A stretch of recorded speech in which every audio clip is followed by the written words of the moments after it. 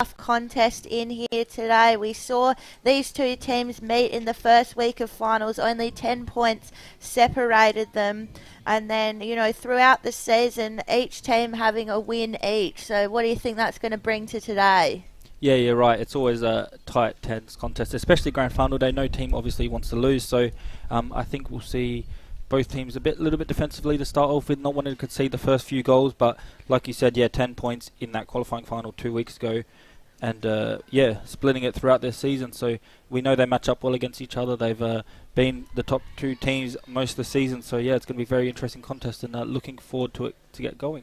Yeah, that's it. So we are seeing the first versus second here in the grand final. So in season form, really pushing through to finals now. We see the teams just splitting out now, getting into their final positions. I think this is one of the most nervous parts of the day. I played in a grand final last weekend, and it's just those final moments before that siren where you're just getting yourselves all together. Now we'll just see both the lineups coming up here on the screen. So the final selection's always serious stuff. Everything you've put in all year comes to this one moment. So we'll see the teams for Loretto and Modbury there, and now they're just running out into their final positions. To the girls coming out here to the bench, and we can see that beautiful Sportal scoreboard across from us that will keep you updated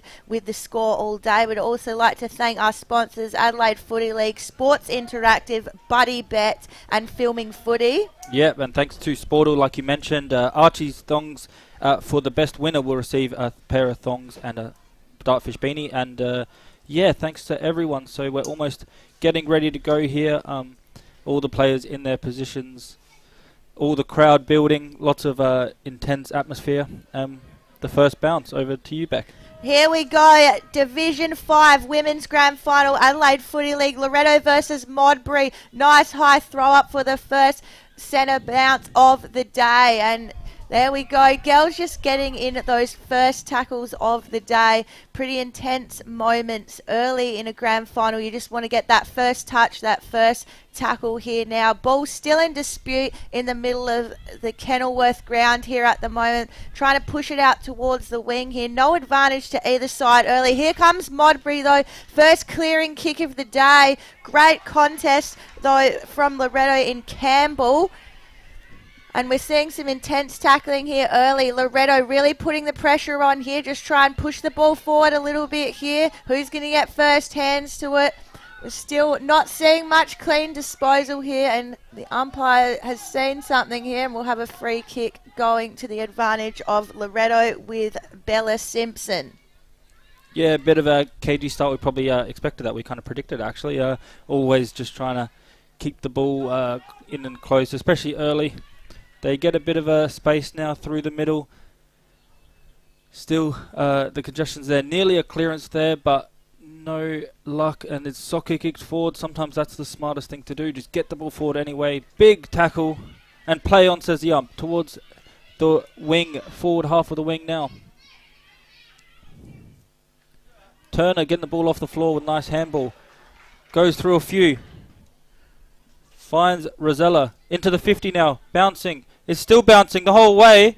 Just stops on the line and probably rushed over here. We'll see what the umpire says. It might be a throw up right in the pot. They've just kept it in, I reckon. Yeah, just kept it in. So the umpire will throw it up right 3 meters away from the Loretto goal.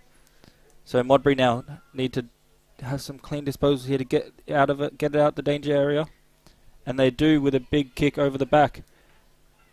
The mark nearly taken, but still done well by the teammates to butter up and get the ball out of there, and it rolls over for a boundary throw-in. Yeah, so intense few minutes here. Loretto with the first inside 50. They'll be looking to lock it in here and try and score. I think even minor scores are going to mean a lot today. So roving it there, Bella Simpson. She's been very active early in this Loretto side. I think we will see a lot of her today. One of the better players for Loretto. So throw in just outside the 50 for Loretto. They're still trying to jump on top of it. Just need to get that clean handball out the back. They do, but it goes to the advantage of the Modbury player. Goes over the back of the pack. There is nothing forward of the ball right now, so they either got to hold it up or get some players down there.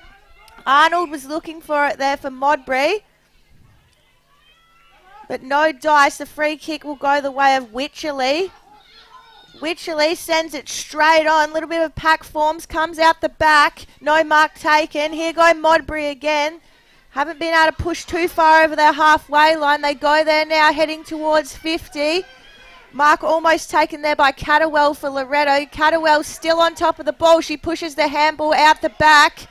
Modbury all over it here. The soccer kicks just pushed it forward. Now they might just get their first inside 50 of the day. Comes off the boot of Page there. But it should still be a throw-in, I think. It's just a little bit awkward over the line there. But first inside 50 now to Modbury. What can they do with it, Jad? Yeah, it was good to get it in there. They a little bit cleaner, which helped, and they got the inside 50. They'd really need to lock it in now. We know how important that is in modern footy. Just once you get that inside 50, don't let it out easily. And they've done well to have the numbers behind the ball, trying to get the ball forward again now. Need to talk to each other, have a bit of teammate, spread out a little bit, and they do, but it does find Turner again, who from Loretto, and a big tackle there. Play on, says the ump. The ball now going towards the boundary line. A good contest though, nicely picked up again by Turner, been busy early. And Loretto now at the back, go backwards to go forwards, kick, trying to look for the mark on the wing. Oh, a bit of torque needed there. Yeah, just not taken. She had a little bit of space, but just couldn't do it.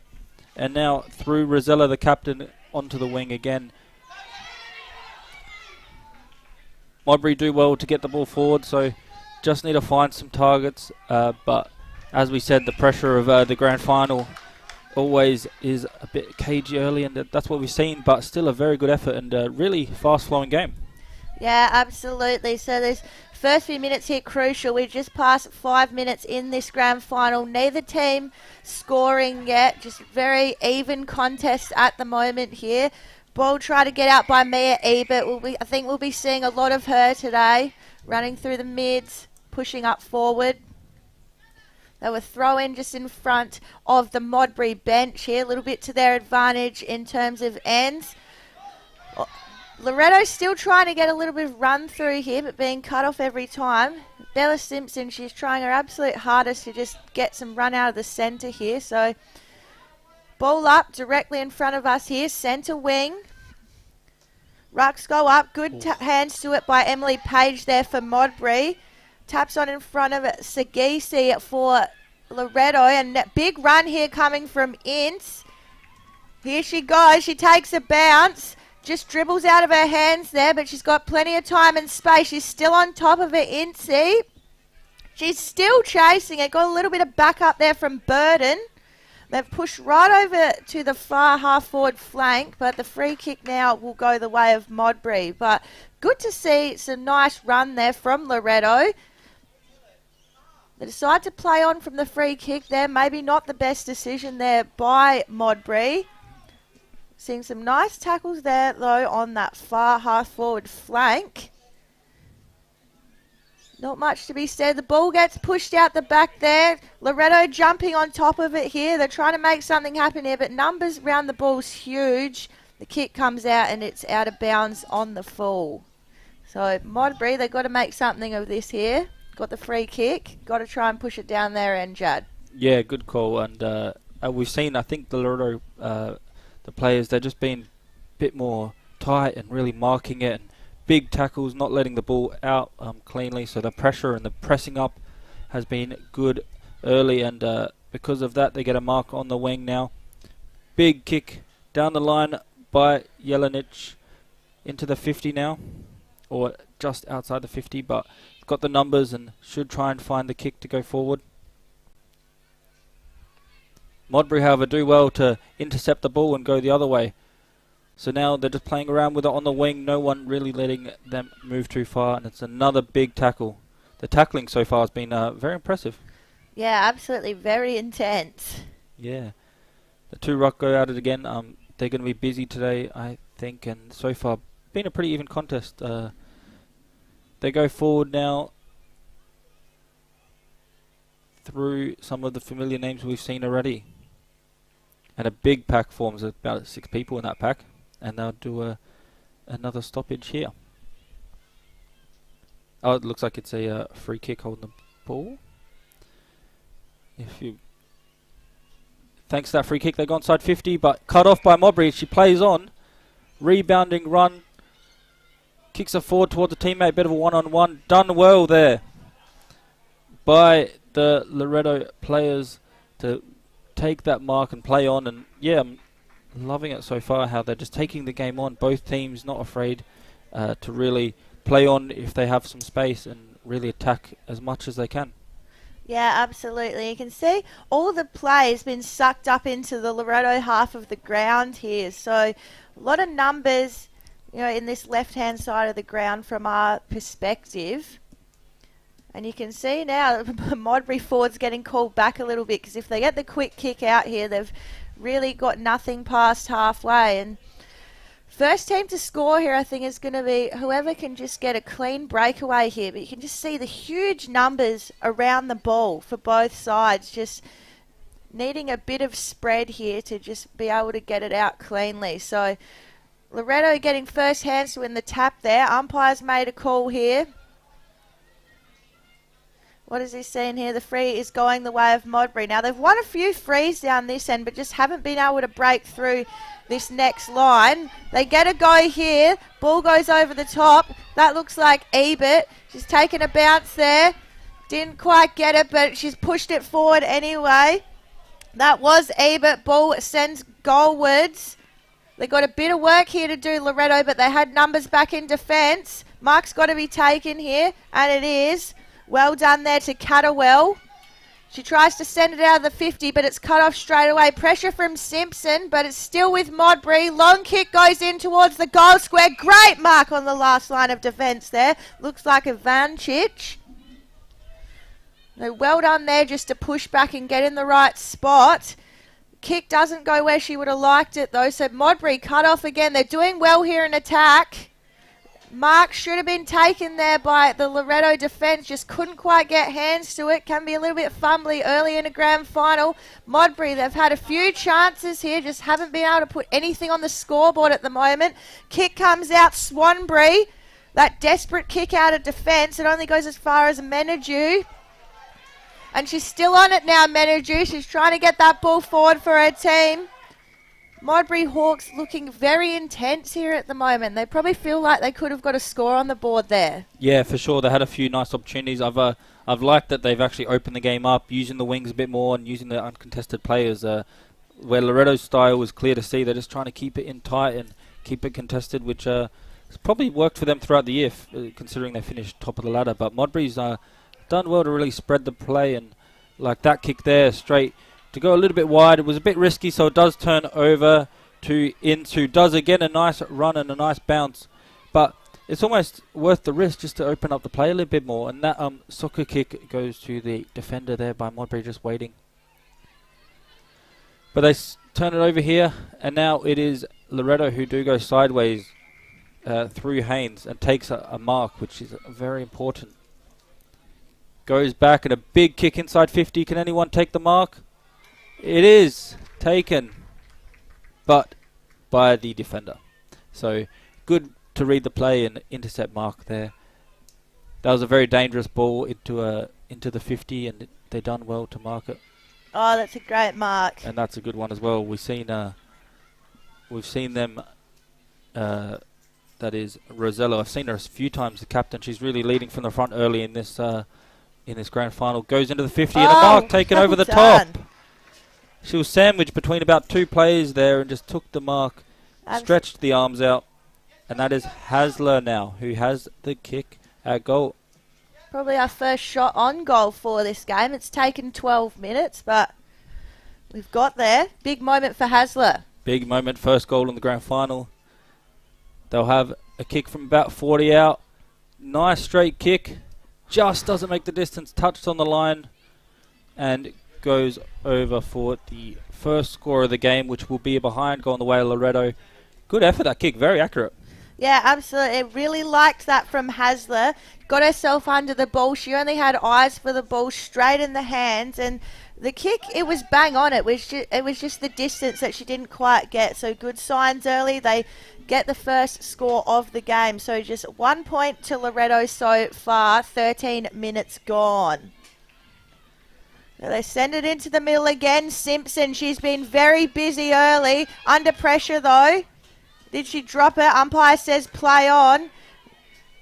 This is where we come to the issue for Modbury. They got no one past halfway, so it's easy to be picked off there by Via Lucas.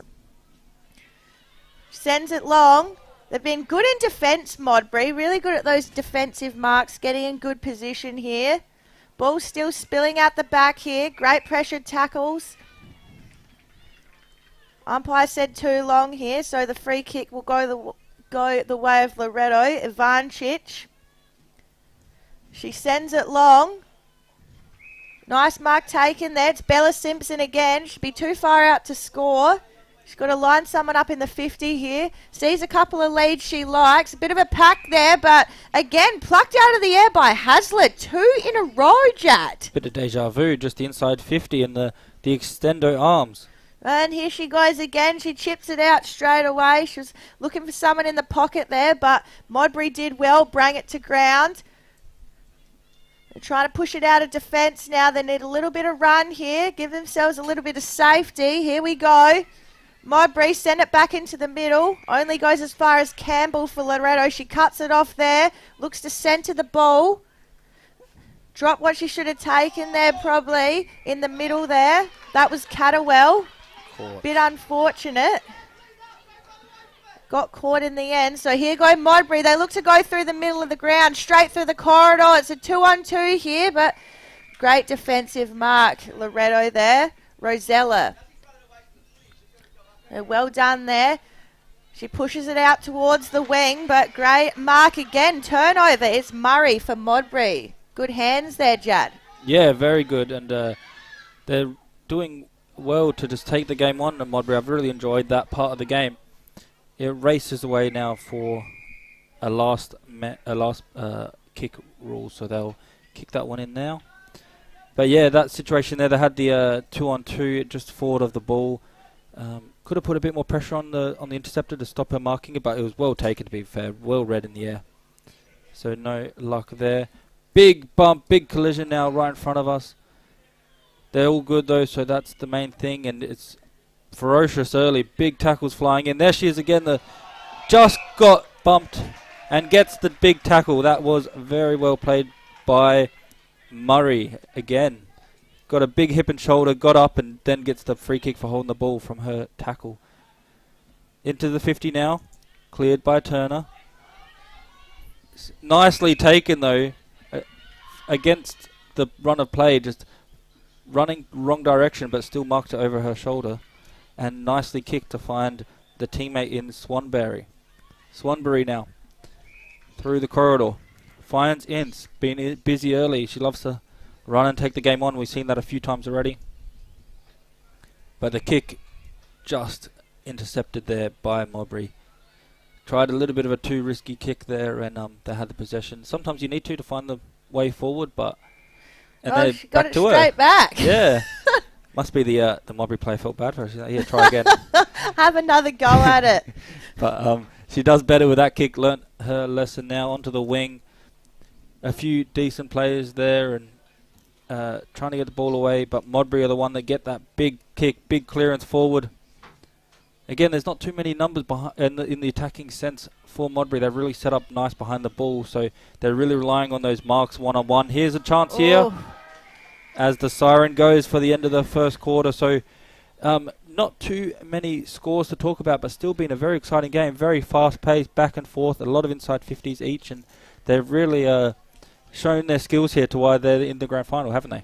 Yeah, absolutely. So at the first quarter of this Division 5 grand final, it's Loretto a single behind leading Modbury yet to score. We saw a very intense quarter there and we'll be back for more in the second quarter after this. Well, folks, we're down here at the Banner Crew. Our friend, supporter and sponsor of Between the Posts has joined us. Welcome, Jason Goods. Thanks, Tony. Nice to be with you. What can the people out there expect to buy from the Banner Crew and get looked after? Pretty much anything that you can put your club logo on, or a message from the club, whether it be like you mentioned, a marquee or a flag or an A-frame or a banner, a stubby holder, a pen, anything like that, anything that you can pop the club branding on. Everything's customisable. So basically we've got an in-house design department with 2 graphic designers that can work toward getting the message across that you're after. We're down here at 318 to 326 St Vincent Street, Port Adelaide. Jason, thank you so much for your support.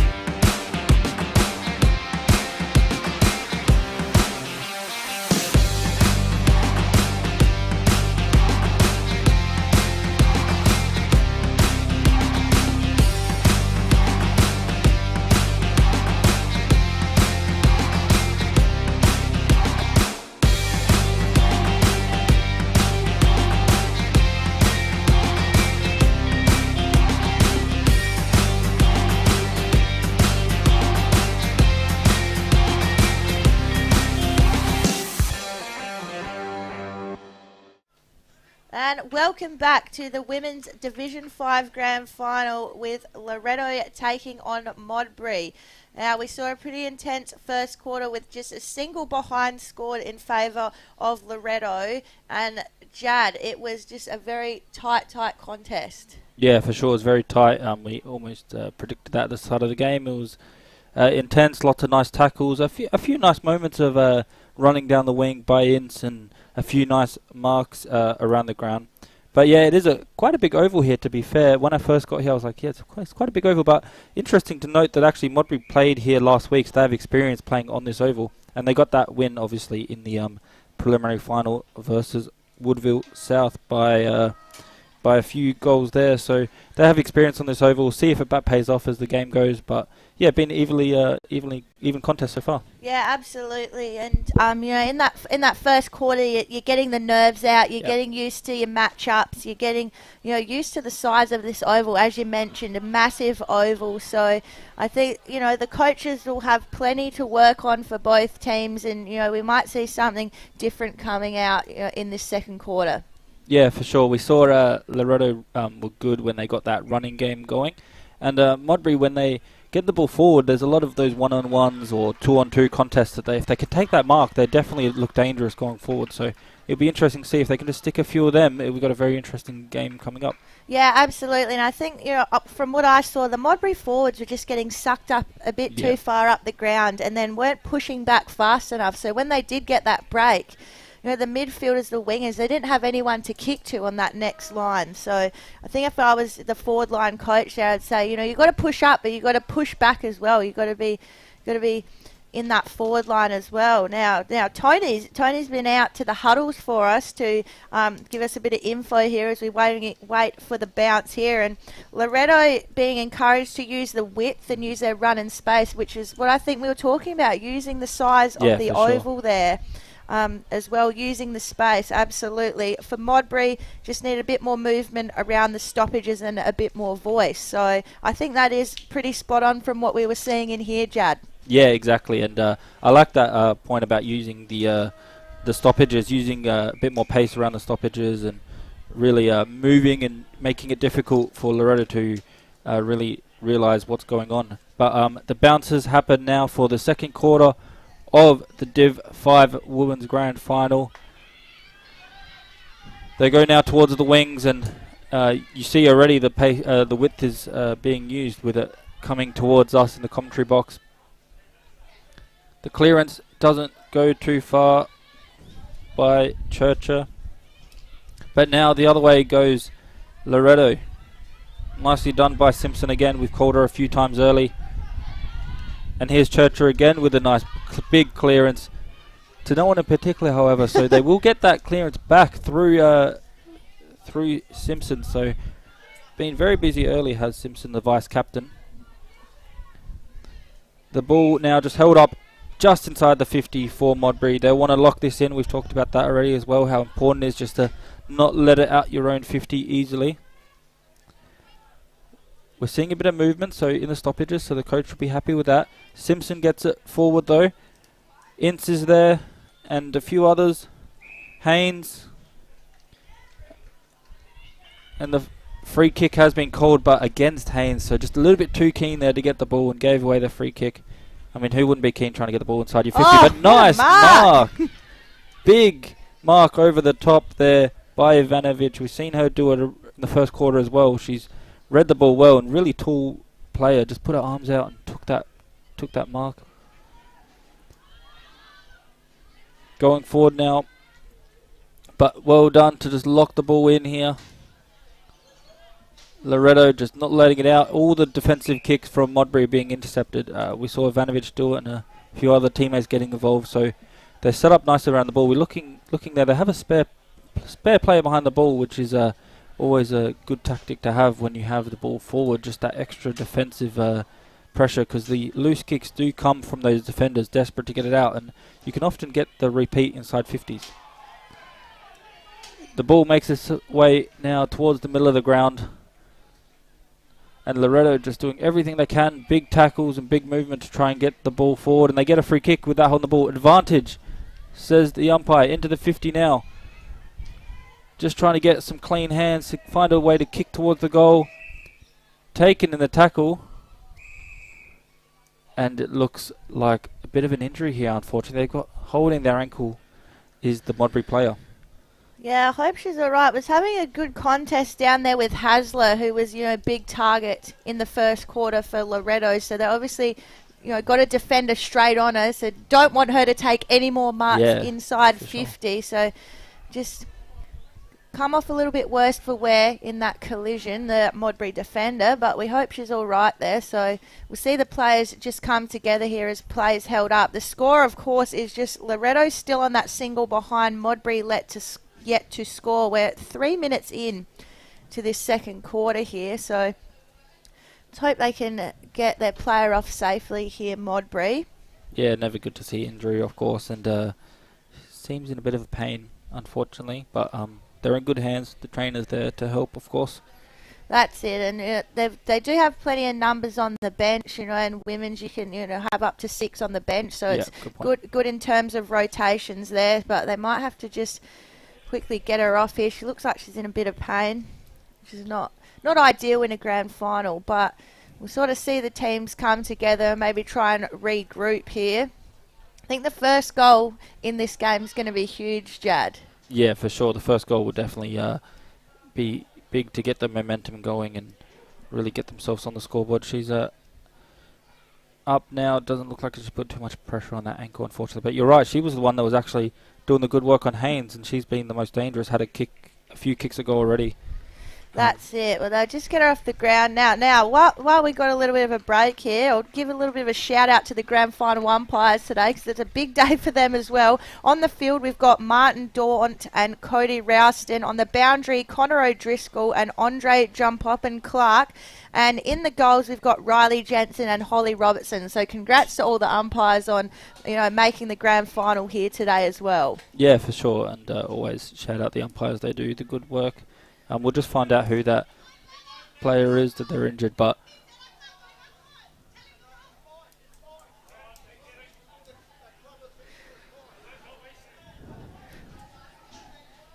so yeah, it looks like it would be Megan Johnson there with that ankle injury getting carried off. So if we have an update on it, we'll let her know. We'll let you guys know. But she seemed keen to come back on later in the game, so we'll see. Very much so. It was very strong from her. We could hear her coming off here, and I want to come back on. Yes, that's good by her. Of course, good effort to even think about still playing when you get hurt. But they do have a shot at goal here through Bella Simpson, one of the busiest and best players so far. I think it touched on the person on the mark there, but still in a dangerous position.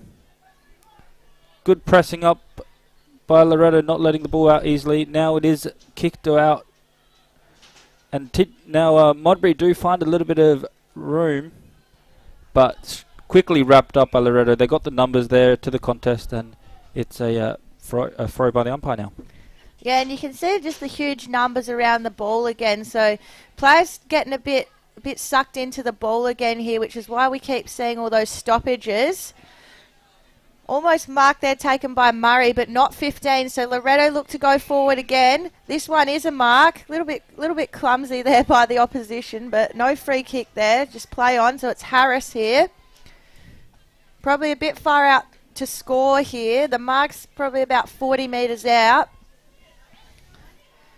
So Harris for Loretto. Still winding up for the shot. Very close to the goal on the mark there. Sends it long. Can we take a mark in the goal square here? They're looking. It came off the boot of Rosella, but I'd say it was touch. So, but Rosella, she was in there. She was around it. She was looking for it. And so Loretto will get their second point of the game, which is also their lead. Modbury still yet to score and sort of get it down their end. In this, and a little bit more chat there needed from the Hawks girls. Two of them there just for that mark, both sitting on to ended up spoiling each other. This time they get it going though. This is what we wanted to see from Modbury, that run through the middle of the ground. They're looking for Mia Ebert there. They know she can run. She puts the pressure on there. She doesn't want to give the ball up that easily. Hawks just looking to jump on top of that ball here, get it moving. But they've got it into the centre of the ground here. Is this where they're going to make their move, the Modbury Hawks here? The tap goes forward, but went to the advantage of Loretto. Again, looking for Rosella. She's seen a lot of it early today, Rosella. But she's got to find a teammate here. Looking towards that half-forward line. Just caught behind a little bit there with Loretto, but it spills out to their advantage in the end. The kick comes through. It's long, but it is out of bounds. So the free kick here will go the way of Modbury, and they really just keep pushing in this quarter, do Loretto. They're really desperate to score. Yeah, it's hardly left their half. I can't remember too many times it's gone into that Modbury attacking half. So they've definitely done well just to keep the ball in those dangerous areas. We've seen them have a few shots at goal now, and if they keep doing that, the goals will come. And now they soccer kick it forward. Dribbles through a few legs. Another soccer kick towards the goal now. People racing back to defend, but it does hit the post on the way through. So there was about a bit of a foot race going on there, trying to get that last soccer kick through the goals, but it hits the post. And that is the third behind for Loretto. We talked about how it's going to be a tight contest. Those three behinds could come crucial by the end of the match. And the ball now cleared, but over the top, so it will be a boundary throw-in just outside the 50 for Loretto. They've set up nicely another time with a spare player in the defensive side of the contest. Another big tap there by Ivanovic. She's been good early. Ivanic, sorry. And she's nearly gets the ball away through Ebert. Neva Ebert that time. There's two Eberts out there. But it is another stoppage here. We'll see what happens. Simpson's there again. And Caterwell. But the kick just rushed and it will go over the boundary line. So it's a free kick go on the way of Modbury this time. Shayna Ty with the ball, the captain. The kick down the line, but sitting in that hole again is Rosella. Just reads the play well, always in the right spot at the right time, and pops up for a mark when it's needed, or even handballs it around the back to a player that could probably kick bigger, but just didn't execute it properly. Just the chemistry there, just not good enough. Handball just wasn't great there, I think. Yeah, unfortunately. It was the right idea, but I think Rosella should have just gone on her own there, just backed herself in. Yeah, that's true, but they do well now. Modbury to finally get a bit of room, but the kick again just lands in the pocket for Loretto, who got numbers to kick the ball forward. Out through Haynes on the left foot. But Modbury go forward. And again, that spare man is there to just clean up whenever it's needed. A big contest was a Probably should have taken that mark. Just slipped for her fingers, but is still in a dangerous position. And Modbury finally get a bit of a clear clearance, but again, just sitting it back there is that spare player. It's been a few different people rotating. Whoever's picks up each other's person, and they just move on and really take that intercept mark when needed. And it will be the umpire will throw it up now, just on the edge of the centre box. Yep, so bit of stoppage football again. We've seen it all day. Kick comes out the back. Here go Loretto on the run now through Bella Simpson. She sends it into the 50. She's looking at the one-on-one here. She was looking for Ince. Put on a good contest there, but it's Modbury now trying to push it out of the 50. They've been working hard in defence all day, Modbury. Really doing well to have held Loretto just to the 3 behinds at the moment. I'll give them a lot of credit for that. So we've got a stoppage here. Far side of the ground, just nice easy spot, so it's harder for us to see. Thank you, players, for playing on that side. So Loretto, kick comes in, mark's taken there, too far out to score. They're right on the line of 50 here. Kick goes in long. We got a couple of one-on-ones here. Forwards got caught behind there, so hard works with Modbury now. Now this is the run that we've been looking for from them into the centre of ground. That kick is perfect. Very well done there. Got in the hands of Fielding. Fielding goes long. Ball just bouncing along. Getting ground here. That's got to be holding the ball. Umpire says yes, so the free kick will go to Aldridge. Loretto player come off a little bit second best in that tackle there. Just in the throw of play. That was Campbell. But it'll be in the hands of Aldridge here. Now Aldridge, she's the leading goal kicker for Division 5 this year. So you know she's looking for the goals. Drops a little bit short. Got into the hands of Fielding. But just couldn't quite find that centre of the ground there. But it gives Modbury their first score of the game. Maybe something to build on here. Yeah, that's right. And like you mentioned, they got him in the hands of those dangerous players. Aldridge, of course, the top goal scorer, is with that 20 goals this season, as well as Fielding was the goal kicker last time they versed Loretto. Of course, they did manage to lose that game, but she did get the goal that game, so definitely knows how to find the big sticks when needed. And now again they go forward, Modbury. This is better by them. Through Fielding again. Whoa. Takes a bounce. Soccer kicked off the floor right in front of goal.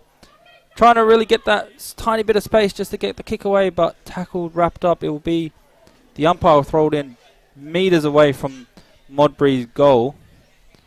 If they do this movement that the coach was talking about on the stoppage, they can find some space, hopefully.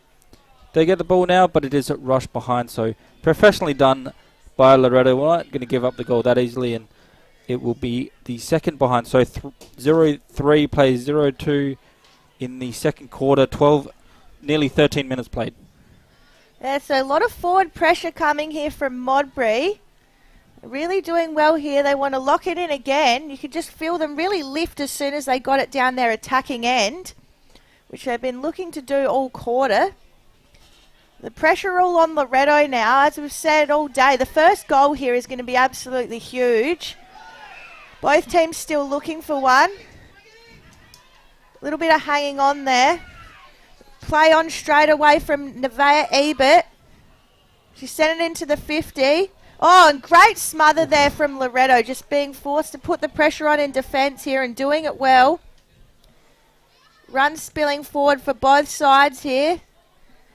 Looking for those hard and fast tackles. Umpire's seen something here. So the free kick will go the way of Modbury. Can they make something happen for it here? They send it into the 50. Had a bit of a one-on-one there. We're looking for Aldridge again. You know they'll be looking for her all day to make something happen in the 50. We know she can score. Can she do it on the big stage? Stoppage in the far pocket. Modbury 50. They're just looking for it. Just no clean hands here at the moment. Just a little bit fumbly from both sides. Can't get that first hands to the ball and really take off there. Yeah, you're right. And but What I've liked is Modbury, as soon as they went in their 50 a few times, they've really grown in confidence, and they've just looking more likely to find a way forward and more attacking play. Just grew in confidence from just that alone. And now it's their time to turn to set up behind the ball, but just couldn't take that mark. Fumbles towards the Loretto play. They kick it forward, but no one there. Nicely set up is Modbury, but taken hold of the ball. So definitely outnumbered there was the Loretto player, but Great tackle. great tackle just to turn the ball over in the middle of the park, but the kick not as good as the tackle and does only find Menadue of Modbury. But the kick goes wide, so this is nice. They definitely need a few more marks, Modbury. If we could guess the stats, I reckon they might. Loretto might have about 10 more marks or 20 more marks than Modbury at this stage, but they get another free kick here, so a bit of luck going their way and really getting the ball forward now more than they have. The last 5 minutes they have done more than the whole quarter beforehand. Into the 50 again, just on the edge of the play, and it rolls over for a boundary throw-in. So yeah, it will be interesting to see us if they can lock it in their 50 for a little bit more. They've had a few behinds this quarter. If they can find the goal, that'll be huge. And there it is, the intercept mark behind the play. They go forward now, but there's a big pack of players there. No mark taken, and the clearance comes the way of Loretto, just towards the wing. Doesn't go over yet. Nicely taken, well picked up one-handed and just sprinted away. Cleanly done. Just gets the ball out of that forward half, and a big tackle now gets the holding the ball. Nice tackle there by Hasler. We've seen her a few times take some marks in the 50, and then really important, especially in footy these days, is for everyone to put the pressure on and do that hard work, the tackling. And she does on that occasion, does find a teammate with that mark. So yeah, the marks has really been a killer for Modbury so far. They've been getting outmarked all over the field. And there's another one. Another one. That's beautiful. Nicely called by myself, if I do say so. Nicely taken, though. Running away from the goal was Harris there, number 23. Into the 50 now. It's going to be a free kick. Bit of a push and shove in the marking contest and giving away the free kick. So they'll get a shot at goal here, Loretto. About 30 metres out after the siren, just to make it even more dramatic. This could be a big moment here. On the halftime siren, Loretto shot on goal.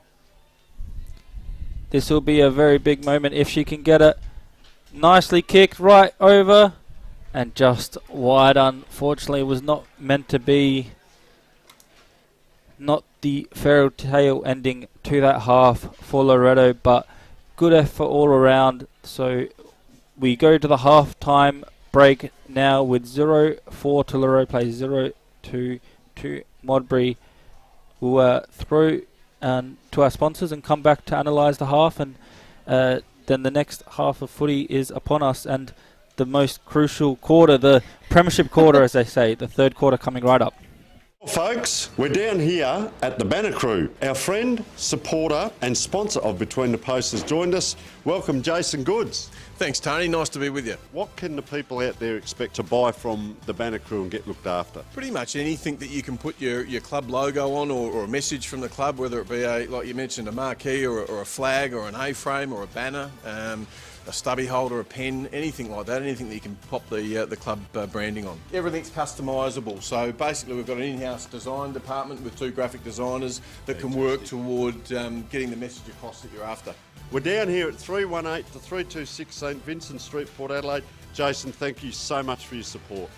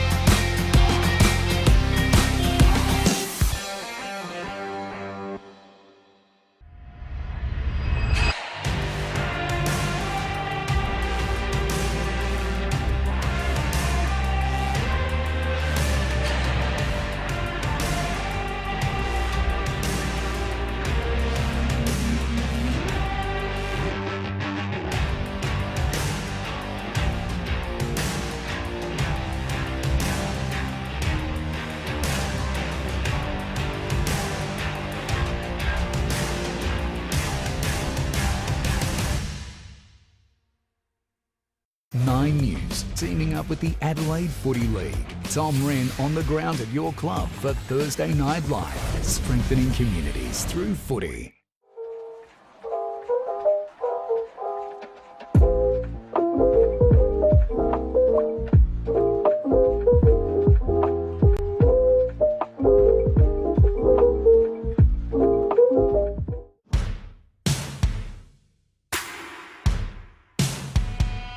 And Crone takes the lead in the Gilmore. Crone draws clean out from Mizzy. It's a Queensland victory. And a big payday for his owners, winning the English Millennium in a romp. But Ayrton the class, and Ayrton won the Victoria Handicap. But Mahuda goes all the way. Where again, Mahuda?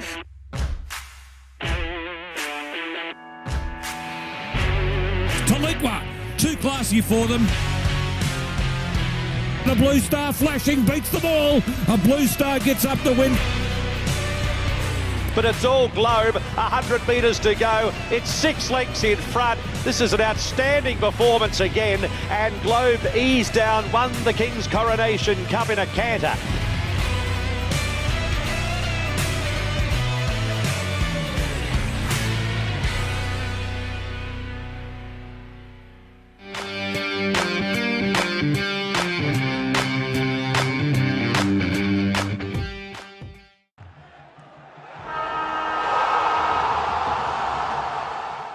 Well, folks, we're down here at the Banner Crew. Our friend, supporter and sponsor of Between the Posts has joined us. Welcome, Jason Goods. Thanks, Tony. Nice to be with you. What can the people out there expect to buy from the Banner Crew and get looked after? Pretty much anything that you can put your club logo on, or a message from the club, whether it be like you mentioned, a marquee or a flag or an A-frame or a banner, a stubby holder, a pen, anything like that, anything that you can pop the club branding on. Everything's customisable. So basically we've got an in-house design department with 2 graphic designers that can work toward getting the message across that you're after. We're down here at 318 to 326 St Vincent Street, Port Adelaide. Jason, thank you so much for your support.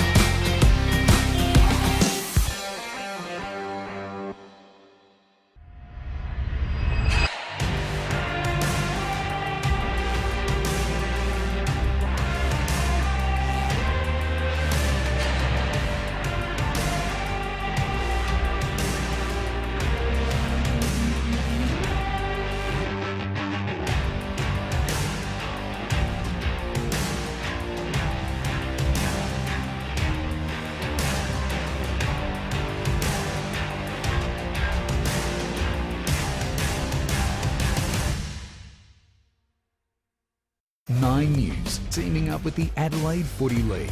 Tom Wren on the ground at your club for Thursday Night Live, strengthening communities through footy. Welcome back to the Adelaide Footy League Women's Division 5 Grand Final between Loretto and Modbury. We're just at half-time here where the score is locked on 4 behinds to 2 behinds in favour of Loretto. Now, we've said it all game, Jad, but I think we'll get the first goal in this quarter and it's going to be a big moment. Yeah, the premiership quarter, the first goal will definitely be big. The crowd is building, and there's a lot of fans for both teams really hoping to see some action on the goal sheet, and I'm sure the girls will deliver. They've really some nice play, like we said, nice attacking movements, but also they've both been solid defensively. It's probably why a big reason they've made it to the grand final with such solid defence. So yeah, hopefully we see the first goal soon, and it'll be a really nice moment. Yeah, absolutely. So we can see both teams in their huddles at the moment. Well, sorry, just Modbury in front of us as the umpires re-enter the field. We're seeing Loretto re-enter the field as well, and just I think it's going to be who's going to stand up and really make this moment happen in the third quarter here. As you said, Judd, the crowd's really building here as we've got a full day of grand finals ahead of us here, so that crowd's starting to roll in. Everyone wants to see who is going to be the first premier of the day. Exactly, yeah, exactly right. And you're right, you see also the cars building on the hills, and such a good sight, and that's why one of my favourite things about Hills footy, just to see that. And they all want to beep their horn, so hopefully the goal happens. But that's very true. Always interesting, the little things, especially on grand final day. I like to see the Modbury players already in their positions. Loretto came out about 3-4 minutes after them and got in their huddle, and now only just making their way to their positions now. So don't know if that's trying to do some mental games by either team or just the way it works. But yeah, those little things can definitely make a difference. And as we know, footy's a real mental game as well as a physical game. So, but all the players in their position, and the umpire moving towards the centre circle as we get ready for the third quarter. Big moments here. Yeah, like you said, at these moments, you're most nervous, but we're underway anyways, and the ball is up. The two ruckmen go at it. They've had lots to do in this game so far. They do well again with a nice tap there, going the way of Modbury. Trying to progress the ball forward with a nice handball. But the congestion is real, and they're really just, once again, keeping it nice and close. Interesting to see those coaches' comments. One asking to move more width, and one asking for a bit more movement in the stoppages, and I think both things will go a long way to either team finding a way to win this match. That was the quarter time huddle, of course. So, umpire's saying something here. Free kick, yep, going the way to Loretto. So bit of a let off. They were slowly going forward Modbury, but now the pressure a bit relieved. The kick is nice, big fly over the top, just couldn't take the mark. Beautifully done, and to follow up with a good effort is Burden. Nicely done, and she's there again in that contest to get the pressure, and the kick away by a teammate there in Rosella, the captain, but the mark taken by Modbury. She plays on quickly, good to see. Nice one-handed catch by Fielding. Turns around and goes immediately forward. I like this fast on play. Now towards the goal, big kick. Takes one bounce, but just goes right. The bounce! All the way for a throw in, but they'll take that, to be honest. The stoppage deep in their 50. Oh, it's going to be a last man. I thought the bounce was a bit unlucky. They would pay it the other way. But Mia Ebert there on the burst, and she just absolutely burned by the bounce there. And that's one of those things about footy that you can't control. Exactly, yeah. The kick was nice towards the goal nicely, but the bounce went on right angles all the way to the boundary throw, and they didn't even get a point for that. But they're still there and still looking dangerous. Nice handball to a teammate with more space. Right foot kick. And just wide, so this time it would be a behind. So 3 behinds plays 4 behinds here. Modbury looking really dangerous in attacking sense early. Yeah, absolutely. They've really been pushing forward. They've been eyes for the ball, really wanting to attack. Probably been a bit unlucky with those 2 shots on goal. So it's with Catterwell now for the kick out. She's got a nice long kick, but she's just hit the chest of her opposition in Murray. So Murray sees something she likes in the middle of the ground there, unable to take the mark here. Pressure all on Loretto at the moment. Just really copping it here at the moment, the Loretto defence. See if they can stand up, or Modbury can break through and get the first major of the game. Ball up comes. Desperate kick out of defence comes. Almost trying to get on top of it here, Modbury. All trying to chase the ball here. Good tackle by Page there from Modbury just to hold it in. Because you know what Loretto are trying to do here. They're just trying to get hands to it, clear the ball out. Page goes up straight into the ruck. She's doing very well to advantage at the moment. Ball's not coming out of those tackles there. Absolutely no chance. So have another stoppage here, about 30 metres out from the Modbury goal. Go up at it. It's Rosella and Page. No one able to get to the clean hands of the roved ball. And again, another tackle. So the tackle pressure is huge here at the moment. No one is able to move an inch. The person who gets first hands to the ball at the moment is immediately wrapped up. A bit of an awkward contest there in the ruck at the moment. Ball spills out the back.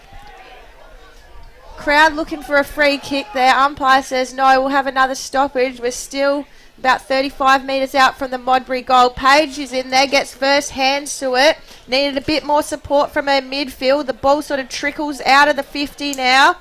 Up to Loretto now. They were looking for Haynes. Handball just missed her. She's looking for it again. A little bit happening off the ball here, but there's just too many numbers here. The ball is not going to go too far in these conditions. Looking for it again, there was Lemire. Get the handball out the back, but just the numbers, the sheer numbers. Mark taken here for Loretto. They do with it here. The handball comes out, but the defence is ready there for Modbury. It's come out in the direction of Simpson, though. She's tackled with it. Here's that Modbury defence again, standing up under pressure. We've seen them do it all day. Umpire's found a call here. Got to see which way is pointing. Looks like the ball is going to be with Hasler. They're just on the 50 here for Loretto. She'll be too far out to score. She's looking for a pass here. She's seen someone she likes. The drop punt's beautiful. How's the drop? Working hard in defence from Modbury. Goes in the direction of Fielding. She's done well today. Gets the hands off. They go through the middle of the ground again, but it's all Loretto. Vith Lucas was there. Sends it on the left boot nice and long. Only as far as Pilatus for the Hawks. She dropped the mark though. Ball's still in dispute here, so just a few marks that maybe should have been taken by both sides. Again, the ball's up in the air. Pack forms.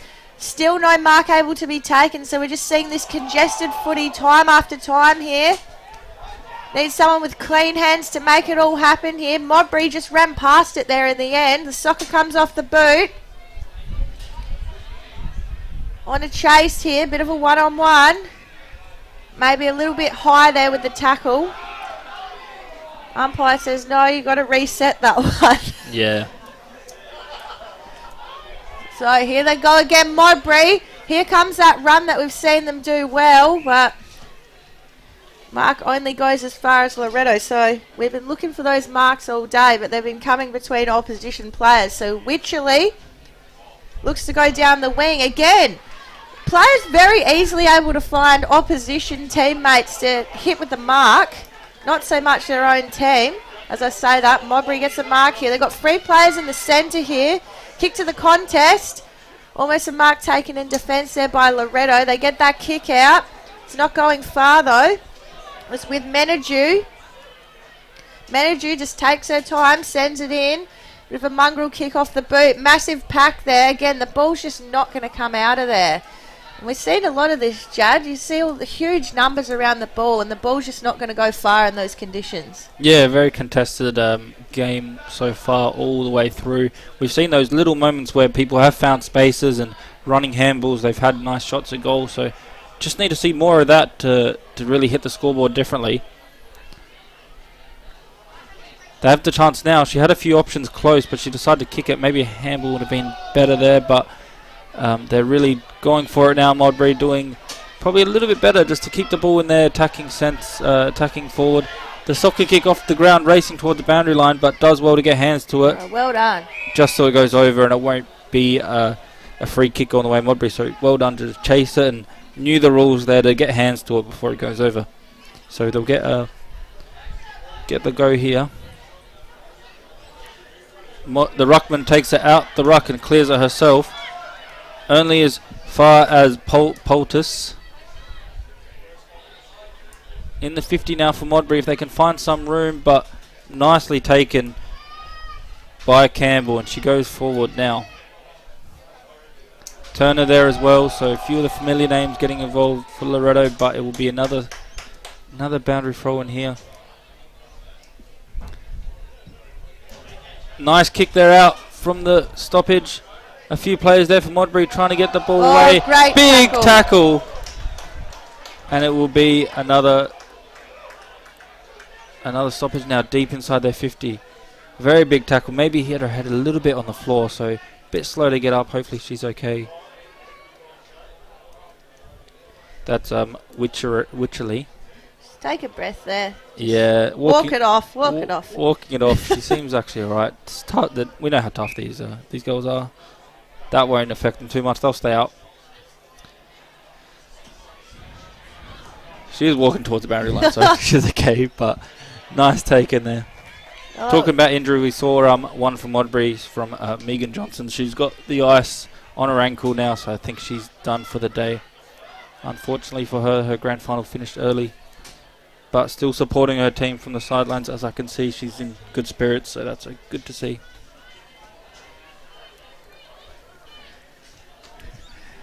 So they got another stoppage now.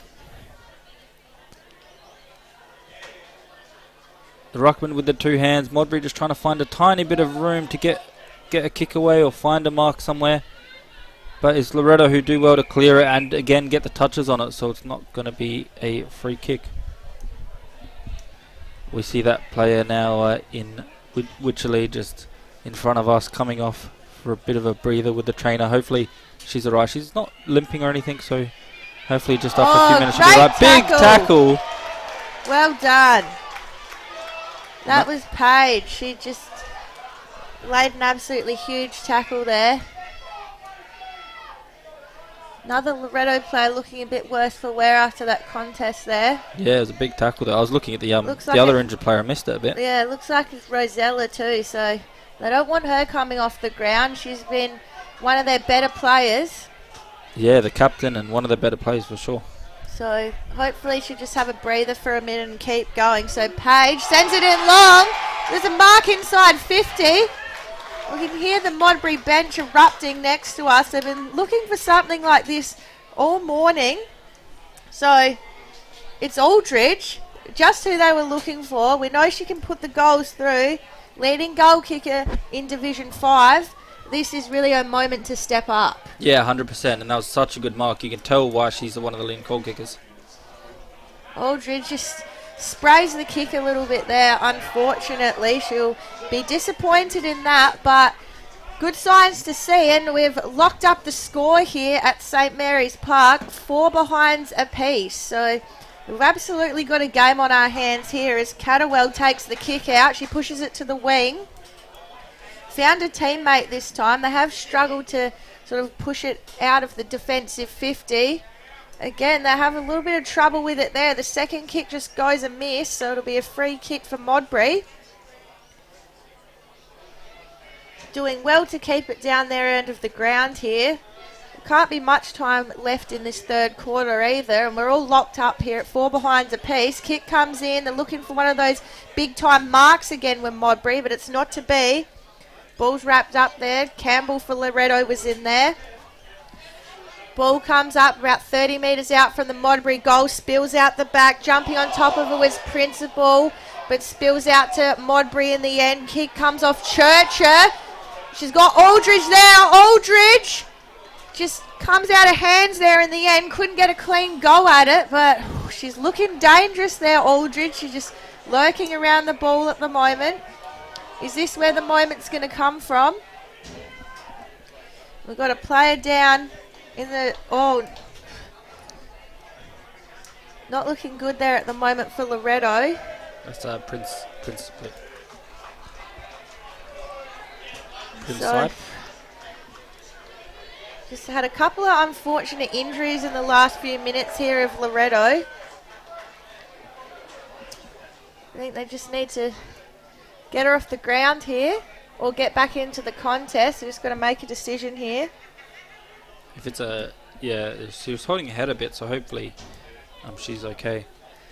You can see almost every single player on the ground inside the 50, bar 5 players. Yeah. So just the sheer numbers in this Modbury 50 at the moment is going to make it difficult to score for Modbury or get it out for Loretto. You can see the wall of Modbury players there ready for that quick kick out as well. Yeah, 100%. And obviously we don't like to see injuries, but Modbury with that little bit of physicality in this third quarter will maybe make a Loretto question next time they go in for a contest, and could result to a bit of space being left where it shouldn't be. They start play again now. Modbury there, just trying to find a kick there. Had a bit of room, decided to handball to a teammate. Maybe could have just thrown the boot at it, but we'll get another dangerous stoppage right on the edge of the center of the 50-meter square, just deep in the forward line. Nice hip and shoulder, but still the Loretto players are there for each other to clear the ball away. But the wall, as you mentioned, of Modbury players there to get that rebound 50. The soccer kick off the floor finds a mark. And another 25 meter. No, not quite another 25 No, I think meter. it is 25. Yeah. The players are just a bit delayed to realise what's going on. But yeah, another 25. So just ran across the mark and kept walking forward. So this is a dangerous position now. If they can find a mark here deep inside the 50, over the top of everyone. Loose ball. Wanting holding the ball with the crowd. The ball's still rolling though, right foot swung at it. Just trying to find that little bit of room, but that Loretto player does well, rebounding. But the pressure on the kick there was huge. Well called. She was trying to clear it out of there. The pressure came from the side and forced her to kick it out of the full. Now they'll have either a shot at goal or maybe they'll look for a pass going the way of Megan Smart. Smartly done by her just to chip it forward, and will be a boundary throw-in right near the post in attacking sense. Maybe just needed it a little bit deeper there, just right into that hot spot, but the throw-in will come right-hand goal post. Can someone have their moment here? Soccer comes off the ground. Dangerous spot for a soccer though, if that was a mark though. Here comes Haynes. She'll be looking to get herself into this game. The tackle pressure here from Modbury's been huge. They win a free kick for all their hard work. It's with Nevaeh Ebert. Mark's about 45 metres out. So be looking for a pass from here. Ebert on the boot. Catterwell was there, had backup from other defenders as well. So they do well there through Bella Simpson. Simpson goes wide. They've been forced wide to that pocket all day. Hasn't been the best for them. Giving away a few free kicks in that area. Comes off the boot. Looking central here. Probably the only spot they don't have Modbury forwards at the moment. So here go Loretto. Got to take the mark here. They do. It's in the hands of Lemire. Lemire may not be the right target there, and just the push out there from Hasler. The kick just needed to be to Hasler's advantage there. We know she can stand up in a mark, but just made it too hard for her and forced her to infringe there. Kick was going the way of Fielding, but the umpire said nope, Fielding pushed her out. So basically the same free going opposite ways there. Again, just the kick needs to go to the advantage of the attacking player, and if it doesn't, that's when you're forced to infringe and just do a little bit of push out there, which is what happened with Fielding. So Loretto looking to get into their forward line. Haven't seen it much down there at all this quarter. Simpson, she's going to be one of the ones to lead this team down there. She's got a nice long kick on her. Just keeps going over the pack, keeps bouncing. They're just trying to push it forward, the Loretto attack, but on top of it was Modbury. Great spoil there by Burden. They're still going here, Modbury. Their attack all over the ground's been huge. Here they go again, just getting front position every time on Modbury here. They're out the back, they're ready to go. Handball comes out. Ball just ricochets along the ground through the middle. They're still pushing here, Modbury, just attack at all costs. Now we're very late into this third term here. Both teams still locked on 4 behinds. I did predict a goal for this quarter. There's not much time for that to happen, but can it be now? Modbury, they've got numbers here. They've got one out behind the play. They've got a player all by themselves in green. Can they get it to her? Right, Catterwell's pushed back for Loretto, but that was dangerous. Green all by herself there. Yeah, super dangerous. Just another bounce going away, and there's the siren for the end of the third quarter. I was about to mention that, just for all the viewers at home, of course, Rosella, the captain, is back out there, so good to see she had a bit of a knock, but no issues. She's going to be very crucial for them finding a way to win. But yeah, we've got a game of footy on our hand. Still 4 behinds each, so no goal yet, but doesn't really matter if it's a draw, and We'll play on the extra time. play on if it's an extra time, but still 1 quarter to go, of course, and a really crucial quarter coming up to know the winner of the grand final of this division. So we'll go to these breaks and be back with you soon. Well, folks, we're down here at the Banner Crew. Our friend, supporter and sponsor of Between the Posts has joined us. Welcome, Jason Goods. Thanks, Tony. Nice to be with you. What can the people out there expect to buy from the Banner Crew and get looked after? Pretty much anything that you can put your club logo on, or a message from the club, whether it be like you mentioned, a marquee or a flag or an A-frame or a banner, a stubby holder, a pen, anything like that, anything that you can pop the club branding on. Everything's customisable. So basically we've got an in-house design department with 2 graphic designers that can work toward getting the message across that you're after. We're down here at 318 to 326 St Vincent Street, Port Adelaide. Jason, thank you so much for your support.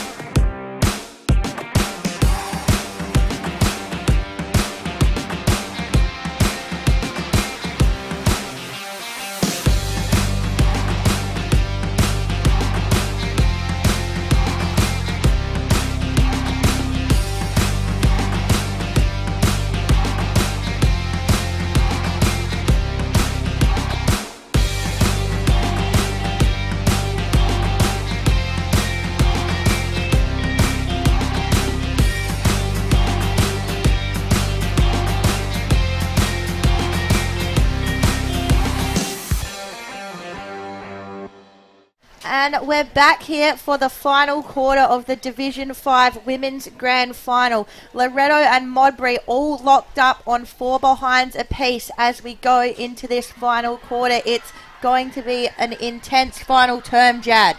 Yeah, it's been intense all game. No one letting the other team really go out and find that goal that everyone's been looking for. But yeah, that quarter, I'd say probably Modbury were a little bit on top. They just controlled the ball better and spread out the play, found those runs in that space to create some nice stuff in the attacking sense. Got 2 behind, unfortunately for them, but got all the score of that quarter. So we'll want to see more of that, and we'll go from there. Yeah, absolutely. I think you're right. They had all the play in their 50. We saw, those good marks to Aldridge. She couldn't convert, unfortunately, but, I think she started getting in the game, started looking dangerous. But it's all about, which forward line is going to step up here and, take on this game. So we've got a little bit of mail here from Tony in the Modbury huddle here. Who they were basically saying, Loretto's thrown everything at us, it's up to us now, and they've got to be calm with the ball in hand. And I think that's very true for both sides here. Yes, yep. Been very panicky, with those handballs and quick kick outs when they've had a chance here. Now, just before we start here, we've got Tony out here is already ready for the next game, and he's got the jumpers from both sides here. Do you think he's going to see who's in front at half time of Division 3 and then put on that jumper? Yeah, probably. He'll probably just jump on the bandwagon. But no, good to see. They're promoting that next game coming up. Yeah, big finals day of action. The last quarter of the first game coming up, and it's going to be a very interesting quarter, as you said. Both teams locked up, a draw at 3/4 time of the Div 5 Grand Final. But could we be going to extra time, Jack? True, I didn't even think about that. Yeah, the extra time is on the cards for sure, and as we know, the crowd would be really excited for that, I'm sure, as there's been such an intense game, as you mentioned, and the first goal might win the whole thing. Oh, absolutely. I think so. And we're already inside the Loretto 50. This right-hand 50 has definitely been the centre of action there. And, the pressure of the grand final because the kick has gone the wrong way from Loretto there. So it's ended up in the hands of Wood. Oh, she'll be kicking herself about that kick there. So Loretto made things hard for themselves early. They had it in the 50 and just sent it back the other way. But those grand final nerves, they can get to you. She's having a bit of a laugh about it, so that's good. But I'm sure she won't do that again. No, not at all. So stoppage here, centre wing.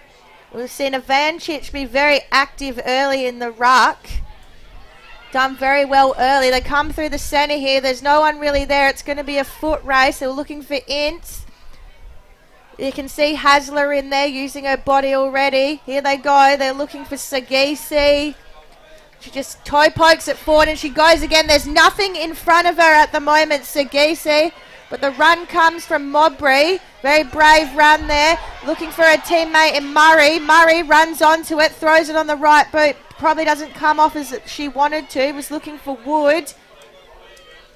And just ended up in a little bit of stoppage here. So Mowbray looking good out of defence there. Just couldn't quite get that next kick on. Yeah, and the coach mentioned that quarter break just to be calm with the ball when they've got it in their hands, and that was what they did there to get it out that defence. Just found the right target, hit it in front of them, and nicely taken. And now good courage there going against the run of play to take that contest. Just couldn't get the mark, but they found some space now through Murray.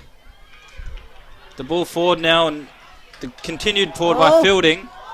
Oh, no. Just couldn't take the mark. Probably thought there was going to be contact coming, so brace for that, and it didn't end up coming. But good effort still, and there's still a contest, good contest here, and wrapped up. So the umpire just running in.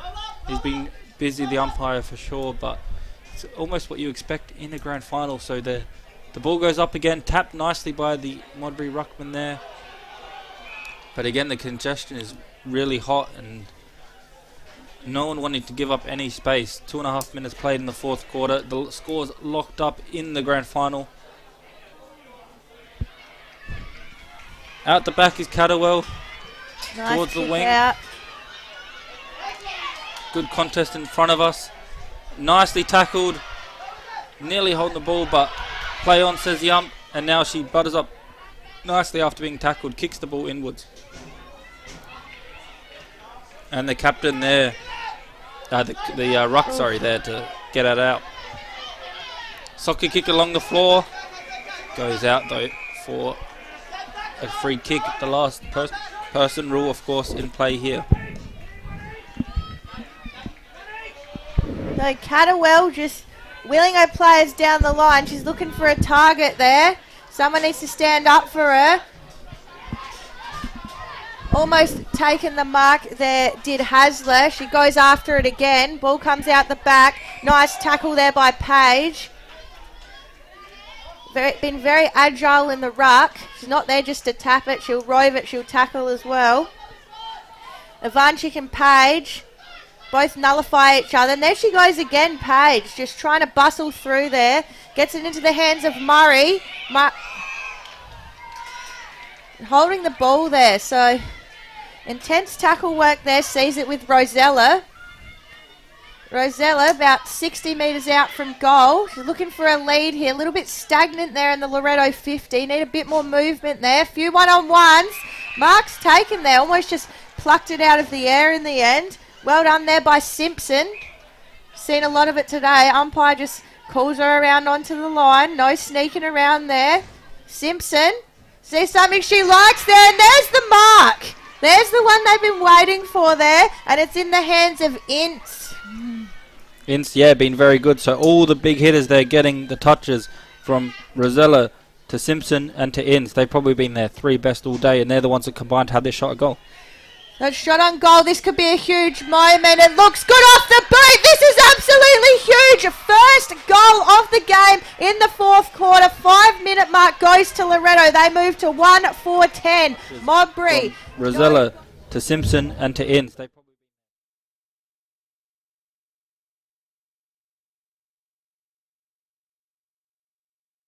Off the boot, but it was online straight through. That is a massive moment, Jad. Yeah, it was probably not the best kick she's ever taken, but Goes through. Exactly, I was about to say it. Didn't really make too much distance, but the accuracy was perfect, and gets the first goal of the game. Could be first goal and the winning goal. So very tight contest, as we mentioned. Gets those 3 marks in a row, which were crucial just to find a way towards that goal. And we've been saying it all day. The team that gets the cleaner possession and gets those marks in dangerous positions will go a long way to winning this match. And so far, it's came to fruition. What a run there! Good call, good run there by Simpson, I believe. Goes back to her ruckman in advantage. The confidence is up by Loretto. You can tell they're just running and spreading the ground more, and they get a free kick. All their luck going their way early. Is it a 25? The umpire's doing the 25 run back. Yeah, it looks like another 25, so maybe just a bit of a afters after the free kick was given. So, as we said, all the momentum now with Loretto, all the confidence is up. You can tell they're just running that little bit faster after getting the goal, tackling that little bit harder, just those little things that come, the intangibles I like to call them, and they'll have a shot at goal now through Sagisi. Nicely kicked. Looks good off Sailing the boot. through. Just wide. Looked really good. Just drifted last second. And so would be a behind, but does move into 1-5-11. 7 minutes played in the final quarter. It does give that 7-point advantage though. So, it's 2 kicks now. So it makes it a lot more difficult. Here they go again. It's just the energy is all with Loretto at the moment. Just banging it forward. As I said, that behind made it really difficult for Modbury because they're going to have to, go down and get 2 scores. In those low-scoring games, these points can make all the difference. So we've been very much locked in this right-hand side, of the ground. So it'll be interesting to see if that carries through all day. Yeah, interesting. It will be good for us where we're positioned. It's right, the 50 closest to us. So that'll be very handy. Yeah. So nice high ball coming out from Modbury. No touch over the 50 though, so the free kick will go the way of Loretto. Still a lot of time left in this game, still, just under 10 minutes, so they can't afford to go defensive just yet. They got to keep pushing here, hold on to their lead. Worked really hard to get it. So have another stoppage, just in line with the light tower there, deep in the 50. We won't be needing those today. Look at this day. It's an absolute cracker. And we see those numbers start to form around the ball yet again and seeing all that stoppage footy come through. I've been handed the rules by our roaming reporter in Tony. So if it is a draw, we've got the rules for that. So we'll just watch this play and we'll get back to that. But we might not need it. But you never know. Actually, there's still plenty of time to play. That's it. So Modbury desperate to score now. They've got a long way to go to get it down to their end. What can they do with it here? The ball gets launched back into the Loretto 50 again. Almost mark taken there. And the tackle pressure's been huge here. Turner just lays her opponent into the ground. There goes Catterwell. She's been around it all day. Nearly took the mark there. Ball streams into the 50. They wanted the run there, did Modbury, but well played there by Swanbury. Ball just trickling through. We're having that good old kick to kick again. Here's Catterwell. She's on top of it. Nice little chip kick in. That's all it needed. Very nice kick. Yep, found her teammate easily, but the mark's right on the 50, so there's going to be a pass here. She loads it up. Nice ball in. Big pack forms. Hasler was in there. Nearly had another moment here. Goes out the back in the work to Sagisi. She's wrapped up though. Here they go again. We can see our goal scorer an inch through there. Ball's coming out the back. Oh, just bouncing this way and that. It's not of any help to anyone. And great tackle pressure in there by Rosella as well. Yeah, she's been good all the game. Stoppage now. Big fly by the ruckman with that nice tap for going the way of Modbury. Trying to get out of there with a few soccer kicks, but Loretto do well. Clean hands with that ball. Spins out of trouble. Goes for the handball. And now just finding a room. Kick around the corner. High up. Can anyone mark this one? Oh! Nearly taken. She thought she might have had it, but the ball dribbles out towards the goals now and rush behind. Some nice play there. That spin by Osborne was very well. Probably the play of the day if it went through for a goal. That would have been a crazy movement. Very nice footwork. And yeah, just going back quickly, in case it is a draw, we'll have a 5-minute break and then 5 minutes each end. And then there's some other rules in case it's a draw after those 5 minutes, but we'll get there when we need it. But yeah, it's still a possibility for sure. It's only a goal and 2 points the difference now with still some time on the clock.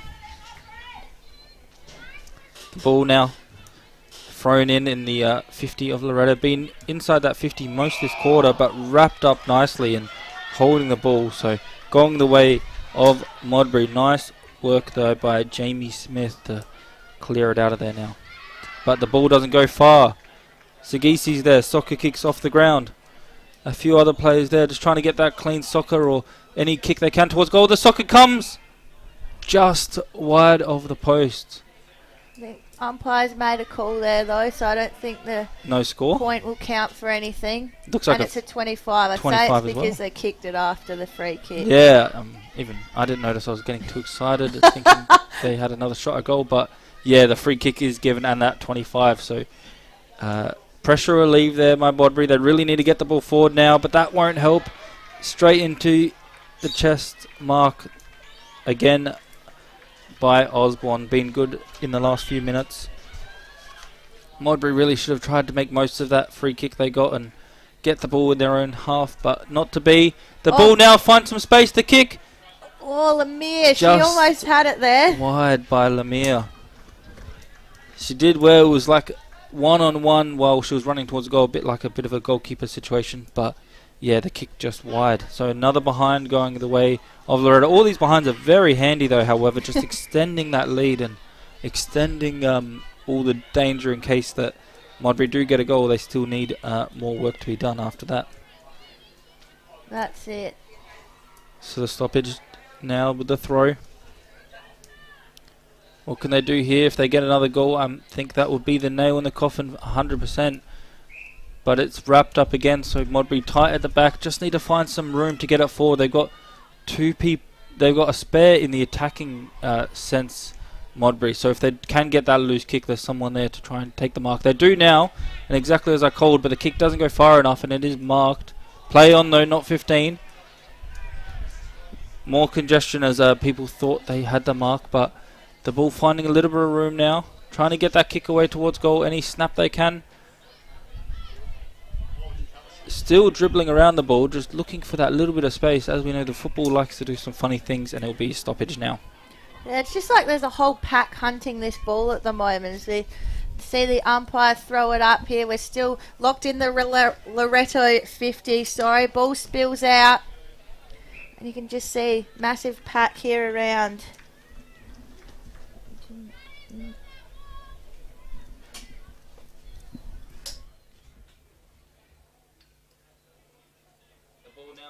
Modbury gets out. They kick it forward, but not too far. A little bit of room here for some of the Loretto players. Lurking was Swanbury, wanted the handball at the back, but didn't come, and the kick forward by Modbury gets the mark. They really need to make the most of this one. Going straight down the middle is the correct decision. They got the numbers in the forward sense. Forward half of the ground just need to do some hard running and some clean hands. Oh, well done. Though, yeah. 2v1 situation there and got the ball in the defensive aspect of the game and got the ball free. Modbury, though, however, players all around, nicely kicked forward. Ball just not falling into their hands today, Modbury, the way they'd like. They just nearly had some moments there and couldn't quite take the mark. A lot of nearlies, yep. Earn the free kick here, though, through Wood. Wood winds up. She knows they haven't got much time to spare. It's all attacking footy here now, and the free kick from Modbury. Are we going to have a moment here? Bit of luck going their way. It is. Mia Ebert has the ball as well, one of the most dangerous players, as we know. It is. What can she do with it? Probably a bit far out for the goal here. Ball goes further up than it does long, probably, and Oh, the two Loretto players almost spoil each other in the goals here. Ebert again sends it in. No mark able to be taken there. Their first real inside 50 drawn of the game, though. Page ran threw it on the boot. They look to just whack it out of bounds there to Loretto.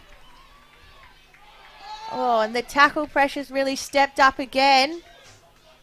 But they're still absolutely chasing it down here. Swanbury, they don't want to give it up that easily. You just feel if Modbury let it go out of their end here, it's all over. We're probably down to the last minute of the game here, and it's holding the ball.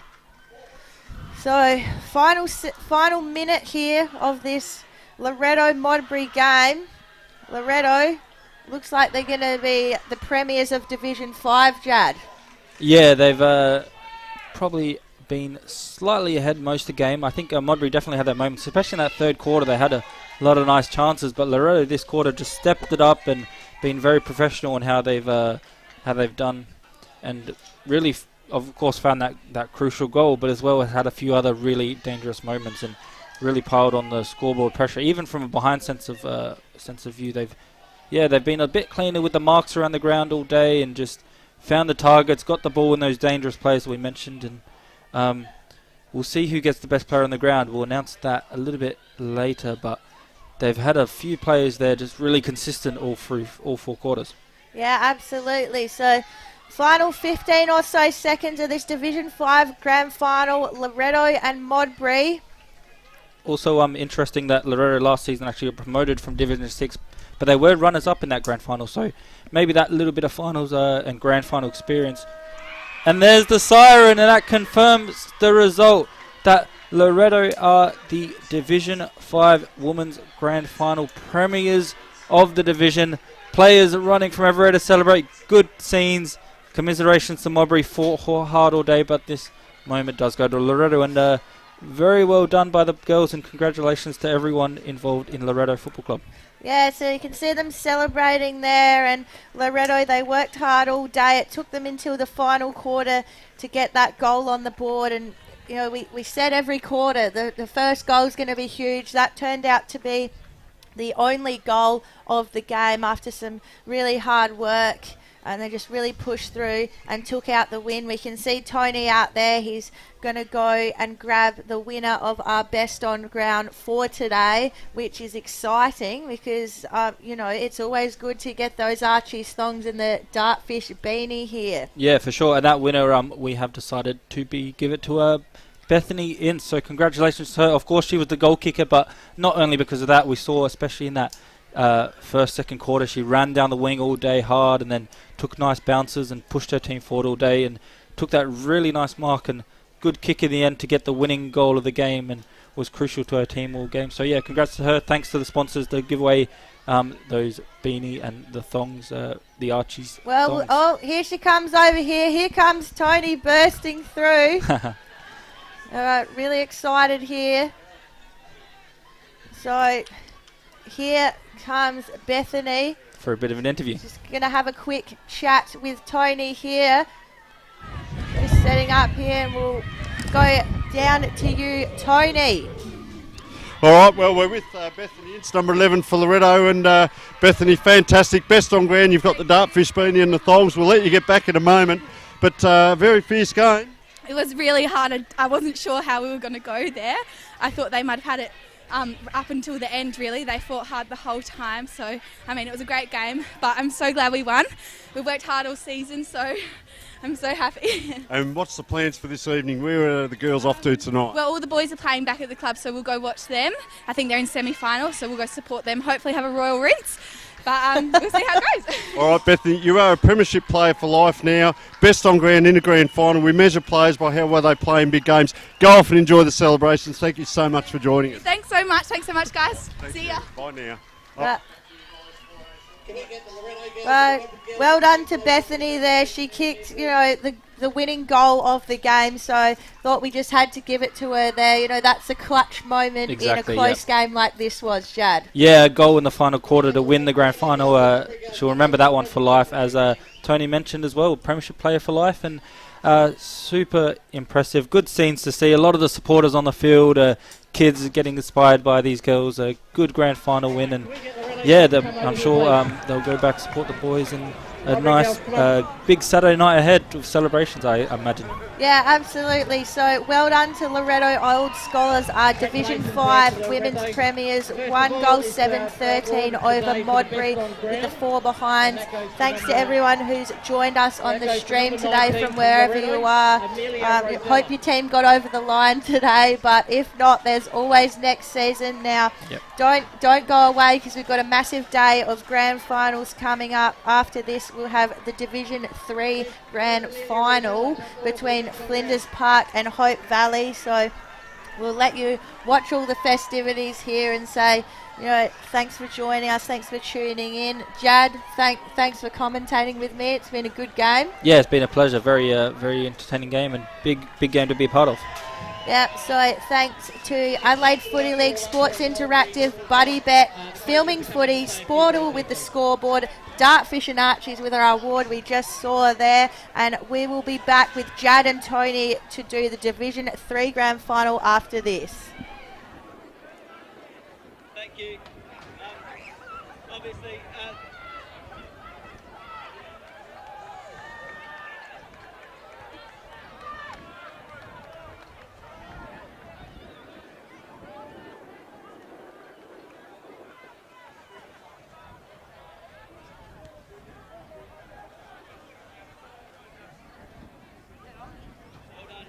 thank you. Firstly, to everyone that came out and supported the women's footy over this year, and especially today. Well done, Loretto. Well done. I just said to our girls, the test of character comes in how you respond to a grand final loss, and you've shown that character today. So congratulations. Well done.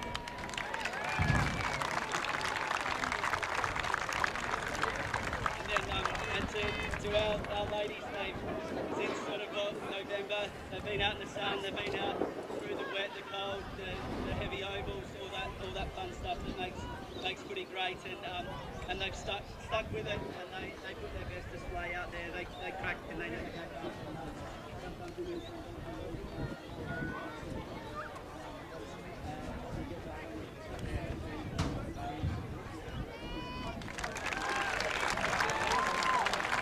I'll call up the coach from Loretto Old Scholars to say a few words.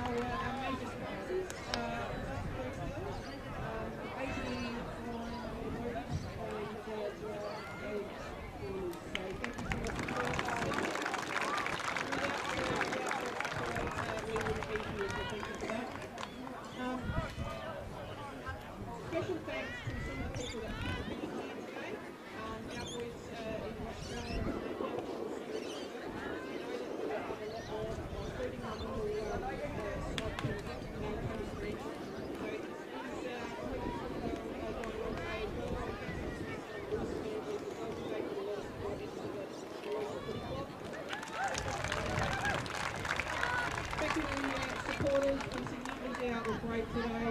Supporting the side, and we could hear it again, so brilliant. And just finally to our team, you guys have really made my heart breathe a lot more this year, because of something we've created that has been so special. And every training session, every game, we're buzzing when we rock up, and it is an absolute pleasure to support you guys and my team, and we'll support you.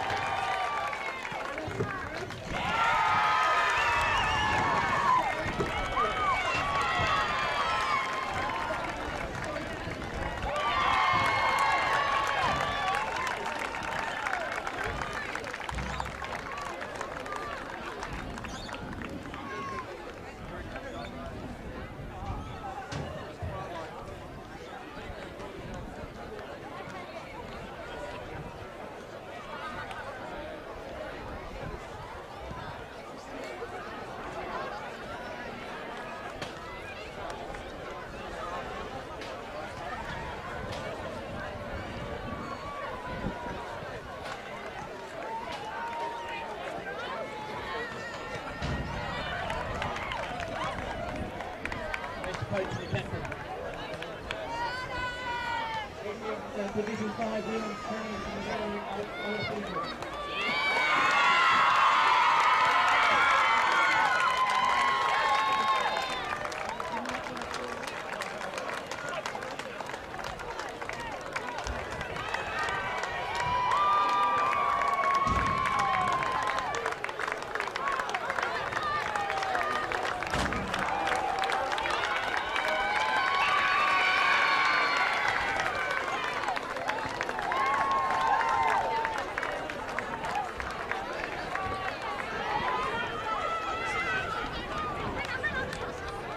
Folks, we're down here at the Banner Crew. Our friend, supporter and sponsor of Between the Posts has joined us. Welcome, Jason Goods. Thanks, Tony. Nice to be with you. What can the people out there expect to buy from the Banner Crew and get looked after? Pretty much anything that you can put your club logo on, or a message from the club, whether it be like you mentioned, a marquee or a flag or an A-frame or a banner, a stubby holder, a pen, anything like that, anything that you can pop the club branding on. Everything's customisable. So basically we've got an in-house design department with 2 graphic designers that can work toward getting the message across that you're after. We're down here at 318 to 326 St Vincent Street, Port Adelaide. Jason, thank you so much for your support.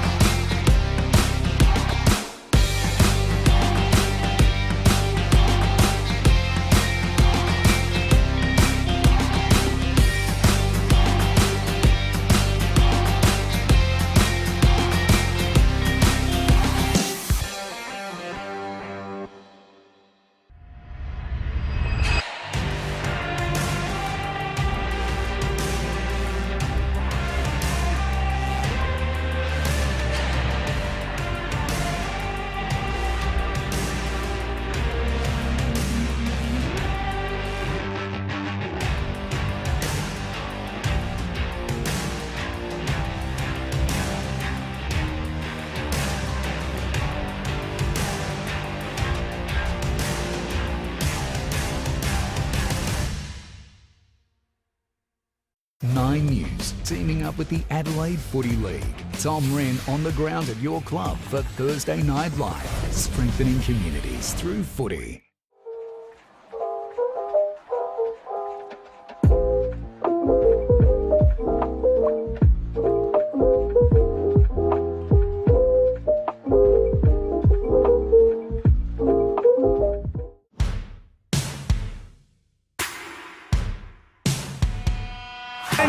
Takes the lead in the Coolmore. Crone draws clean out from Mizzy. It's a Queensland victory. And a big payday for his owners, winning the English Millennium in a romp. But Ayrton the class, and Ayrton won the Victoria Handicap. But Mahuda goes all the way. Where again, Mahuda?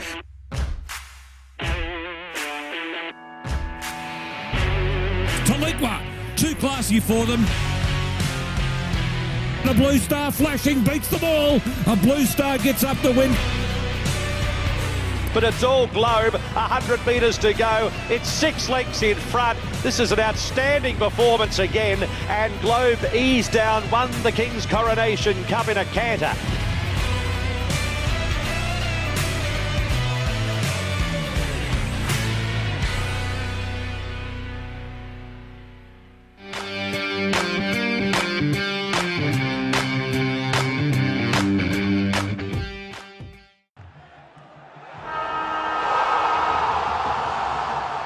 Folks, we're down here at the Banner Crew. Our friend, supporter and sponsor of Between the Posts has joined us. Welcome, Jason Goods. Thanks, Tony. Nice to be with you. What can the people out there expect to buy from the Banner Crew and get looked after? Pretty much anything that you can put your club logo on, or a message from the club, whether it be like you mentioned, a marquee or a flag or an A-frame or a banner, a stubby holder, a pen, anything like that, anything that you can pop the club branding on. Everything's customisable. So basically we've got an in-house design department with 2 graphic designers that can work toward getting the message across that you're after.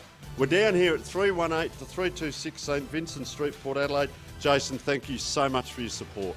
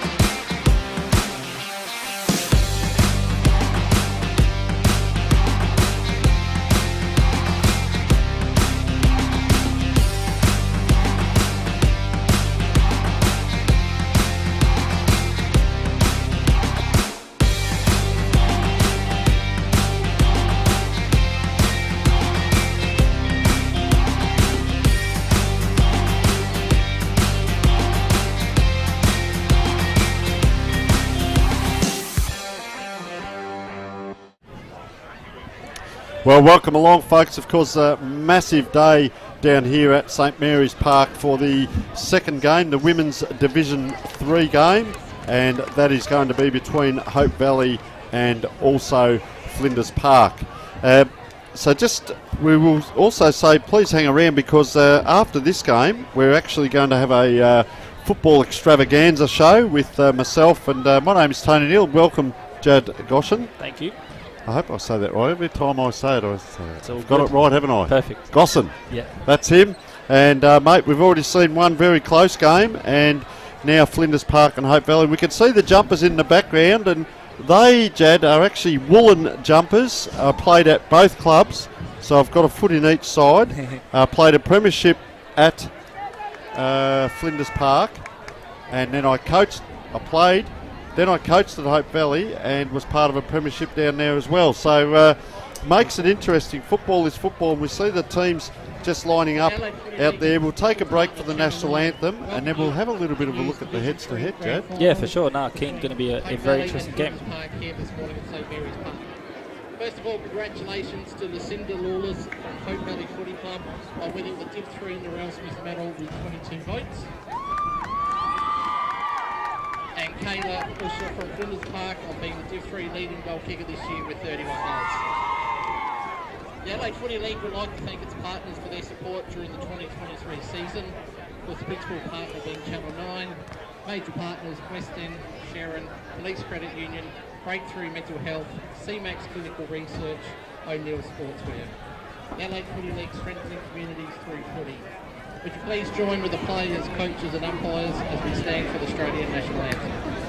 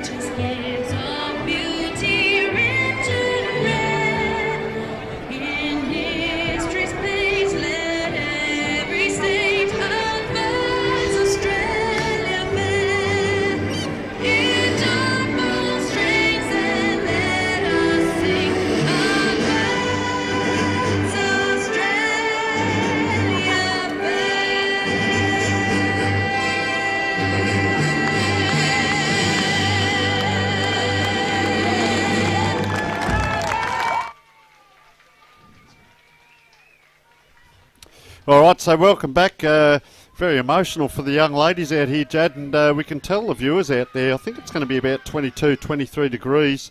We've had a bit of a look at the ground. How have you found the ground out there? Just very quickly, 21 degrees it's going to be. The surface out there, Jad, how have you found it? Yeah, it's good. It's a very nice surface. You can tell on the pictures the grass is very nicely kept, and the only thing is it is a very big oval, to be fair, so a lot of running, but it's a perfect day for footy, to be honest, and you can feel the atmosphere growing and the crowd growing in this grand final day. Because we'd like to thank our sponsors, Adelaide Footy League, Sports Interactive, Buddy Bet, Filming Footy. You can see the magnificent Sportal scoreboard and also Dartfish for our beanie, Best on Ground, and also the Archie's thongs, which we'll be giving away a lot of today. Just very quickly, a couple of head-to-heads in the season. Flinders Park won both games, Jad, very closely, 11 points and 1 point. Hope Valley won the qualifying. Yeah, so as soon as the finals hit, the result reversed. So, yeah, they versed them a few weeks ago and they got that result by 13 points. All right, all is in readiness. We'll cover off on a little bit more of that as the game goes on, but these teams are up and about. They're ready to go. This is what it's all about. Grand final in Women's Division 3. Hope Valley versus Flinders Park about to get underway as the umpire throws the ball up in the middle. Oh, nice leap by the Hope Valley player. Flinders Park player goes to ground, gets it out to Matilda Rains it was. They can't clear it, so Hope Valley racing around there. A lot of pace shown early, but big packs are going to form here. And Hope Valley player, that was number 36, Lauren Hinter, just getting a kick away. And look at the players around this ball. Don't be surprised. Oh, trying to rip it away was the Hope Valley player. Is that fierce? So ball just on the ground now. Hope Valley, that girl is just torn away with that ball. It's going to come down inside 50. Flinders Park have got the spare player here. So she goes this way, that way, just goes up and down in the air. So that will be play on. Players fall in the ground there. Number 25 looks a good size there for Flinders Park. And can't quite get hold of it. You are with Jad Gosson for the throw-in. Yeah, the throw in the first 50, inside 50 for the game. Ball over the top. Just trying to find a bit of space to get the kick away or find in the contested mark. The ball goes along the boundary line a little bit. Bit of congestion early, but we kind of expect that in finals and grand finals, just no one wanting to give an inch early, and it's played out like that so far. It'll be a stoppage right on the wing. And just quickly, a fair few father-daughter combinations for Hope Valley. We'll cover that in a minute. Yeah, it's always good to see that, isn't it? Well, so the ball coming out now, dribbling out of that contest. Can can hear the Loretto girls in the background. Is there a party going on back here? I tell you what, that's huge. So Taryn Dennis, number 8, is daughter of Paul Lozeratis. I had the enjoyment of coaching down there at Hope Valley. Alicia Wordingham is the daughter of the coach, Wraith, who also was a player. As that ball just coming around here to Flinders Park, getting that out, Alicia Gaffney kicked into a dangerous position. The umpires called that. Both umpires there had a look. And number 33, Nicole Colley, has the ball. Colley now comes nicely. Good kick to the wing. Finds Saunders, the vice-captain. Through the middle now, tries to get it through the corridor, but it nicely intercepted and goes the other way by Hope Valley. Few numbers forward here, but nicely butted up by the Flinders Park players, just helping each other out, trying to get the ball forward. But it's nicely taken there by Hope Valley. Go into this 50 now. Takes a bounce. The defence there under a bit of pressure. The Hope Valley just trying to find a little bit of room or clean hands to get a kick away, and the pressure's good by them to try and get the possession back. So a little bit too eager, and it will be a free kick. Playing good role down there. We'll have a look. Maybe Taylor Rochester will wait till she turns around, but she's doing a very good job down there, and that's a nice looking kick. I tell you what, Flinders Park players in front, they collide. It's on the ground. I tell you what, Hope Valley, it's been in their forward line a lot of the time. We talk about this where coaches say get the ball into the forward line or play it in the forward half. Well, that's fine, but you've got to get it down and score. And at Flinders Park, quite stoic in their defence, and that was number 28, Jessica Rosenthal, getting that ball out. Taking it here that's Taylor Rochester with number 40 on her back. And the girl I was talking about was Tegan Usher down there in the back line. So, big fierce tackle. We've seen it today. Football is football. And I tell you what, Tegan Usher's had a very good preliminary final, best on ground last week. So she's been in the best players in the last two finals. So known as a player that can perform in big games. So keep an eye on her down there in the back line as that umpire calls that holding the ball, and they're going to advance here. Looks like Matilda Rains with ball in hand.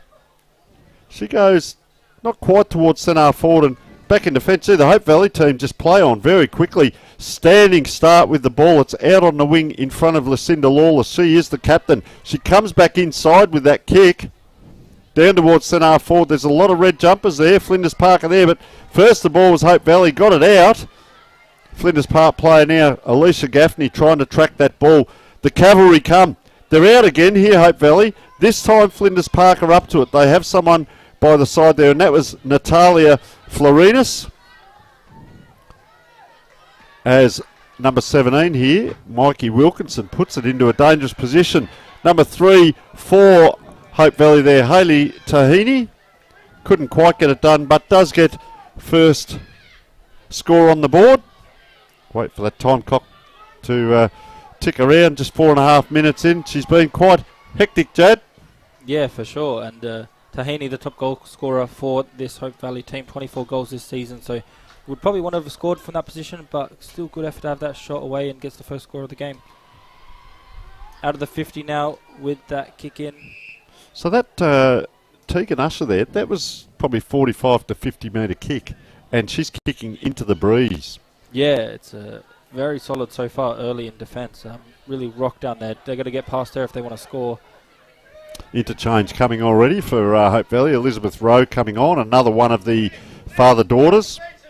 So they look like they're going to mix it up quite quickly in the forward line as we hear Wraith Wordingham now shouting out right in front of us. Tension's on. He's asking her to... Well, actually, she's going down back, so they've done a change. She'll come on to the wing or down back, and someone else will go up forward. So keep an eye on the changes. Yeah, good call there. Flinders Park now just under pressure again defensively, really. From the contest, they've just had a bit more speed, Hope Valley, to get the ball clear and find those dangerous moments to get the ball forward. A lot of congestion here too, Jad. Every player is in this half of the ground, so you'll see this kick. That will clear the on-ballers, so it'll become a one-on-one battle. Flinders Park player racing out. Kayla Usher, vice-captain, did a very good job. But I'll tell you what, Hope Valley as well are up to it, but they kicked that back into a nest of Flinders Park players, and under a lot of pressure there, Tyra Picks, she also is the vice-captain at Hope Valley. So just going through the father-daughters, so Rowe, Dennis, Wordingham, Mackenzie Hunt, number 27, son of Paul and Rebecca, and Isabel Rowe as well. So there's a few out there. As now the ball comes towards centre half forward. 2-on-1. Hope Valley players come in to help, but the Flinders Park can clear it there. That looks like Lucy Martinson. It's a nice looking kick. There's two Flinders Park players here, and that's well worked out as a team. Number 12 here, Astrid Gooley, just wheels around but puts herself under pressure, gives it back. I'm not sure that bombing the ball is going to be the best way because the Flinders Park defence is down here. No one can track that ball, so it's inside 50 and holding the ball there, Flinders Park players. So we're seeing, Jad, a lot of this caught between, I guess, half forward line for Hope Valley and almost just centre of the ground. They haven't really got it forward, Flinders Park, too much, but they are kicking into a breeze, and nice mark by Tyra Picks. Yeah, you're right. They're just they're pushing the ball into the 50 in the forward line and then set up nicely behind the ball. So any quick kicks that happen, they're set up to take those intercept marks. But the play on here, the ball stays in. Thought it was going to be dribble out, but there she's again, Usher, with the nice... tries to take on a bit too much there and gets caught holding the ball. Yeah, she had to stand and wait for the cavalry to come, didn't she? That's a hard position for that young lady to be in because they were all coming towards her and she had to wait for that rolling ball, and Taryn Dennis with shot on goal. Yeah, one of the father-daughter combos you mentioned now will have a shot on goal. She's been very good early, Usher, but on that occasion just got caught, and now Dennis with the kick just goes wide. So second score of the game, it is behind 0-2 plays. No score to Flinders Park so far, 8 minutes played in the first quarter. Well, they're getting it down there. Just have a look at the kick on Tegan Usher. Now, the last one came out this side. She is looking out. She's got the sun in her eyes because of the time of day. It's right on midday down here. So she's going to elect to go out to what we call the old scoreboard side. And once again, it's a decent kick, but the players have got to be up to it. It's going to come out the back here, Phoenix Culp. It is another father-daughter of Andre. Many people in the Adelaide Footy League would know Andre, of course, as that ball... The ball comes now through the 50 again, looking for a mark, but over the top of everyone and races towards for another behind. The kick just over the top of all the attackers and all the defenders and just keeps going through. 0-3 now, and Usher now with the kick in again, goes to the scoreboard side, looking for the mark but no luck, but the pressure's nice from Hope Valley to force that one to be a stoppage, and they'll get another throw in now just inside their 50, or just outside the 50 looks like, but very on the line. I'll tell you what, the Loretto girls, they're in there singing "We Are the Champions" now. It sounds like a chorus out there. So fantastic work, and all our production crew down here today from Filming Footy and Dartfish. We thank them very much, and Sports Interactive. So hope you're enjoying the telecast. It's a whole day. There's a footy extravaganza up next, and we're going to have lots of interviews and speaking with different people, and some of the people in fancy dress around the oval. You can see out there, it's a real picnic. Look at all the people up there on the hill. Cars are out, people outside their cars, and we call it a winter sport, Jad, but because the day like today, a little bit of wind out there, it's going to be hard work for these girls. Some of the teams have already played here, so they know the oval. As very scrambly out there. Umpire throws the arms in the air. Look at him, and he says, "Play on." This time he says, "I'll adjudicate," and we'll come in and have a ball up. Our field umpires are Bentley Galpin and Chris Robertson. Chris Robertson may be known to a lot of people out there. He's a former SANFL player. Very good player. He was too in his day, and he's now gone into the umpiring fraternity. So fantastic by Chris. Our boundary umpires are Kai Delby and Aidan Ryan, and our goal umpires are Riley Jensen and Holly Robertson. So they may be related, Chris and Holly. Look at that. They could have carpooled, as Hope Valley now, through Tyra Picks, getting plenty of the ball as well. Picks into the forward line now. Trying to find a mark, but nicely over the back of all the contest. Has a shot at goal, but tackled just at the last minute again by Usher. Been really good defensively. Other than that one mistake to get caught on the ball, but other than that, been superb so far early. Keep an eye on Taryn Dennis. She's had a couple of goes. If she'd have got a foot to that, she would have got a goal out of it as well. So her father was a very good footballer on the left foot. Paul, of course, as that ball comes out. Gee, big collision. Dix picks it was, sorry, and she's going to take a little bit of time to get up from that. So they load up again here, Hope Valley. Oh, handball comes across. Well, that's a big kick into a dangerous position. Look at them all around that hot spot. Around the corner, number 3 is Hayley Tahini, and she knows how to score the goals. But I'll tell you what, it's going to be a little bit costly, Jad. They've kicked 4 points with that wind, to the credit of Flinders Park down there. Very good stoic defence, but gee, you just hope those shots on goal don't end up costing them. Yeah, for sure. We've seen it so many times in big finals that just a few of those misses early and you start getting nervous in front of goals and could cost you the game in the end. So, but the Flinders Park doing all the attacking early and just, Hope Valley doing all the attacking early and it's just stuck in their sub 50. They can't really get it out, is the Flinders Park girls. So, having plenty of shots at goal, 0-4 so far, but the goals will come with the more shots they have. And I was going to try and get Taryn Dennis's father in for a quick chat, but of course he's the timekeeper here, and then he's doing the men's game afterwards up there at Hope Valley for the finals. So let's just worry about the women's finals as we speak. You can see the old scoreboard just in the background up there, probably just out of shot. It's just above those cars, and up that ball goes. Funny though, both ruck landed on the ground. Oh, on the left foot. Hope Valley player puts it into a dangerous position. Oh, the big hands go up. Well done by Tegan Usher getting it out of a dangerous area. Of course, we've got the last possession rule. I'm not sure that we've got the stand rule, but in that occasion it was just a rushed over.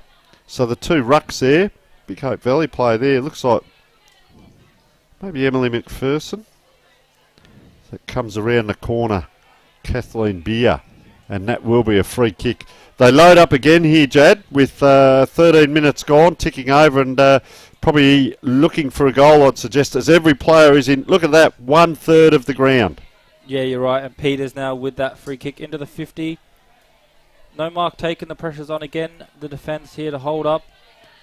They do well to just keep the ball alive, moving out of their defence, and now the clearance comes, but to no one in particular, racing towards the boundary line, and it will be the last touch rule. So nerves and adrenaline will last you so long, but after that you're then in for a game of football. You've got to last 4 quarters. There's going to be a few fatigued girls out there because it's all played in this really one half of the ground so far, and Flinders Park, they're just under the pump out there.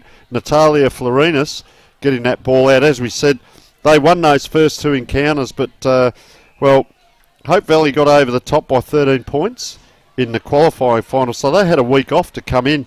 Flinders Park last week, well, they only had a 2-point win. They were only up by 1 point against Pulteney. So I hope fatigue doesn't play a big part in this game. You get to a grand final, you've just got to be out there and will your body to get the contest. So let's keep an eye on that late in this quarter, Jad. For 3 sure. minutes. Also, we've had quite a cold winter, and today's a beautiful, lovely day. So the heat will not be used. They won't be used to playing in the heat, so that could affect it as the game goes on. But yeah, to make a grand final, they're the top 2 teams in the division, so they definitely know how to get the wins. 9 wins going the way Hope Valley all season, and Flinders had 10 wins, so definitely know how to get the wins, and they know what they're doing to get that. But now Flinders Park moving the ball in there towards their goal, but it's still in the half of Hope Valley. Just all the players around that ball. The congestion is quite crazy. If we have a look at the centre clearances, we're tending to find Flinders Park a lot of the time are getting that. See that? They get the tap, they get the hands on the ball first. It gets to another player, and then Hope Valley snavel it. They tend to get that. It's that second or third player in line, and here we see it again. So they've capitalised on the clearances, and this is Mackenzie Hunt. So she's going to go long. Got a good kicking style on her, and player in front couldn't quite. It's off hands here to Hope Valley. It's around, streaming out. Comes a Hope Valley player, but stoic in defence once again, Flinders Park, and umpire will ball it up in a very dangerous position. Yeah, you're right. They've been winning the stoppages, and now they get a stoppage in a dangerous position. So find a bit of room at the back of the stoppage, but not enough, and it is cleared away again. Got the numbers, Flinders Park, but Hope Valley with repeat inside 50s. High, long ball, can only take the mark, takes one bounce, keeps on dribbling through for a goal! The kick inside 50 was high and long, and no one touched it the whole way through, and you get the luck of the bounce just going all the way through. And Tyler Peters, that was number 29. You can see her. So she's probably going to go back a long way, and she's having a bit of a chat and a laugh out there. Yep. And let's just see where she goes back to. But this is the thing with them all playing so far up the ground that we end up coming down the ground and within range to have a shot. And I'd say she's probably on the half-back flank. So just watch on this ball up here. Pardon me. Just see who wins the tap, and then it's what happens next. So we see Flinders Park win the tap, but see Hope Valley just get a paddle to it, and we're at quarter time. So our score at quarter time is 1 goal for 10 to Hope Valley. Flinders Park yet to score, and we will take a short break. Folks, we're down here at the Banner Crew. Our friend, supporter and sponsor of Between the Posts has joined us.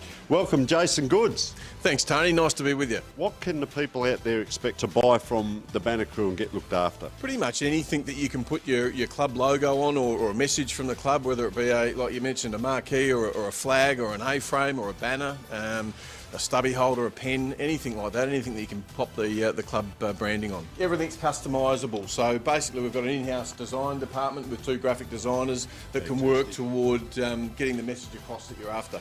We're down here at 318 to 326 St Vincent Street, Port Adelaide. Jason, thank you so much for your support.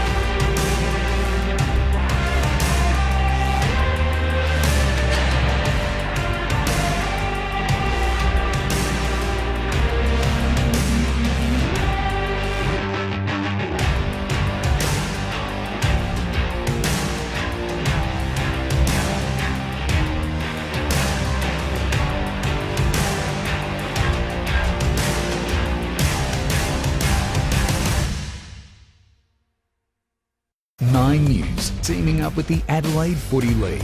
Tom Wren on the ground at your club for Thursday Night Live, strengthening communities through footy.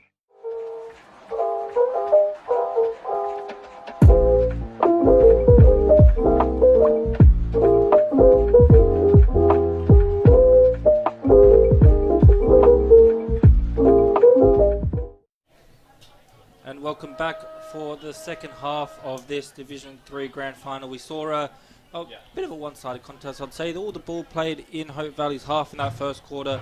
The score, 1 goal, 4 behinds, 10 plays, 0 so far.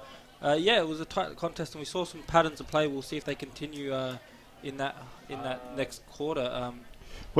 Also, Jad, that wind is really going to the right of screen. We said it's quite warm out here, 22 degrees, as we see Beck, our intrepid reporter, just getting down and get in there, Beck, get in there, we're saying. So she's just out there having a look, and there's someone just enjoying a nice drink out the side of the van here, as we can see Wraith Wardingham really urging on the players in there, and better players, I'd say number 5, Tyra Picks, number 8, Taryn Dennis, also number 27, Mackenzie Hunt, has been quite good for Hope Valley, and for Flinders Park, well, Tegan Usher, we can't go past Tegan, and also Natalia Florinas has been very good as well. from the huddles. Yeah, so basically I was saying work on the matchups. So this is coming from the Flinders huddle. Just work on the matchups and keep up the talking to each other and keep it simple. Don't rush and always good tackles on the pressure on the tackles, which is always a handy thing to do, especially in modern footy. The tackle pressure is always important. So yeah, we'll see what happens with that. The Flinders Park, some clear messages for them to work on. Interesting to see Flinders are already out in their positions and Hope Valley just breaking from the huddle now. So we'll see if they're just going out now, and then we'll start the second quarter.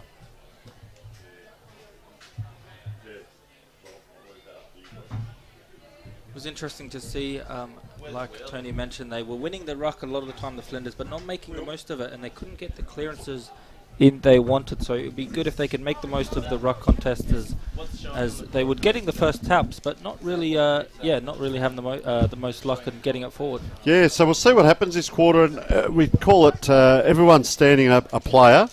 So number 17 out there, Mikey Wilkinson, and always interested in who stands away from their goals and who has to turn around. So they get the first tap here, Hope Valley. They can't quite, and so it's a reversal. So Hope Valley get the tap and Flinders Park now go forward. So we'll keep an eye just on some of the strategies and whether they're going to get spares back for Hope Valley. Look, 1, 2, 3 handballs around the corner. It comes Tyler Peters, who was the first goal scorer. Really, she kicks that out wide, but no one was out there. Now Hope Valley grab that ball. Oh, nice work. And I'll tell you what, she's having a great game. Tyra Picks, an outstanding player. Let's just see. She's looking around, survey the area. She does kick to a pack. That's a long kick, though. 3-on-1, Flinders Park's way. The one for Hope Valley did get a hand of the ball. The ball's coming out towards this central wing here, and there's a huge crowd down this way. Picks again goes in. They do try and soccer it. Look at that crowd in the background. This is grand final day. Division 3, Hope Valley versus Flinders Park. We've got Division 1 reserves next, and we've got our big football extravaganza on, and of course the big Division 1 senior final as well with Payneham Norwood Union versus Morphettville Park. But back to the game here. As I said, what a magnificent day down here. You can see the cars in the background. Crowd is streaming in. Jad, if you can't get excited about today, what can you get excited about? Exactly. A bit of a festival of footy today. Lots of footy on. Interesting show coming up for everyone. And you see people with the kids and the dogs and the whole family out for a wonderful day of footy here at St Mary's Oval. That kick came in very close to the boundary. Mackenzie Hunt. Oh, gee, I'll tell you what, that's a big physical clash. So she gives one back as well, Mackenzie. So that is called a receipt. And I know our parents very well. They're probably just sitting down in front of that. Umpire has called that as a deliberate tap out. So Mackenzie Hunt will come back and take the kick. And she's having a pretty good game down here in the back line. And number 35 there, Kathleen Beer, comes to stand. So let's see Mackenzie. She's got to guide this ball because it might end up, I was just going to say, it might end up in here with us. And there it is. There's the top of our trailer there and over the fence. And I reckon she might be looking for mum and dad with that kick and giving them a free footy. That's what it might have been. But in all seriousness, Kathleen Beer loads up. Just very short there. And Astrid Gooley, she's had a bit of it as well. We've called her name a few times, so I haven't minded Astrid's game. Long kick into a dangerous position. Hope Valley need to pick it up and clear it. But first to the ball. Flinders Park. Oh, this way, that way. They've got two outriders here and taken the ground. Umpire is called. Ball up in a very dangerous position. Yeah, ball up. I think a few of them wanted a free kick there. But the tap ruckman, no one contesting the ruckman in that occasion. The kick rushed out. Nicely taken by number 33, Nicole Coley. She's a very tall player, very handy player. And the kick inside is nice as well. Finding Kathleen Beer. Called her a few times this quarter, and she'll have a shot now lining up for it about 35 metres out. Bit of an angle. Nice kick in too, Jad. Yeah, very nice kick. And she has a shot at goal now. Just makes the distance. And it's a touch on the line. Just watching the actual central umpire. That was a huge celebration. One of the best points kicked on St Mary's Oval. I'd suggest it was a huge celebration. Let's have a look now at what Hope Valley do with ball in hand. They do run it out a little bit. It's going to get a little bit of territory. It swings out to the boundary, but it's fortuitous because it gets to Phoenix Culp, who couldn't take it, but applying the tackle there. And Tyler Peters knows a way around a footy oval. Don't you worry about that. Tight on the defence for Hope Valley and not letting Flinders Park get an easy one. I don't know that I'd let them get that next kick in to the short pass again as well, as players trying to paddle that ball. Evie Hutton. Oh, it doesn't go out. It stays in. Sinead Saunders, she's been good as well. Saunders goes around. And up it goes again. So, ball right next to the boundary line, trying to pick it up, Alina Mish. They keep it in play. Dangerous position through Gooley. But running it out, Hope Valley, and they've got a clearing kick here. Yeah, the kick clears out, but they got someone there to get it back in if they can. Hope Valley do well, though. Clean hands and clean handballs to get a bit of space. Numbers. Yeah, numbers through Kayla Smith now. Onto the wing, looking for a mark. Nicely done by Dennis again. She's been good as well. Runs, takes a bounce, continues down the wing. Kicks now towards the 50 metres. But it does go out for a last touch. And you end up seeing now, look at all the on-ballers trying to get back. So it'll be a kick back in by Flinders Park. And once again, Tegan Usher getting possessions like this as well. But, well, let's just have a look how far this kick goes, because if it comes to a 50-50, there it is, and a nice mark there by the Flinders Park player. Yeah, she's a very big kick, very handy for them in that aspect of the game. So Flinders Park now moving it forward. The umpire finds a free kick, so no advantage, even though they wanted it. They come out now. They go through the corridor. Looking in now. Mark taken just on the edge of the 50 by McNeil.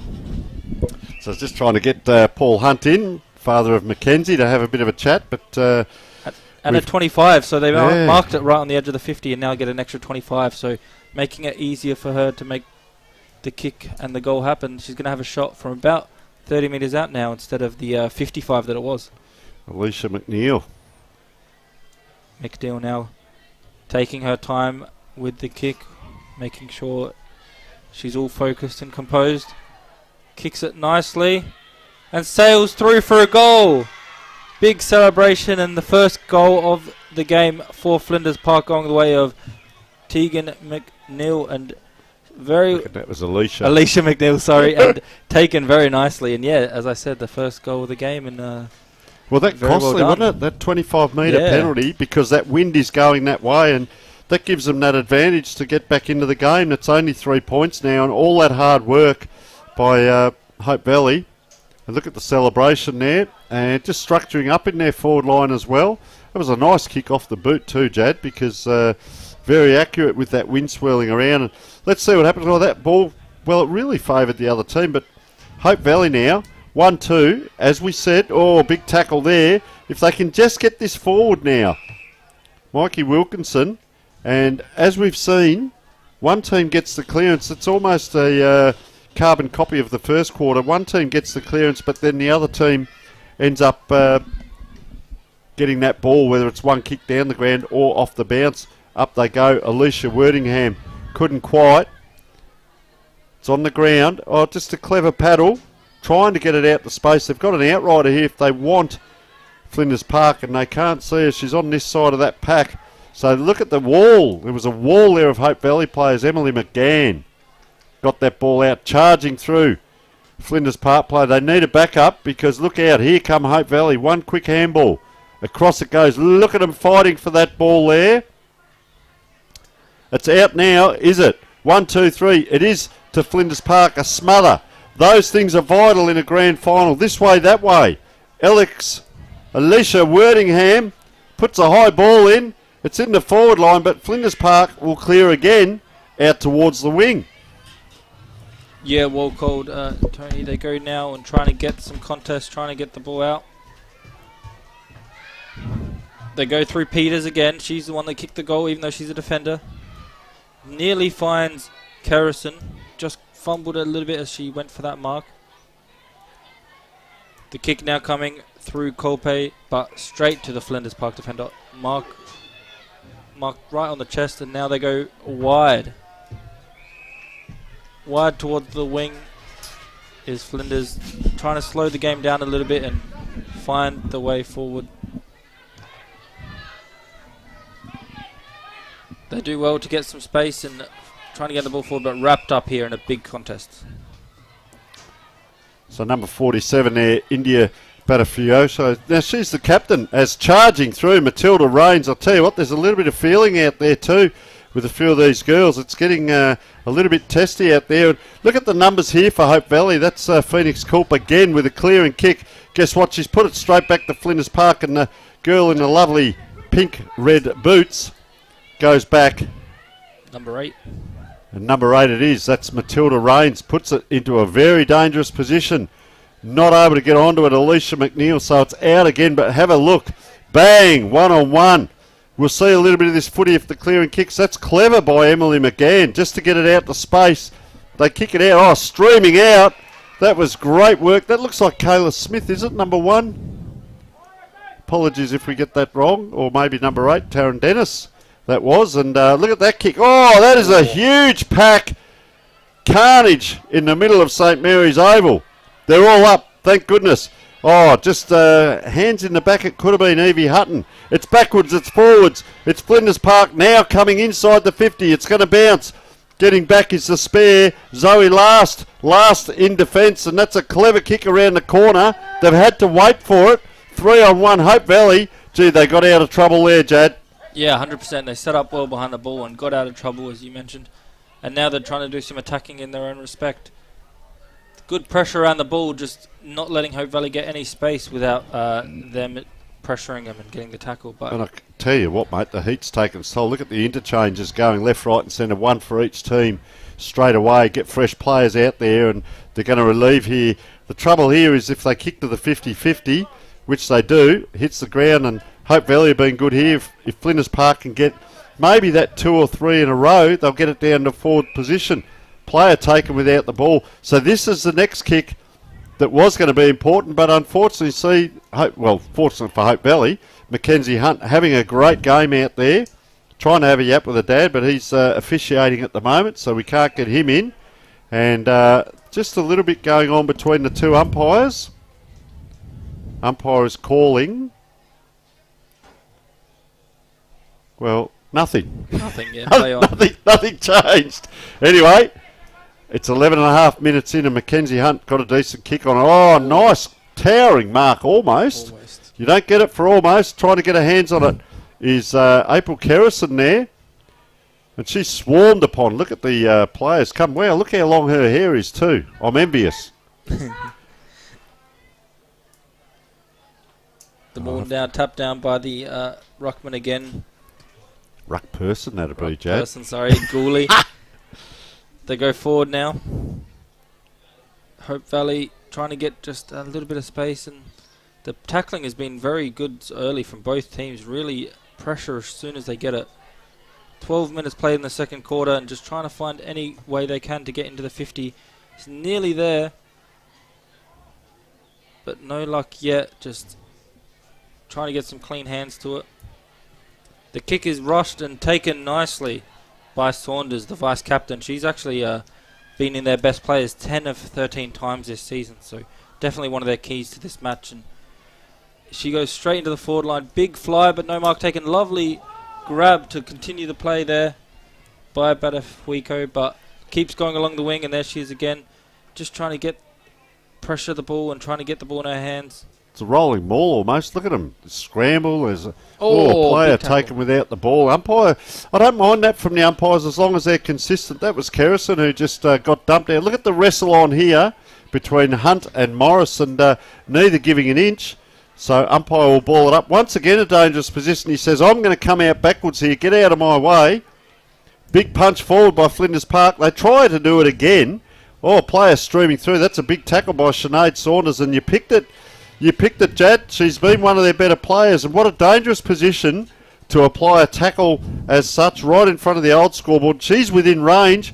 The wind's going to come across her right shoulder, so pretty much aim for a little bit of that right goalpost, if not the middle, because the wind might just take it through for her as she wanders in. Let's have a look. Nice kicking action. It's close. It's close. I'll tell you what. Her teammate puts a hand up to her head and says, if I hadn't touched that, that would have been through. Awareness is a great thing. You don't actually realise where you are on the ground sometimes.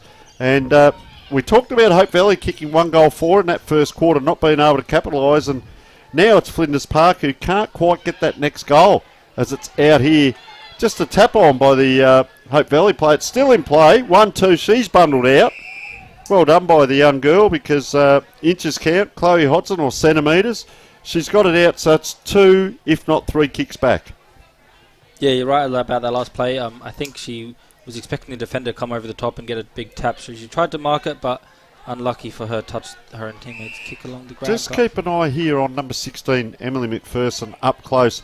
She goes in, puts the body in first, hits the player, and then she tries to protect everyone else around that ball. And there's a little bit going on as she's coming into the back of this pack here. Unable to take it was Kerrison. Ball on the ground, it's anyone's ball. Saunders again, having a great game. And as I keep saying, you get remembered for playing great games in big games, and she's certainly keeping Flinders Park in it. The 2 rucks go at it. Gee, Astrid Gurley, she's got a bit of height. Have a look at that kick. Up and down. Taylor Rochester tries to punch it forward. Getting down to it, Alicia Wordingham. Can't quite pick it up. That is very difficult, Jad. When there's traffic around you, it's below your knees, and you just can't quite. And she's maybe taken one there in the pack, or just a little bit slower to get up. It's a long way down and a long way back up again. Yeah, you're right. A bit slow to get up, but she seems okay to keep going. So that's the main good thing in that situation.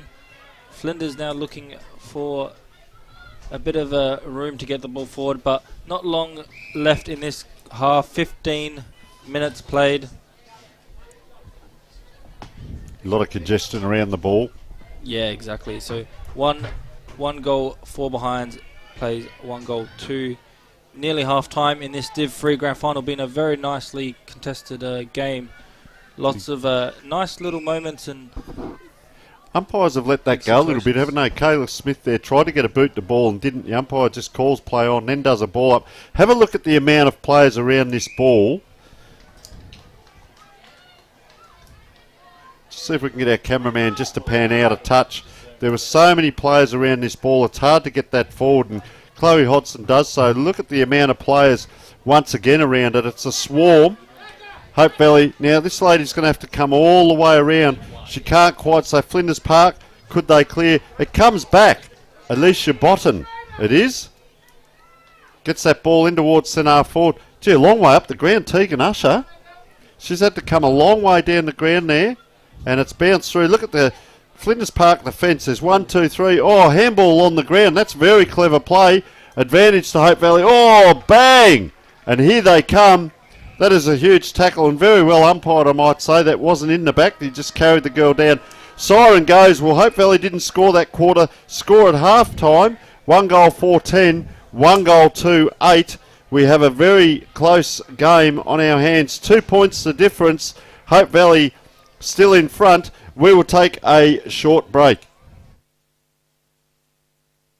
Folks, we're down here at the Banner Crew. Our friend, supporter and sponsor of Between the Posts has joined us. Welcome, Jason Goods. Thanks, Tony. Nice to be with you. What can the people out there expect to buy from the Banner Crew and get looked after? Pretty much anything that you can put your club logo on, or a message from the club, whether it be like you mentioned, a marquee or a flag or an A-frame or a banner, a stubby holder, a pen, anything like that, anything that you can pop the club branding on. Everything's customisable. So basically we've got an in-house design department with 2 graphic designers that can work toward getting the message across that you're after. We're down here at 318 to 326 St Vincent Street, Port Adelaide. Jason, thank you so much for your support.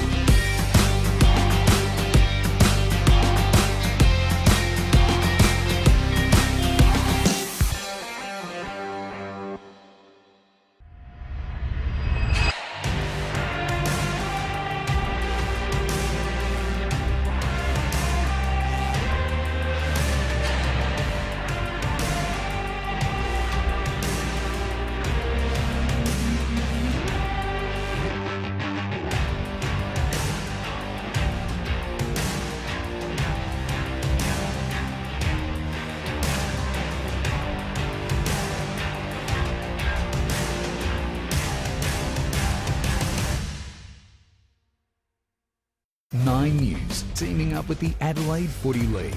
Tom Wren on the ground at your club for Thursday Night Live, strengthening communities through footy.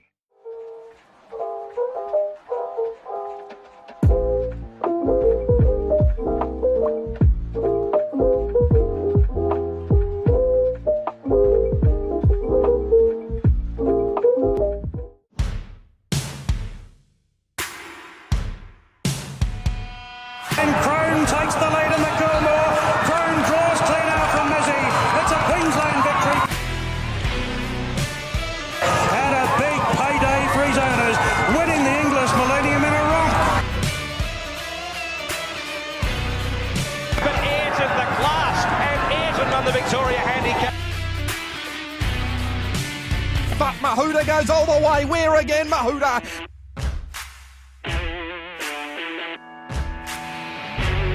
Taliqua, too classy for them. The Blue Star flashing, beats them all. A Blue Star gets up the win. But it's all Globe, 100 metres to go. It's 6 lengths in front. This is an outstanding performance again. And Globe eased down, won the King's Coronation Cup in a canter.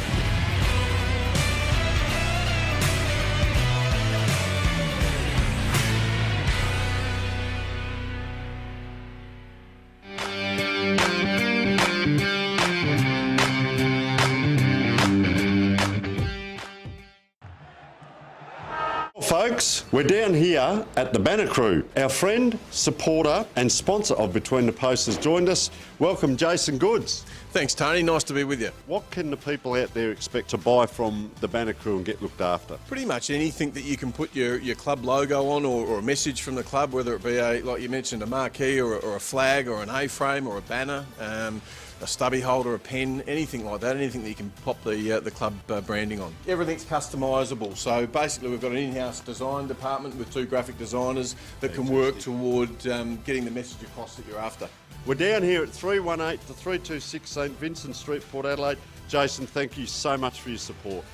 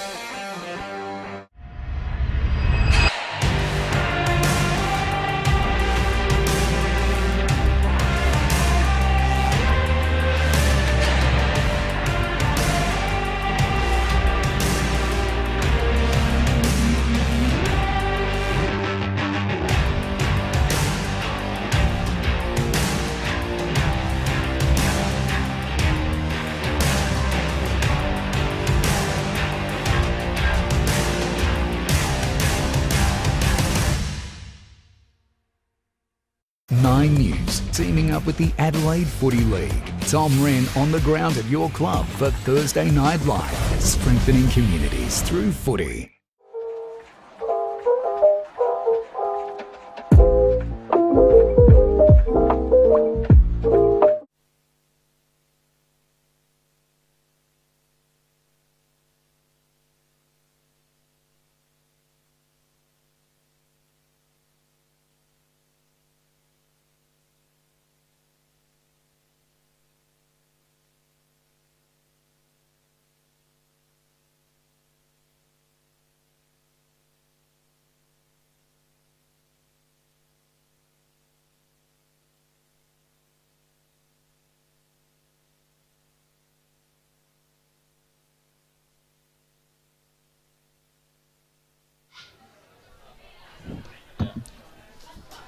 Welcome back to today's live stream of the Division 3 Women's Grand Final here at St Mary's Park. So, very interesting first half between Hope Valley and Flinders Park. The scores are 1 goal, 4 behinds, 10 to Hope Valley play, 1 goal, 2-8 to Flinders Park. Yeah, so we've seen some good play and a lot of good movement. The intensity's up and the crowd is building for a big second half here. Well, it was all Hope Valley, wasn't it? That first quarter, I wrote it was all down one end. They kicked the 1 goal 4 for the quarter, and we thought, oh, okay, here we go. And Flinders Park didn't score, and then during the second quarter, it was all down this end again. 1 goal 2 to Flinders Park, and guess what? Hope Valley didn't score. Hence, we have the 2 points difference. And we will tell everyone, please stand by, because following this game, of course, we've got Best on Ground wins the Dartfish beanie, fantastic sponsors, and the pair of Archie's thongs. We'll be giving them away throughout the day as well. Our major sponsors: Adelaide Footy League, Sports Interactive, Buddy Bet, Filming Footy, Sportal for the scoreboard. Our Best on Ground wins the Dartfish and the beanies. We can see, and the thongs. We can see the old jumpers in the background. We don't know which way it's going to go, as coming past us now is Hope Valley, and plenty of noise coming out from them as well. I can see out on the ground Andre Culp there. His daughter Phoenix is playing. Andre, a magnificent champion for Hope Valley in his day. There he is, just in the foreground, talking to a few of the players, and he also has continued on into the umpiring fraternity. So a great man in Adelaide football circles is Andre down there. Stay tuned, folks. After this game, of course, we have the big footy extravaganza show, a real highlight for the women, and we've got a review of the scores and best on grounds. We've got interviews. We talk to supporters. We hear from the umpires. We might even go into the canteen, Jad, but we'll have to come out of there again, as we are all set now for a big second half. Yeah, that's it. If you do go to the canteen, don't spend too long there, because we need you for the game. But we are underway for the third quarter here. The two rucks go at it. We've seen them all day. Hope Valley win the ruck nicely and clears it straight away. Going to the right of screen, we saw all the action down here. Now nicely done. Spins around on the left. No mark, but does well to compose. Kicks it from the boundary line. Coming through for a behind. Would have been one of the goals of the year, I suggest. Just right in the pocket with her left foot was Tahini, as we mentioned, top goal scorer for this Hope Valley team. 24 goals this season, and nearly had probably one of her best ones all year. That was a very nice effort and good shot at goal. Amazing goal, Jad. As Tegan Usher kicks in again. Comes very close to the boundary. Good old one-on-one battle. It's out the back. Look at the race on here. The Hope Valley player first to it. And that was Lucinda Lawless. Couldn't quite. Umpire just says touched over the line. And Nicole Colley stood there for a long time just to see how that was adjudicated. See whether there was a free kick in there or not. Umpire comes in. Spinning ball. Gee, it drops short. Well short. Hope Valley. Oh, bang. The Hope Valley ruck person there got the tap. Gee, having to do it all on her own. And that's a great job by Nicole Collier. And touchdown. Just over the line there, and lurking there was Lucinda Lawless, number 11 as well. I'd like to see Lawless and Saunders together in a battle. That'd be a great matchup as that ball comes in again. Gee, facing the other way then, Alicia Wordingham, just to try and tap that ball inside. Now Wordingham it is again with a handball over the top straight to the Flinders Park player. Strength there, Natasha Fazzolari gets it across. The players go down left, right and centre. Hunt is up now in back play. And just giving away the free kick, Lucinda Lawless, but a real competitor. She puts the stops into the ground.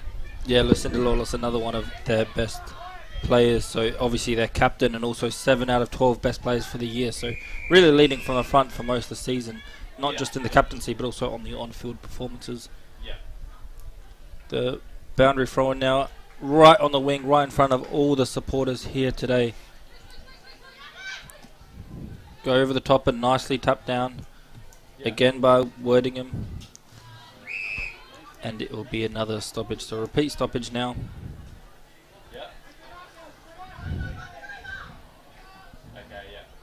The ball coming now through the middle, kicked around and into the 50.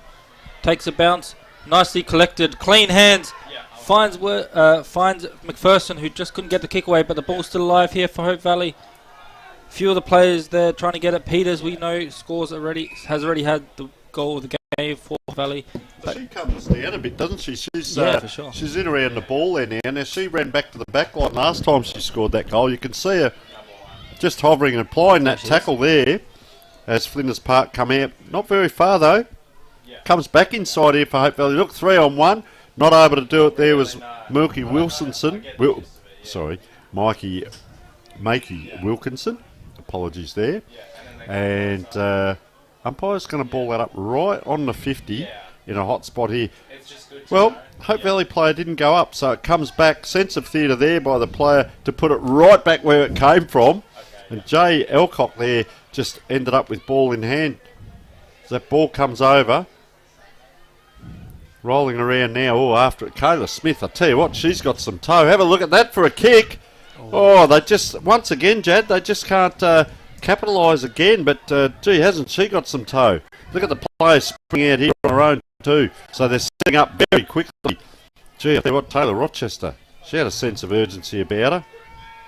Yeah, you're right. Both teams are running hard back and forth. You see the congestion on all sorts of areas of the field, and they're really, running hard for their team as always. So leaving it all out there for this grand final. It's a last touch rule now, so bring the ball back into the 50, into the pocket. No mark taken, it just dribbles round, and another behind. So, yeah, as we said, a bit in front of goal. 7 behinds of the game. A few of them rushed, but in the end, it still all counts on the scoreboard. So 1 goal 7 plays 1 goal 2, 4.5 minutes played. Usher now into the 50. Nearly taken was the mark there by Mackenzie Hunt. She tried to get that one, but no luck. So it's going to be a boundary throw in now, just on the 50-metre line. So ball on the far side. We can feel that wind coming in as Hope Valley go around again. Oh, it's close now. Oh, around on the left boot. Will it bounce? Oh, it just bounces the wrong way. So that's Chloe Reina, and guess what? They've kicked the 4 points for the quarter again. We're 5 minutes in, so they're just peppering that in. 1 goal 8, and they just can't get that goal, Jad, and it is a goal of difference now. And I'll tell you what, Tegan Usher's up against. I've been very impressed with her play down back, not only in her kick-ins, but her general play. This time she plays on. She's got a nice kick on her too. Puts it out towards the big tall player, and that's smart play. And that's Astrid Gurley. Very smart play by the Flinders Park team. They need another one here. If they can get 2 or 3 passages of play, they may get that ball up around the middle. We just haven't seen a lot of it. And as you can see, it'll come back in through Isabel Rowe. Rowe now just looking for options. Not too much movement ahead of the ball for her. So she's just going to bomb it in. Actually, no, she chips it just sideways a little bit, trying to find a little bit of a better angle, but no luck there. Big tackle there and holding the ball. Beautifully clean taken tackle by Kayla Usher. Not to assume they're sisters, but one Usher in the forward line, one Usher in defence, and the Kayla Usher in the forward line. 31 goals for the season, so very impressive effort. And in that occasion, though, putting the pressure on, which we know is very important for anyone to do, even the forwards in modern footy. So Laura Morris just coming on, streaking across the ground there, number 5. So, she looks a real athlete in her movements as well. So they are making the changes, both teams, because fatigue will play a part as Usher heads after the ball. But Flinders Park, there she is now. Laura Morris, she ran onto that ground. She's got caught with that bounce, though. Just as I wrap her up, she gets wrapped up, Jad, and that's the commentator's curse, if ever I've seen it. And Hope Valley will load up now, just off half back. They're going to come out this side of the ground. That's a nice diagonal-looking kick. Elizabeth Rowe couldn't. She's back after it here, but have a look. 1, 2, 3. She pushes it forward. She's after it again, Rowe. If she's anything like her father was, she'll go straight through that pack. So, magnificent player was Rowe in his day, and great to see his daughter carrying it on. As Craig Rowe, that was, Hope Valley Premiership player back in 94. As the ball comes out now, very well done by the Flinders Park player. She had to almost basketball bounce that up. Taylor Rochester, player gone down in back play. It's come around through Chloe Hodson. Very dangerous position. Look at him race for it now. Will it be a paddle? That's a clean take. That is very good play, young lady. Lucy Martinson, take your hat off there. That's a goal-saving play. Not just to paddle the ball, but to actually pick it up and kick that ball out. And as I say, Jad, it'll be 2 kicks back here for Hope Valley as they load up again. They go in forward now and nicely intercepted again by, that was Gooley. We've called her name a few times. She's probably one of the tallest players out there and really using our height to advantage, taking some nice marks around the ground. And now Hope Valley go forward in their own respect. Back into the 50 or just on the edge of it. Trying to look for that tiny bit of space to try and get the ball forward, but they are wrapped up quickly. Gooloo now going into the ruck, so very important for ruckman to just roam around and find those pockets of space to take those intercept marks. The 50 metres now looking for a mark by Hope Valley. Takes us a few bounces, a bit outnumbered are the Flinders defence actually, so just trying to get back there, but they're a bit too keen to get the ball and give away a free kick just for grabbing the Guernsey. They've got a good connection through the back line, haven't they? You can see Usher down there just pointing, but they've had their moments, like Natalia Florinas there. That was her turn to go and get the ball, and she battled it there. She picked the spot and battled, and you've just got to play your role. See, Hope Valley come in again. Now Flinders Park are back there, but just have a look. There is a Hope Valley player. Looks like Alicia Wortingham. No, it's a smaller player, as in over the top, Hayley Tahini as well, fighting for that ball. So dangerous position once again. Flinders Park, can they clear? Hope Valley, can they get a touch on it? Maybe score a goal. Well, it bounces back, and there's that lady I was talking about. Oh, it comes around. I'll tell you what, if that's Tahini, oh, very close. She knows how to score them on that left boot. So that is their 5th point for the quarter. They just can't. And I was alluding to Natalia Florinas. When it's your turn to go, you have to go. And she did very well to clear that ball as Tegan Usher, yet another kick in, Jad. Yeah, she's very dangerous on kicking, so it's no wonder why she's there. That one nearly gets the marked by Hope Valley, but nicely done to help out the teammates there and get the ball free. Hunt is in there again with a nice spin, but right into danger, but it will be just a stoppage. Interesting also to note that Flinders Park actually played at this oval last week, so they might have that little bit more familiarity with the ground, and that could be contributing to the kicking on goal. Just the ruckman taking a knee there, so ball right in that forward line. Oh, just number 17. You can see her disappointed there. Miki Wilkinson couldn't quite get it done, and I'll tell you what, unfortunately here is Astrid Gooley. She took a knee, I reckon, right on the hip flexor, and I know there's not a lot of meat on the bone in that area. Well, she's up now, thank goodness, but she's looking a bit ginger. It could just be the quad, a knee to the quad, and she's going to have to walk off here, right in front of us. We can see coming off. Yeah, she's coming off now. She's been one of their key players all game, so hopefully she's okay to get going. She's working off by herself, so hopefully no issues there. Good kick in by Flinders Park. Oh, quick with the whistle. Sinead Saunders around. She comes so diagonally across the ground here, Jad. They're out on that far wing. The ball just doesn't bounce for Alina Mish. So it gives Hope Valley once again an opportunity. A soccer will do. Trying to pick that up, Tyra Picks. She's having a fantastic game, Tyra Picks, and I'll tell you what, she's really kept her team in it. As around it comes Alicia Gaffney, can't clear. Look at them go! They swarm on her like chips to a seagull, and that Flinders Park player is not going anywhere, and Hope Valley are on. It's 7 points the difference, and we get a bit of comic relief on the sidelines. And Paul Hunt looking for a packet of chips as well, I reckon, just down there in front of us, as his daughter's playing a fantastic game. They're strong across the back line here, Jad. Flinders Park just can't get it forward. Look at that. There's a somersault. That'd be a suplex in some sports. But look at the numbers around the ball as umpire throws up again. Yeah, you're right. They're so congested in that area. Interesting. Hope Valley got a spare person in defence, even though they got majority of the ball. It's still there just in case Flinders do get that quick kick out. They're there to intercept it and get the ball forward.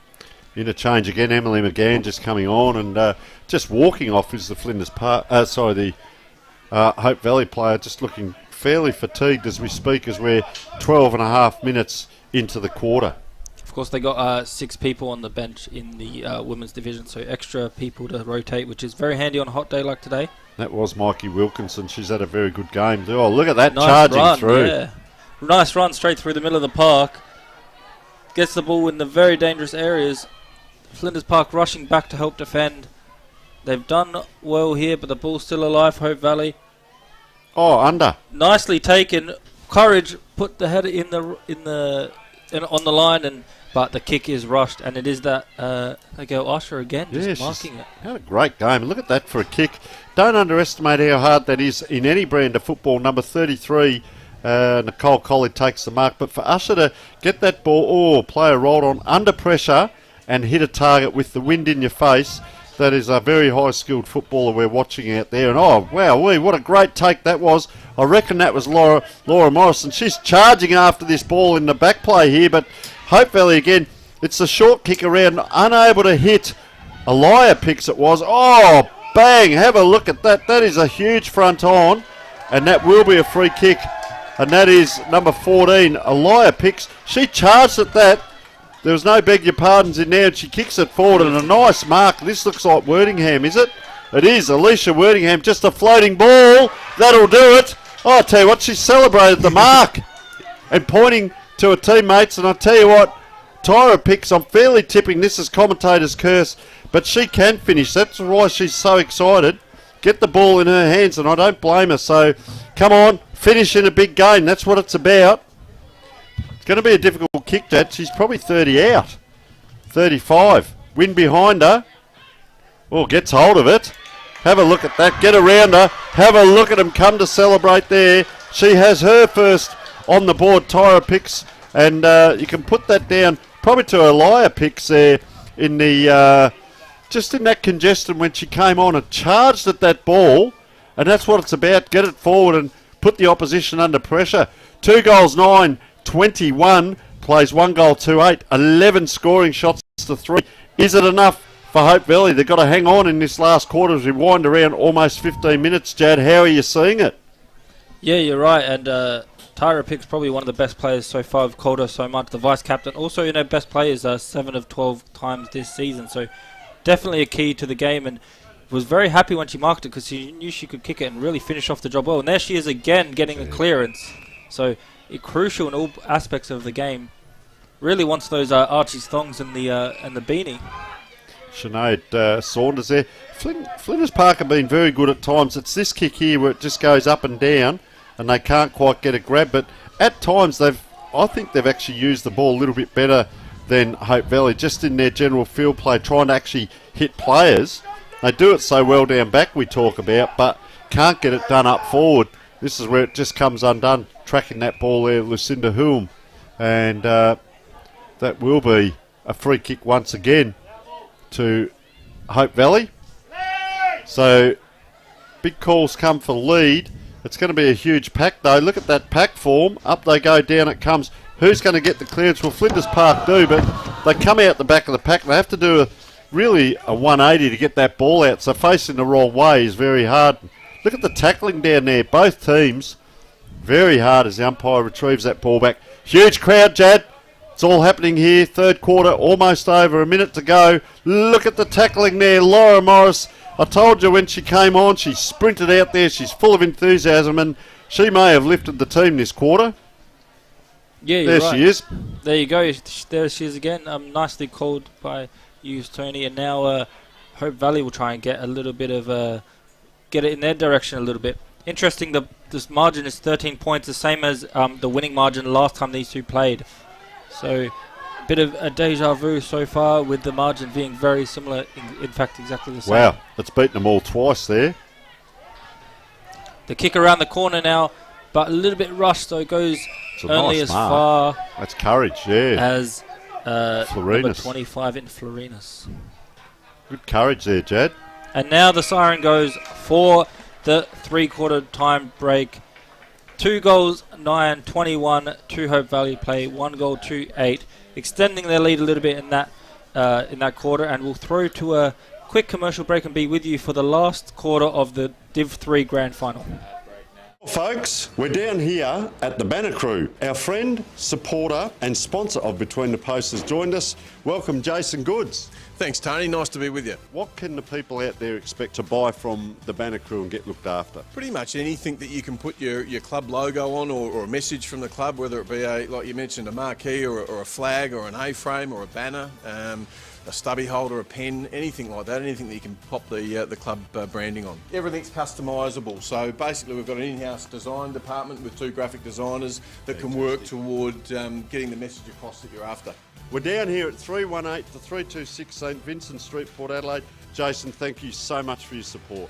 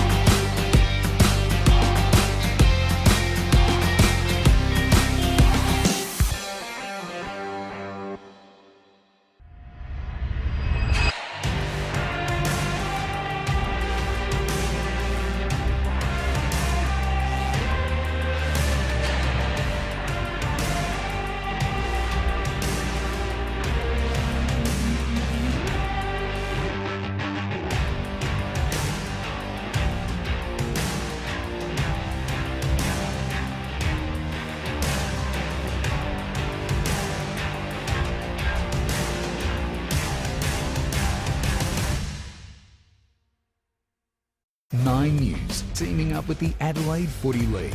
Tom Wren on the ground at your club for Thursday Night Live, strengthening communities through footy.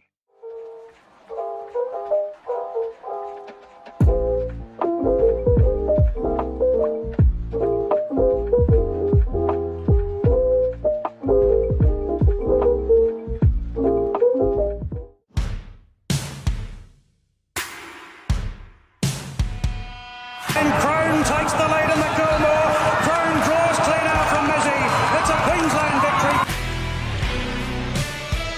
And a big payday for his owners, winning the English Millennium in a romp. But Ed in the class and Ed in the Victoria handicap. But Mahuda goes all the way. Where again, Mahuda?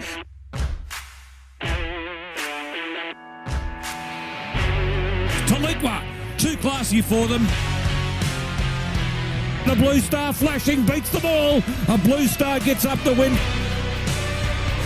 But it's all Globe, 100 metres to go. It's 6 lengths in front. This is an outstanding performance again. And Globe eased down, won the King's Coronation Cup in a canter.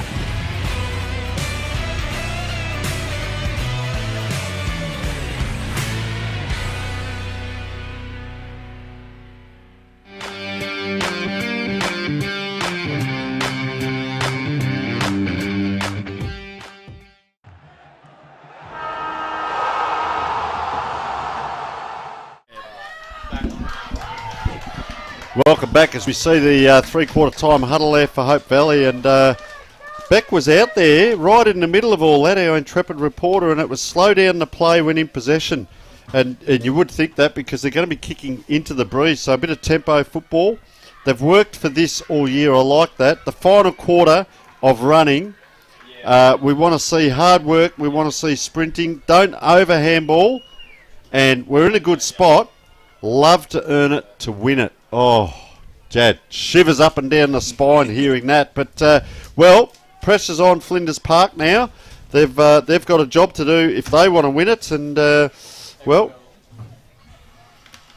yeah, exactly. Just a little bit of noise going. Well, Flinders Park, they only lost 2 games for the year, but Hope Valley only lost the 3. Flinders Park had the best forwards, but they were 20 points higher than Hope Valley. So Hope Valley had the best defence for the season and second best in their attack, and they're showing that today. And a windy day, of course, as well.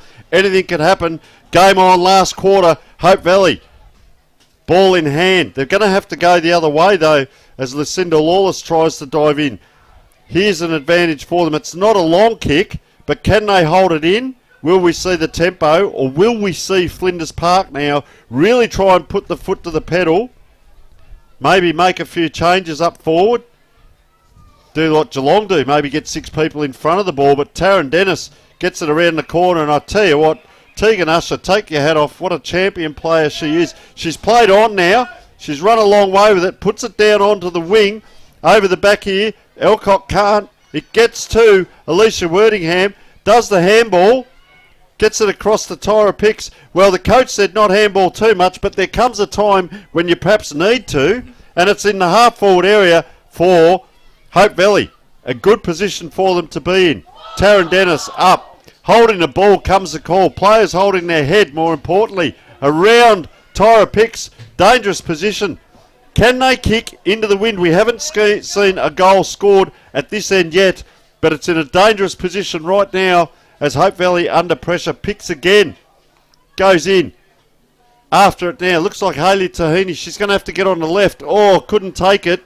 It's down on the ground and vigorous in there. Natalia Florinas. It's around the corner and they've scored into the wind, Jad. Hope Valley. The first behind of the quarter. Yep, it was a nice snap around the corner with the left foot. Very good technique. Just hit the post on the way through. 14 points now. 14 points of difference, and yeah, like you said, we haven't seen a goal on that end of the ground all day, even in the grand final earlier, the Div 5 grand final. So it's definitely favouring going the right way, the right side of the oval from where we're sitting. We will see if Flinders Park can make the most of that little advantage. Every little bit counts for them now. They need to get the ball forward and get on the scoreboard quickly. Well, it's that scrambling play, and let's see the tactics of Hope Valley. They've done the work till now. You know, we often say, do you need to get it down and kick to win the game, or do you just need to hold on? But they've still got 15 odd minutes of just holding on. Now, that's very hard to do. And if Flinders Park get a run on, they only need to kick 1 goal, and belief is a big thing. But I tell you what, this is where they need to just hold on, hold it up, and that's Mikey Wilkinson come back on the ground. Look at that big kick in over the back, is it? Their runners are there. 1-2. Oh, I'll tell you what, Usher again down in defence. Just gets a little kick out. Look at the numbers here. Taryn Dennis, she can't, but she's flung and caught holding the ball. And I'll tell you what, pressure's on. It is a grand final, Jad, and that's what we're seeing, pressure. Exactly, yeah. As soon as she got the ball, they jumped on her, and very nice tackle. Took that very nicely and got rewarded with a free kick. Now just a bit on the wing, and now Flinders go forward with that kick. The bounce favouring their team slightly. They're trying to keep it in play, and they do, but Hope Valley with just a little bit of the possession here. Oof. Big hip and shoulder, but all fair play on, says the young. Just can't get it out of there, and is given as a throw. Umpire now throws it up. Nice tap down by the ruckman. Couldn't get the clearance cleanly and pushing the back. Well, it's hot in the kitchen. Hot in the kitchen out there as the ball comes back. They want to get it on quickly because they're short quarters. Almost 4 minutes gone. Just surveying the area. I'd just say get it down there, get the numbers. That's a good kick because that'll go over the back with a bit of luck. It does, but guess what? In the way. Tyra Picks playing a great game. Ball is up, it's down. Oh, Hope Valley player dumped right on that kick, and a good mark there. Evie Hutton coming through. I'm not sure if Flinders Park, they're just holding this up almost too much. I did say they were using the ball well earlier in the game, but if you're just holding it up and just kicking to packs like that, it's to no advantage. Get it on, and get it on they do. Oh, around the corner on 1 foot. Oh, and it just at the last minute just gets away from Alina Mish there and through for 1 point. But I'll tell you what, they did get it on. Put Hope Valley under pressure. Nice lead here by Taryn Dennis as well. Very good lead, but she put that too wide. No, she hasn't. Well done by Taryn Dennis. And a good mark back pocket to relieve. Yeah, you're right. Good lead and good mark. Very important to take marks all around the field. And Hope Valley probably just been a little bit better at that this game. And it's gone a long way to them having this lead. They get the last touch rule now. So get another inside 50 here coming the way of Hutton. Ooh. Big pack, big fly from the pocket. Wow. Nicely smothered over the line. How good was that? I reckon that was Billy J. Franey there doing her bit. You only have to play your part.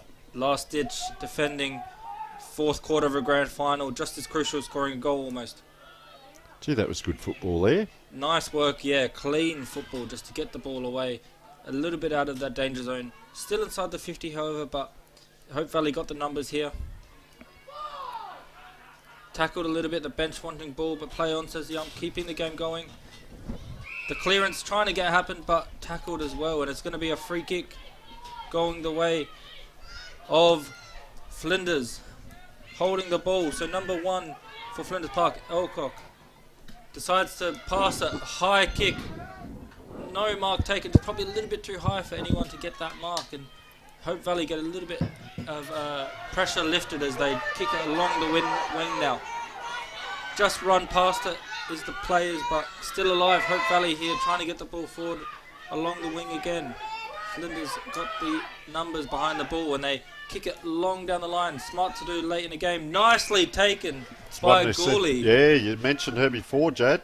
Yeah, she's been outstanding in my opinion this game, and now she goes in the 50, but the kick a little bit to nobody, but nicely done by the attackers just to keep the pressure on the defence, keeping them honest. And so a big tackle. Umpire not calling holding the ball there or dropping the ball, and they've been consistent with it. As long as they're consistent with the calls, Gooley comes in now, taps it backwards, so Hope Valley, can they get out? Oh, brought the ground, but still got a boot to it, Lucinda Lawless. Well, a little quick kick here by Elcock, and I don't know that it travelled the distance, but playing in front, that's the advantage. Number 47, India Batafuko. Fuoso, I apologise. 21 goals this year, so apologise to anyone out there with the pronunciations. As she goes on the left, doesn't make the distance. Look at the numbers charged for this ball. There'd be probably 12 players. That would be the impossible goal there around the corner by Natasha Fazzolari. It's right in a very dangerous position. You can see the goalpost right there. Umpire puts the hand up, throws it up. 13 points the difference, and just tapped the cross for yet another throw in. It's down there, and yes, it is going to be a throw in.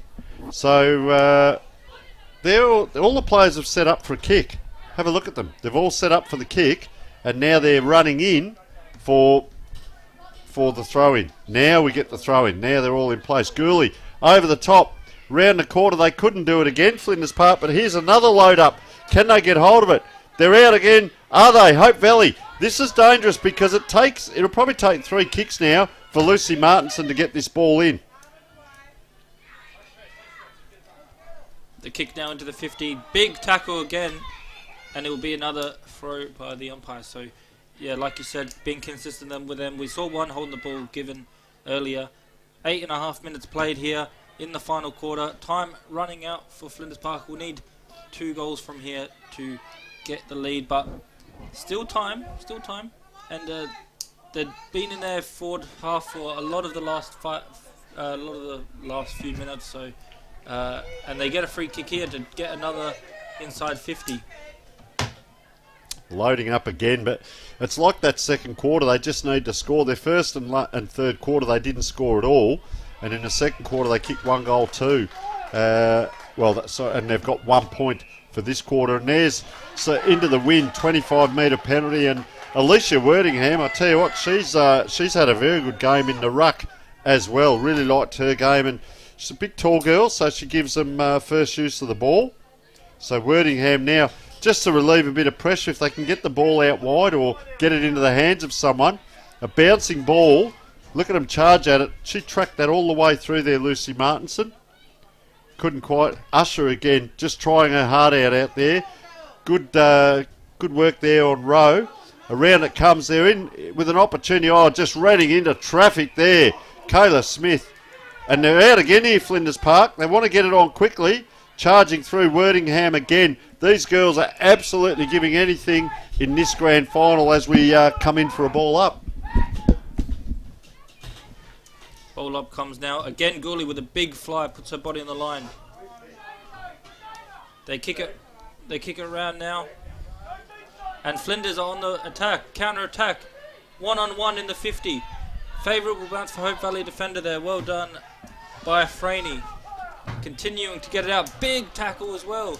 Play on, says the umpire. And then eventually he has to call them in for that. Throws it up very quickly.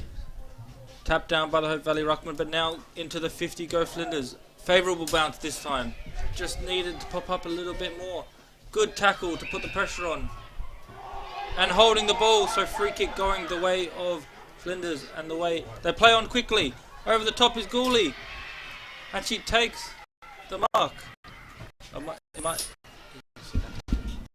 Right in front of goal, it is Gooley, so she will line up from about 25-30 metres out, straight in front. Well, this will be a crucial goal.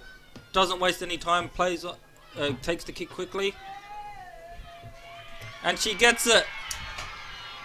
Astrid Gooley been very good all day and gets rewarded with a goal of her own, but more importantly a goal for Flinders Park. The score now down to 7-goal margin. 11 minutes played. 2-10-22. Hope Valley leading. Flinders Park 2-3-15. So a sense of urgency on the bench now. 7 points. There's probably 5.5 minutes, maybe 6. 5.5 to 6 minutes to go.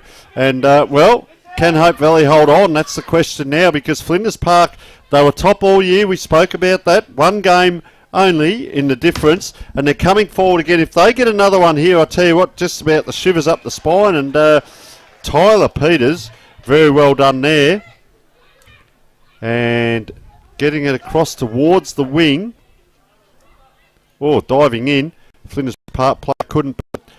That 2 or 3 metres, that's an important push for 2 or 3 metres. Umpire comes in and we'll ball it up. Ball up now, tapped down by the Hope Valley Ruckman. Been good all day, Wortingham. Straight into the air, high and long. The soccer kick now off the ground, looking for their bit of space to try and get it out of there. Worthington again, big important clearance late in this game. The bounce unlucky for the defender there. Hope Valley players running forward, I should say, to help out their attack, but it's held up a little bit here by Flinders. Done well to just stop that counter-attack. They want to get the ball going the other opposite direction as fast as they can now. Need the goals as soon as they can. Nearly 13 minutes played.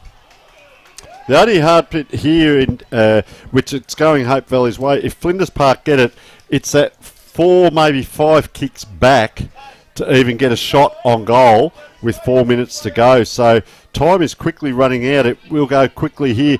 For the players out there, especially for Hope Valley being in front, this will seem like an eternity to them. And there's another free kick. So it's going the way of Hope Valley here. Player just rushing back. She's going to be too far out. Just pops it out towards the pocket. There's a player on her own, and very well done. That's got to be a mark, and that is. And saving mark, Natalia Florinas. That is a great grab in the grand final, deep into the last quarter, in the back line when your team's trying to load up. But Hope Valley, they give a handball out the back. Hunt. Wow, look at that kick. That's gone a long way. It's gone into a nest. It's backwards and forwards football. It's exciting football. It's 7 points in it. Hope Valley leading the game. Hope Valley leading for that ball. 3-4. Good shepherd, Lucinda Lawless. Out it comes. Crunch! Goes Tyler Peters. They get it forward again. Look at the numbers here for Flinders Park. Oh, taking it in one hand around the corner. On the wing. Coming down towards the half-forward line. Players are spent. They're tired. Hope Valley player leads towards it. It's up. Support comes. It's in the way of Lucinda Lawless. She gets the kick down towards the wing. They're inside again. Oh, and relieving play. Alicia Wortingham What a relieving mark deep in defence for Hope Valley, and they're all the people down here on the bench are all pointing which way to go. Jad, it's with you. It's on the wing. Worthington with that very important mark. She's been crucial all game and could be a game-saving mark. You never know in these finals. Every moment counts. The free kick now going the way of Flinders Park. I'm a bit confused. Cleaned up, yeah. Umpire was pointing all over the place. Alina Mish. But here they are with Mish, as you mentioned. Really need an important kick here, crucial. Need a big mark, big fly over the back. But it is the Hope Valley defender who gets it. Another big mark taken and another amazing effort to really stop the play there. Isabel Rowe. Oh, it's back in now on the half-back line. I'll tell you what, Flinders Park player couldn't quite. Look at him come. She's cleaned up. She's taken one to the head. Players there, they're trying to grab around the leg. Player just holding her head there. So just have a look here. Maybe Golding. Just wait and see. I hope the young girl is all right. She's up now. Maybe it's not Golding. It's McNeil. As that ball's in the forward line. Oh, trying to get through Saunders. Oh, soccer there. Saunders back in. Number 2, Sinead Saunders for Flinders Park. She's on the bottom of this pack. She's going to drag herself up and have another go at her. Have a look at her. She's hungry for it. Up it goes. Worthingham. Gee, she taps that back inside. Look at the numbers around this ball here. Try and get that ball out if you like. It'll be like putting one pellet into a chook pen full of chooks. Out it comes. Around this way. Number 33, Alicia Botten, puts it back into the chook pen. They're all after it. Can they get it out? I'll tell you what, Flinders Park. Oh, she's missed it. She has missed the ball. It's okay. Laura Morris, she gets it around. Sinead Saunders gets it on. Gives it to Tani Wright. And have a look at that smother. Look at him. You'd swear she's kicked the winning goal. Alicia Worthingham has done the smother with 20 seconds to go, Jad. Bring it home, brother. The ball now in the 50 still of Flinders Park. Probably time running out. They need 2 scores to win, but the tackling the defensive play from Hope Valley has been super impressive late in this quarter, and smart play there to leave the ball, let it go out, and they'll have a much needed relieving pressure lifting. There it is. The siren. The end of the Div 5 Grand Final. As you can see, crazy celebrations on the field. Very nice scenes. The Hope Valley Football Club, congratulations to the Div 3 Women's Grand Final winners, the premiers of this year.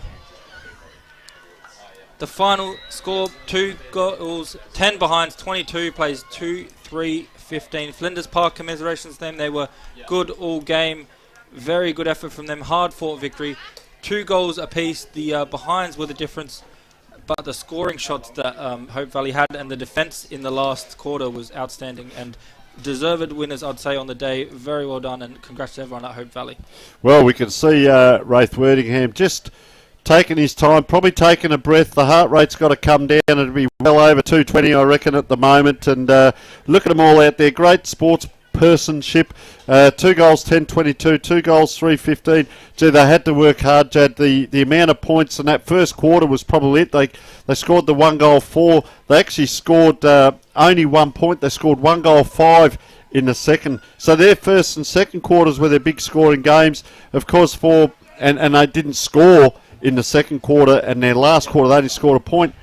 For Flinders Park, well, their big scoring quarters were the second and fourth quarter, but well, they only scored the 1 goal 1 in the last quarter, couldn't get it done.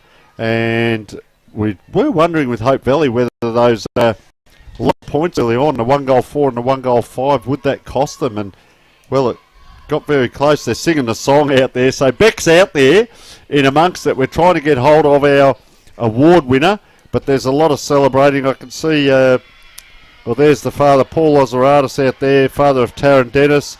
I can see Paul Hunt out there, father of Mackenzie Hunt. I know Rowie will be out there with his 2 daughters playing. Andre, you can see there, just to the left of screen, number 22. Number 22 there, he's wearing one of the jumpers there with his daughter Phoenix playing, and they'd all be proud parents. And well, commiserations to Flinders Park, but just to get to a grand final, let alone win one, is very hard. So congratulations to Flinders Park on their overall season as well. There's cameras, there's singing, pretty much mayhem, Jad, and this will go on for well into the night, maybe 3 or 4 days. Yeah, good scenes to see them singing the song. Couldn't wait to get back to the change rooms. Was very happy with their victory, and why not win the Div 1 final. So see Beck coming now with the winner of the thongs and the beanie as they approach to have a bit of a quick interview before they do the rest of the presentation.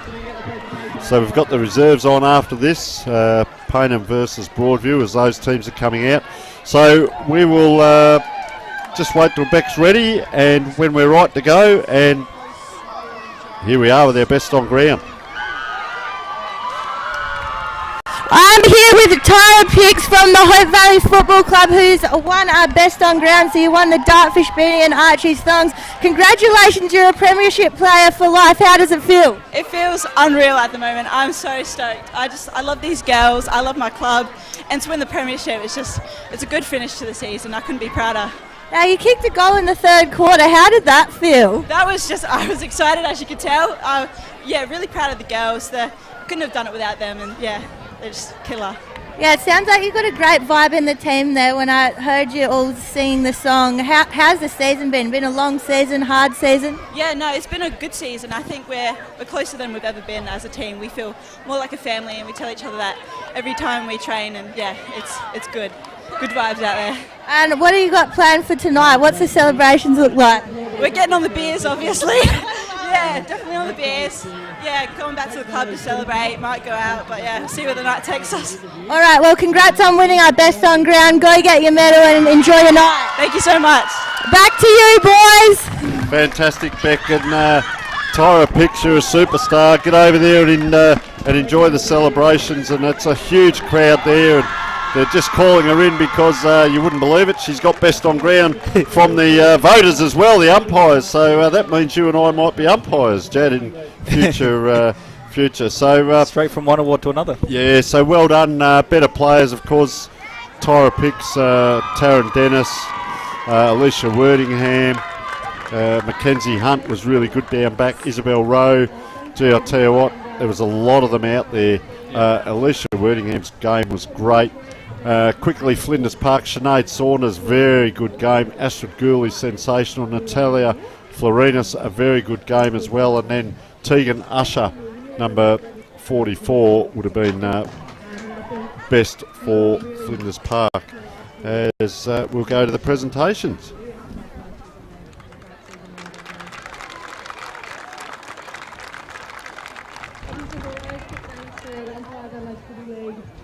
Getting this out and getting it done, and obviously for the Flinders Park girls, I know you're going to be really disappointed. Like I said, there's not much between this team, so it's okay to be disappointed. Okay, but with everything that you could do on the day, there's obviously a good night.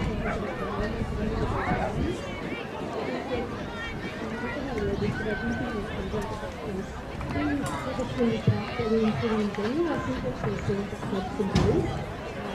To support the women's team more. Especially when it's like, I think it's a general thing. I do think they can do more for all of us. And just continue you guys and you guys keep advocating for us.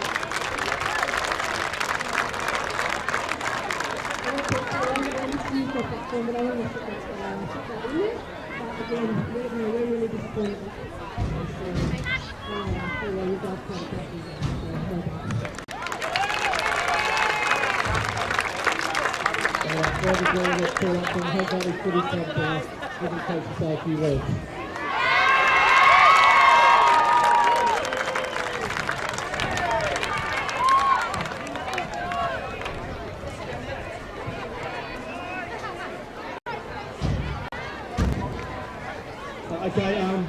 Just quickly, congratulations to the Park. We were seeing the catch pretty much all year.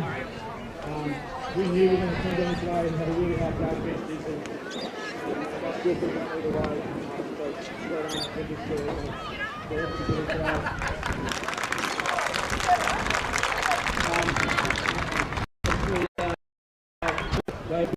A lot of significant games at our level. Might be the best thing that happened to us. it actually made us look at things and change things up, and since then, girls, she has been those last 6 weeks just been, we knew the trade was going to be that day. I knew from the start, we switched on during the week, really proud of you girls, it's a family, let's keep building from this.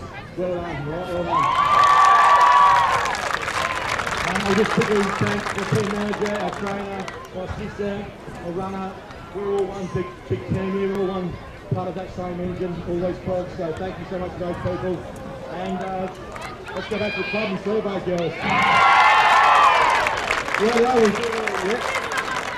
we'll start pulling out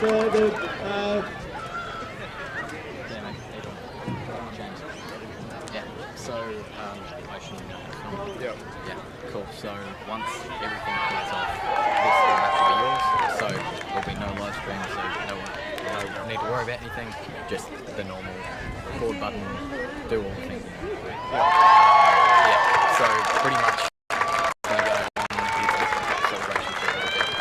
These things are on the live, so they're still doing that. Once the celebrations are done, then they'll kind of have a good time. They'll get the coaches to come across, they'll announce all the medals.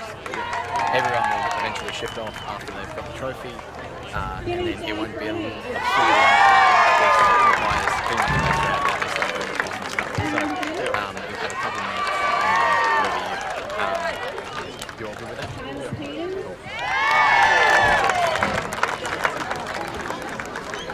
Cool. He doesn't...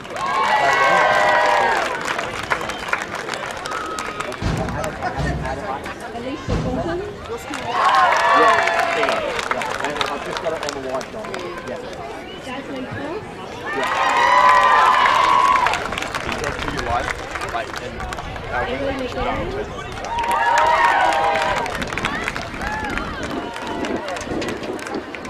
It would be much easier if it was all live.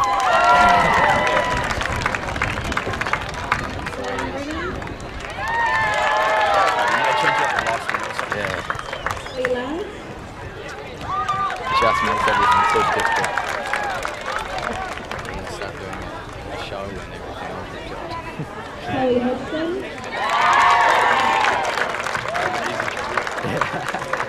Yeah. April Harrison. April Wilkinson. Katie Savini.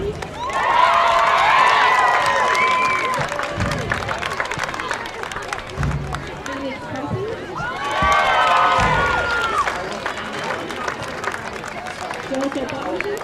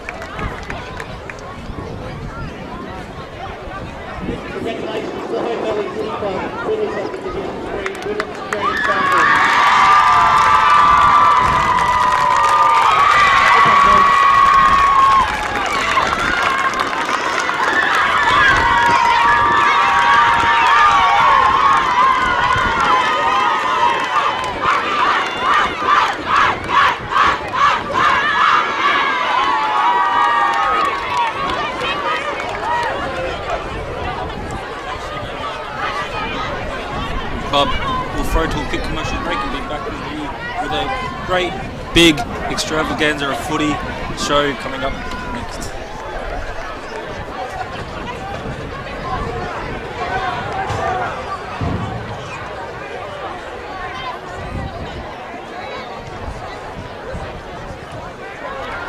Folks, we're down here at the Banner Crew. Our friend, supporter and sponsor of Between the Posts has joined us. Welcome, Jason Goods. Thanks, Tony. Nice to be with you. What can the people out there expect to buy from the Banner Crew and get looked after? Pretty much anything that you can put your club logo on or a message from the club, whether it be, like you mentioned, a marquee or a flag or an A-frame or a banner, a stubby holder, a pen, anything like that, anything that you can pop the club branding on. Everything's customisable. So basically we've got an in-house design department with 2 graphic designers that can work toward getting the message across that you're after.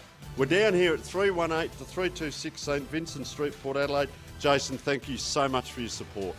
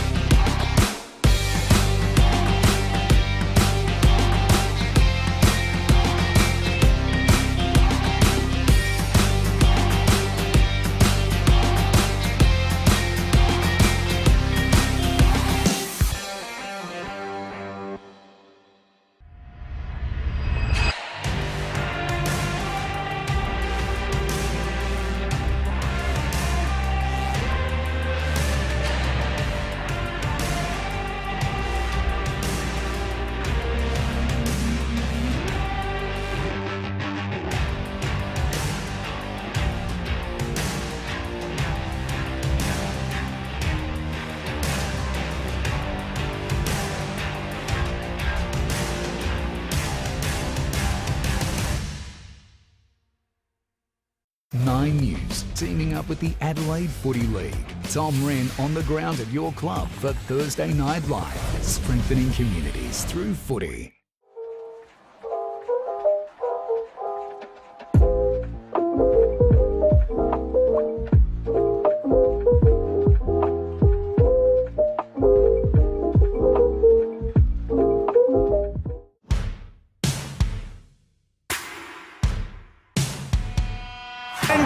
Takes the lead in the Gilmore.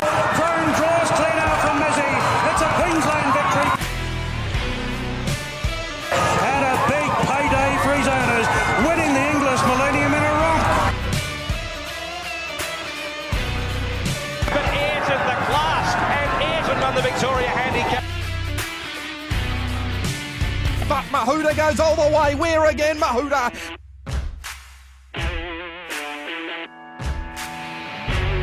Taliqua, too classy for them. The Blue Star flashing, beats the ball. A Blue Star gets up the win.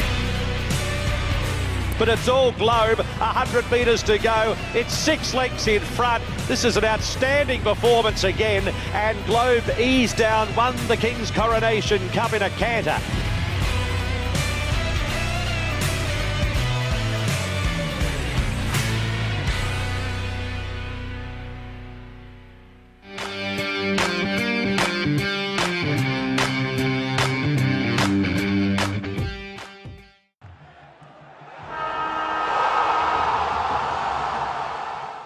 Well, folks, we're down here at the Banner Crew. Our friend, supporter and sponsor of Between the Posts has joined us. Welcome, Jason Goods. Thanks, Tony. Nice to be with you. What can the people out there expect to buy from the Banner Crew and get looked after? Pretty much anything that you can put your club logo on or a message from the club, whether it be, like you mentioned, a marquee or a flag or an A-frame or a banner, a stubby holder, a pen, anything like that, anything that you can pop the club branding on. Everything's customisable. So basically we've got an in-house design department with 2 graphic designers that can work toward getting the message across that you're after. We're down here at 318 to 326 St Vincent Street, Port Adelaide. Jason, thank you so much for your support.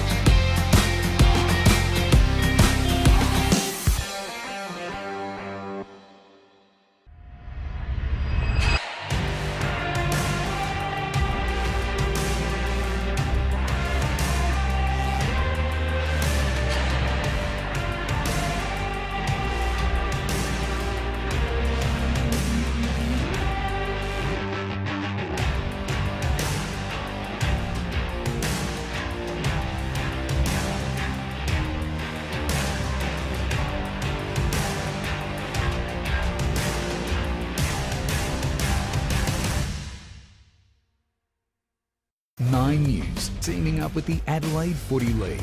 Tom Wren on the ground at your club for Thursday Night Live, strengthening communities through footy.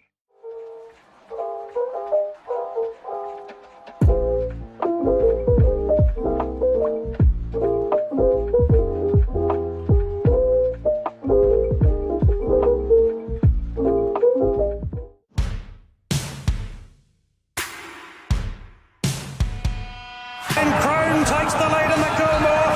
Crone draws clean out from Mizzy. It's a Queensland victory. And a big payday for his owners, winning the English Millennium in a romp. But Ayrton the class, and Ayrton won the Victoria Handicap. But Mahuda goes all the way. Where again, Mahuda?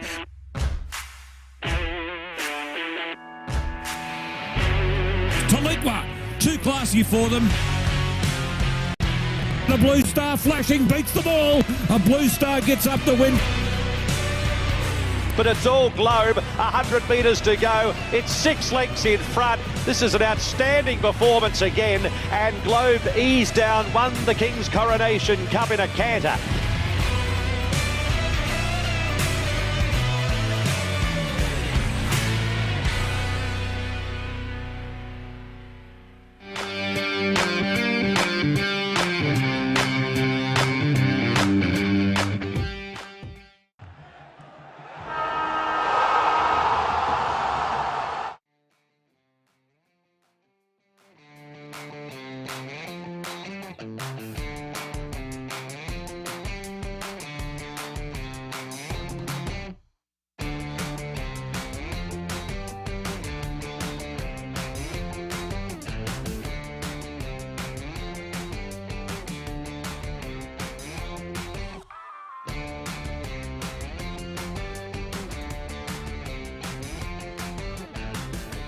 Well, folks, welcome along.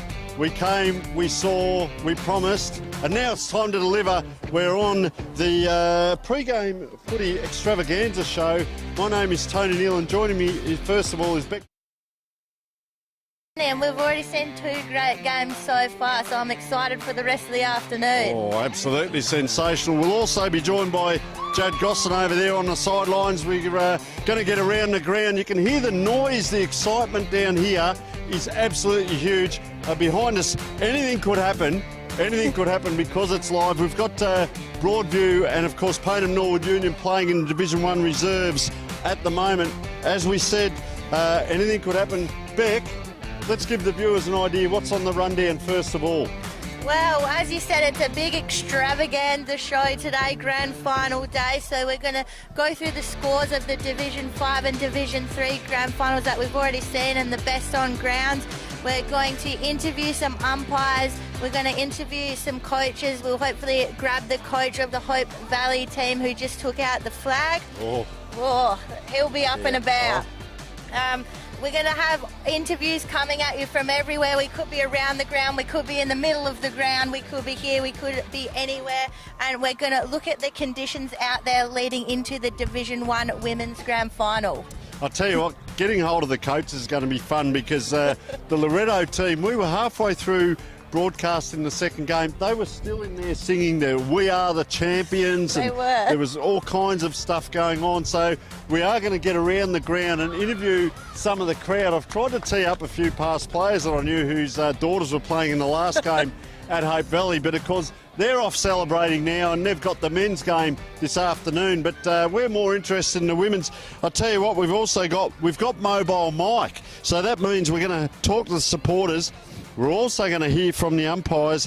We're going to maybe get across to the canteen and have a talk to all the many volunteers out there. And Beck, you can see the support around the ground on the far side down here at St Mary's.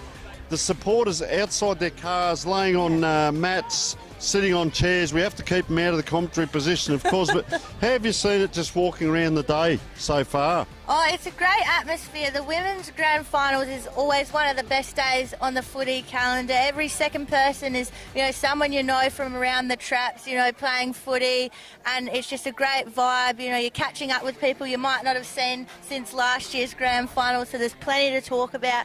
You can see people from every club. There's people here from clubs that aren't in the grand final, and it's on such a lovely day. No one's having to run for shelter or run for cover, so everyone's all around the ground.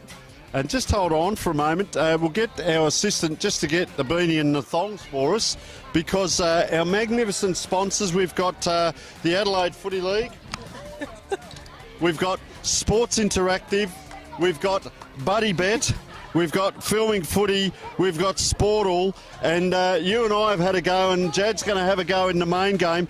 Tell us about what we've got in our hands here, because Dartfish and Archies. So what happens with the Dartfish beanie? Okay, so we've got the Dartfish beanie here and the Archies thongs, and they're awarded to whoever the commentators agree is the best on ground in the game. So we get the fun job of going out in and amongst the celebrations normally and trying to wrangle one of the players, before they start, going and drinking and getting their medals and doing all sorts of things. Well, you are a premiership player for life, but you get remembered for playing well in big games. So the first game we did, the commentators, of course, pick it and the way we saw it, and the umpires picked differently. Yep. But then in the second game, the umpires and the commentators matched. So I've had to go out and pick someone. You've had to go out and, not pick them, but grab them for the interview. And Jad is going to have it ahead of him in the main game when there'll be absolute mayhem about 4:30. We get the Division 1 winner of the Dartfish and the Dartfish beanie and the Archies thongs. So, folks, stand by. That's the start of it. That's just what we've got coming up. Stay tuned. We're going to take a short break, and we'll be back in a moment with all the interviews and the interesting people around the area. Folks, we're down here at the Banner Crew. Our friend, supporter and sponsor of Between the Posts has joined us. Welcome, Jason Goods. Thanks, Tony. Nice to be with you. What can the people out there expect to buy from the Banner Crew and get looked after? Pretty much anything that you can put your club logo on or a message from the club, whether it be, like you mentioned, a marquee or a flag or an A-frame or a banner, a stubby holder, a pen, anything like that, anything that you can pop the club branding on. Everything's customisable, so basically we've got an in-house design department with 2 graphic designers that can work toward getting the message across that you're after. We're down here at 318 to 326 St Vincent Street, Port Adelaide. Jason, thank you so much for your support.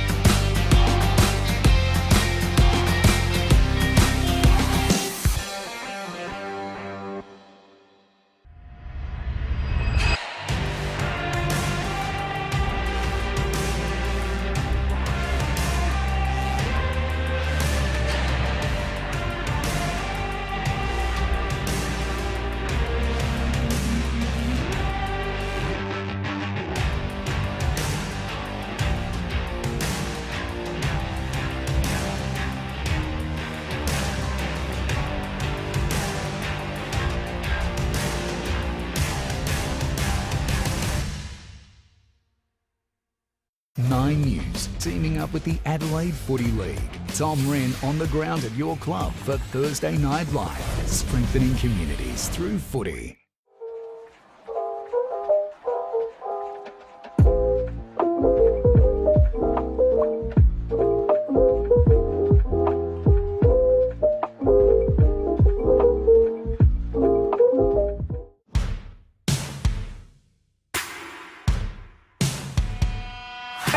Takes the lead in the Gilmore. Crone draws clean out from Mizzy. It's a Queensland victory. And a big payday for his owners, winning the English Millennium in a romp. But Ayrton the class, and Ayrton won the Victoria Handicap. But Mahuda goes all the way. Where again, Mahuda?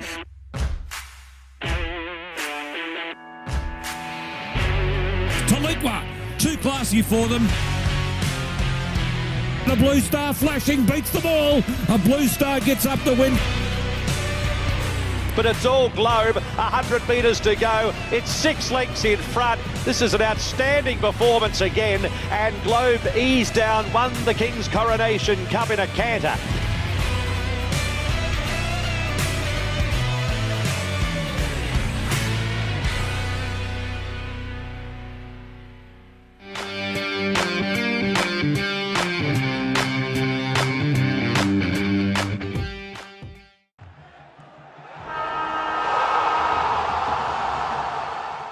Well, folks, we're down here. I'm Beck Northcott, and I'm here with Raith Wordingham, the winning coach of the Division 3 Grand Final from Hope Valley. Raith, how are you feeling right now?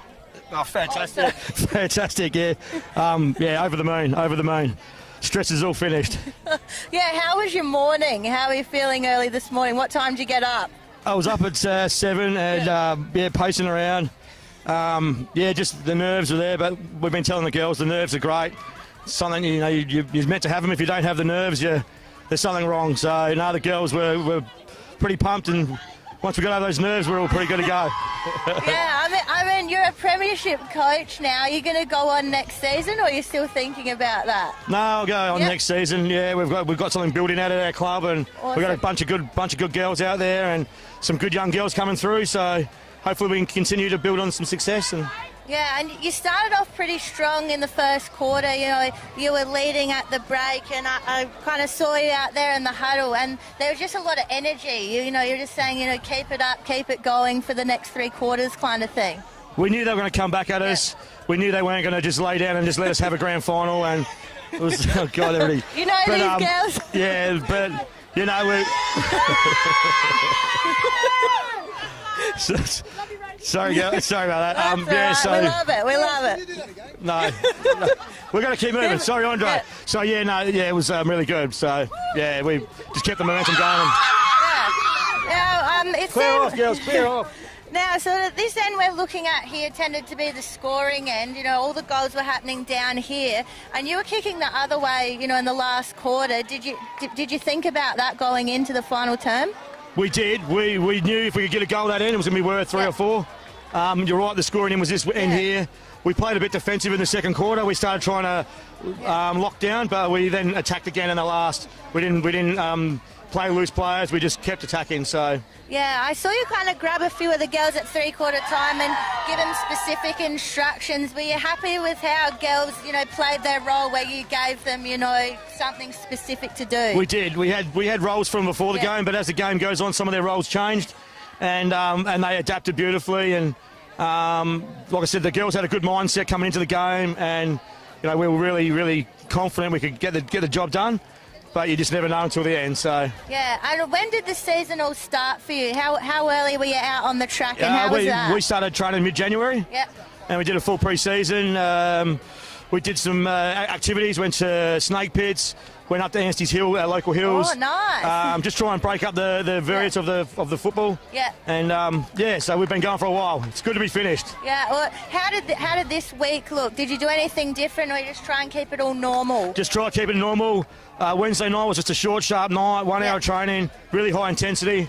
I can't get them any fitter than they were, so they just worked out on the skills. Yeah, awesome. And I saw you presenting the medals, and I thought you just looked so proud of everyone. Oh, I was over the moon with them. Like I said, we've been trying to create a family environment, you know, and so they're like my daughters. Yeah, I did a quick interview with Tyra because she got our best on ground, and she said that as well, that it's just a big family here. Yeah, we're really trying to just get that team environment, you know, and then we don't rely on any person. Yeah.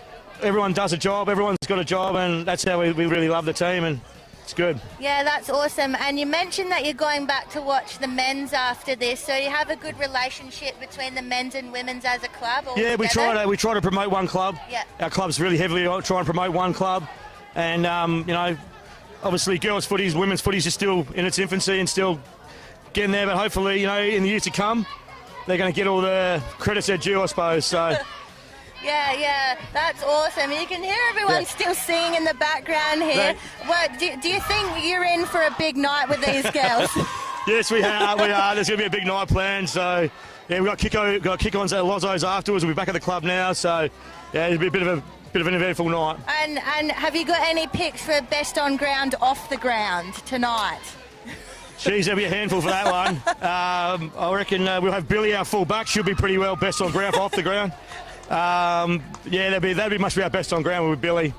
So. Yeah, and have you had the same team together for a few seasons? Or yeah, what's I've been sort of fortunate enough to be involved with this team. I was the under-18 coach for a few years, so I've had a few of these girls before. Yeah. And our Shane, our old coach before, he got them started, and I worked with him for a few years. So I know these girls since I was about 15 years old. So we've got a bit of a bond together, which is, you know, hopefully continues to go. No, that's awesome. You've watched them all come all the way through, watch them grow up. And yeah, when the club decided to have a women's team, we identified that under-17 group, and we just followed them through and just kept building that and made it happen. So yeah, so you've got some more juniors coming through the ranks we've got a good little under-17 team coached by Jared Dunn. He's a good coach and has instructed them. You know, we've got some really good players in there. So I think, you know, for the next few years, hopefully we're going to be in a good position. Yeah, and how are you going to enjoy this? Like, has it sunk in yet, or like, are you just going to take a few minutes to just, have a moment I on your suppose it's the own? thing with the grand finals. They just, you start thinking about next year within, by end of tonight, we start thinking about next year. So, thanks. Look at that. There it is there, the Premiership Cup. God, that's going to look good in the club rooms, I reckon. Yeah, well, it'll look awesome in there. Pity the lid doesn't come off. We can't fill out with beer afterwards. I'm sure you'll find something else to pour beers into, or whatever's going to happen tonight. But, thanks so much for joining us, and congratulations on the win. They worked really hard as a team all year, as you said, since January. Yeah. So, you deserve it. You've all worked hard, and, just go Thank off you. and enjoy the night with the girls, Ray. Thank you so much. Thanks for the tip as well. I've got one right today, so we'll see that. Well, we've got plenty more to come on our Footy Show extravaganza today, and we'll be back with more after this. Folks, we're down here at the Banner Crew. Our friend, supporter and sponsor of Between the Posts has joined us. Welcome, Jason Goods. Thanks, Tony. Nice to be with you. What can the people out there expect to buy from the Banner Crew and get looked after? Pretty much anything that you can put your club logo on, or a message from the club, whether it be like you mentioned, a marquee or a flag or an A-frame or a banner, a stubby holder, a pen, anything like that, anything that you can pop the club branding on. Everything's customisable. So basically we've got an in-house design department with 2 graphic designers that can work toward getting the message across that you're after. We're down here at 318 to 326 St Vincent Street, Port Adelaide. Jason, thank you so much for your support.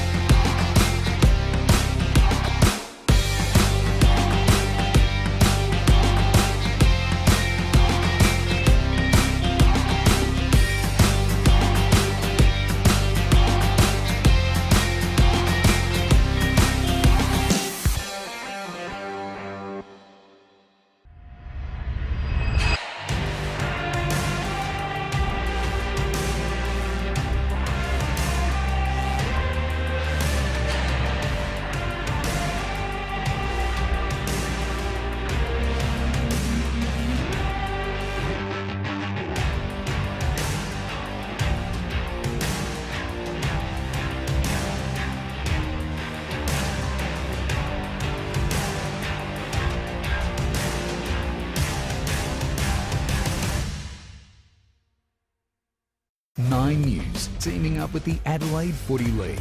Tom Wren on the ground at your club for Thursday Night Live, strengthening communities through footy.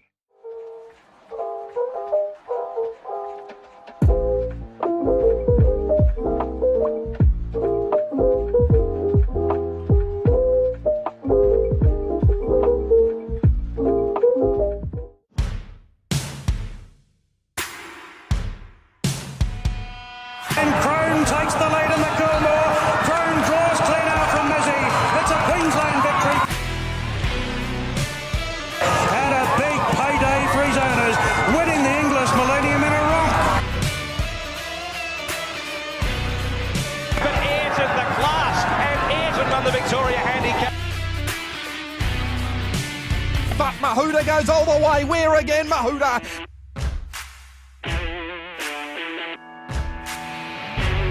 Talitwa, too classy for them. The Blue Star flashing, beats them all. A Blue Star gets up the win. But it's all Globe, 100 metres to go. It's 6 lengths in front. This is an outstanding performance again, and Globe eased down, won the King's Coronation Cup in a canter.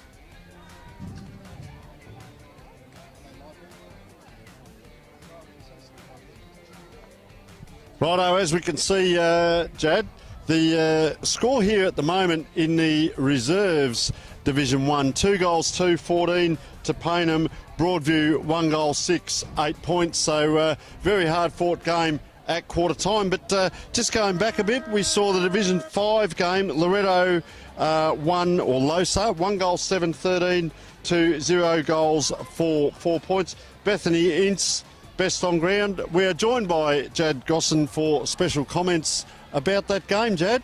Yeah, thanks for having me, and yeah, welcome to the show, everyone watching at home. Yeah, I had the pleasure of commentating that game. It was a bit of a low-scoring game, but it was a tight contest. Good defences from both teams, and really hard-fought win for Loretto in the end.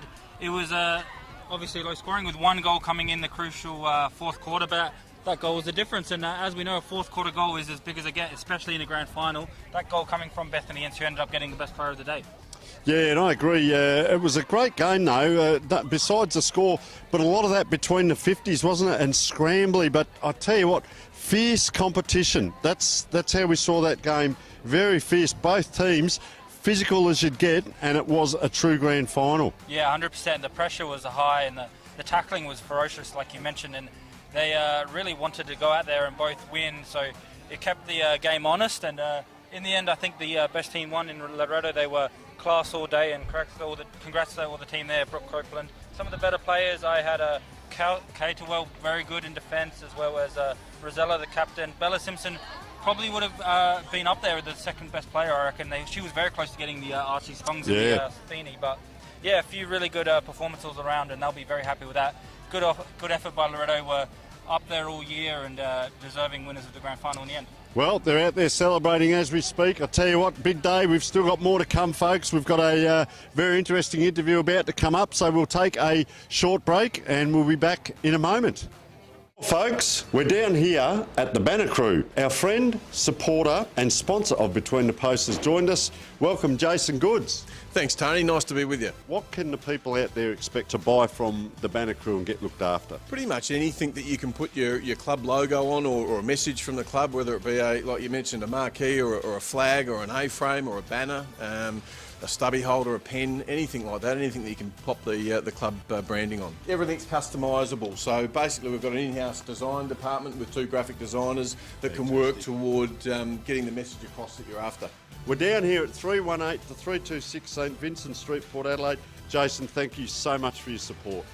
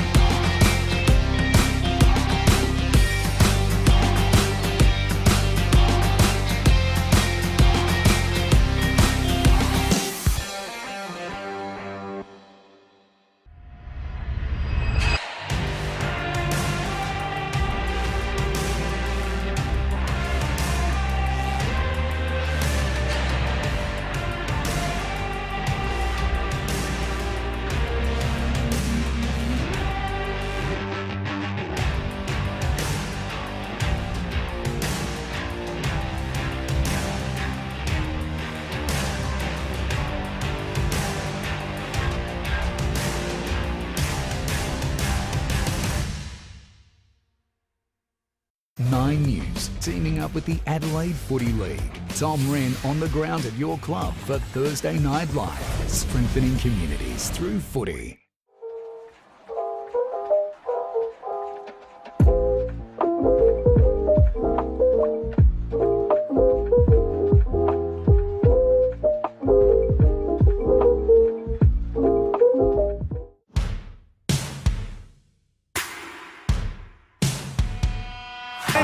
Takes the lead in the Gilmore. Crone draws clean out from Mizzy. It's a Queensland victory. And a big payday for his owners, winning the English Millennium in a romp. But Ayrton the class, and Ayrton won the Victoria Handicap. But Mahuda goes all the way. Where again, Mahuda?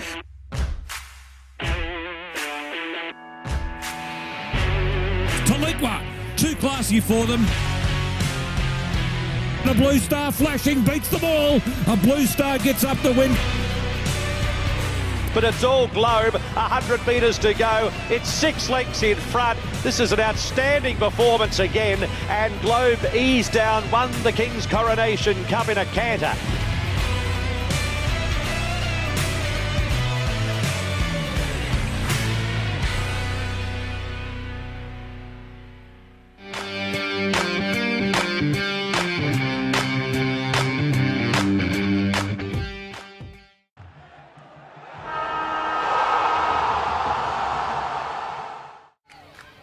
Welcome back, folks. Well, it's an absolute pleasure to be joined by Gary McIntosh, Senior Coach of the Women's at Payneham Norwood Union Division 1 team. So first of all, welcome, Gary. Thank you. You use that one, I'll use this one. Mate, tell us how the squad's looking, because you've got your reserves out here playing as well, and you've got your senior team in, so it must be quite vibrant to have all those good players around to choose from. Oh, yeah, look, it's been pretty good. Our last training session, I think we had 54 on the track, so everyone was wanting a spot, but we probably got to the last game with probably our 48 best players that could probably be picked, so it was good Wow, group. and it's a hard decision, isn't it? Someone has to miss out, but then some get through. Tell us, you won that first game to get through. The self-belief amongst the group, the mental game is so huge, isn't it? Yeah, look, it's been pretty close. If you look at Henley, Morphy's and Broadies, we've all been really close, so it's been it's been a pretty good comp up the top there, and we had a big game against Broadview. I didn't think we finished our opportunities all that well. Hopefully today we can do that. Yeah, because self-belief is a huge one for sure, and knowing that you've got over the top of the ladder leaders, you're there now, and the job needs to be done in the 4 quarters. The lead-in during the finals, we have a bit of the fun with this one, Gary. Anything special? Like, was there a special meal this week? Maybe some past players talk, or even a film night? You and I might have watched Rocky back in the day, but was there anything special done? No, we've just kept it pretty simple. We've just gone about our business and kept everything into routine, and I think that's probably the best thing for the girls. All right, finals bring probably an extra 10% nerves and adrenaline. You get that first 10 minutes out of the way, keep them settled. How are the girls at, overcoming any setbacks if the opposition kicks a goal or two, and the on-field leadership, very importantly?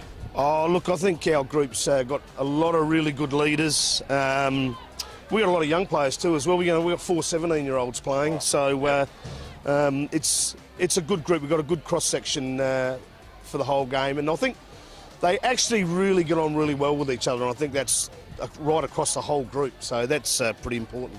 So the fact that they gel, let's say socially, or understand each other, knowing each other's strengths and weaknesses, etc., for yourself, mate, where will the game be won? Well, it'll be one at the end, who's in front, because I think, Morphy's, they're in their 3rd grand final, and they boast, the 2 Dusky medal winners, and they also have had, they've got about 13 SANFLW girls, so we've probably got about 6, I think. So their group is pretty strong. We just need to make sure that we give effort, and if that takes us over the line, so be it. Well, you've been there as a player, you've been there as a coach. Today it's the women's turn. It's all about the women. What is Gary McIntosh's final message in the rooms before they go out? Oh, no, it'll just be the same thing. I think we just want to make sure that we're ready to play and just go out there. Look, nerves will be the thing early, but they go pretty quickly, and you get into the game. And like I said, we've got good leadership and a good harmony, and I think they're all pretty important things. Righto, final question without putting the cart ahead of the horse, but plans for tonight, no matter the result? I haven't even thought about it. Fantastic, very good answer, I like that. Played with a straight bat. So Gary, we wish you all the best for the grand final, mate. Thank you so much for joining us pre-game. Thanks very much.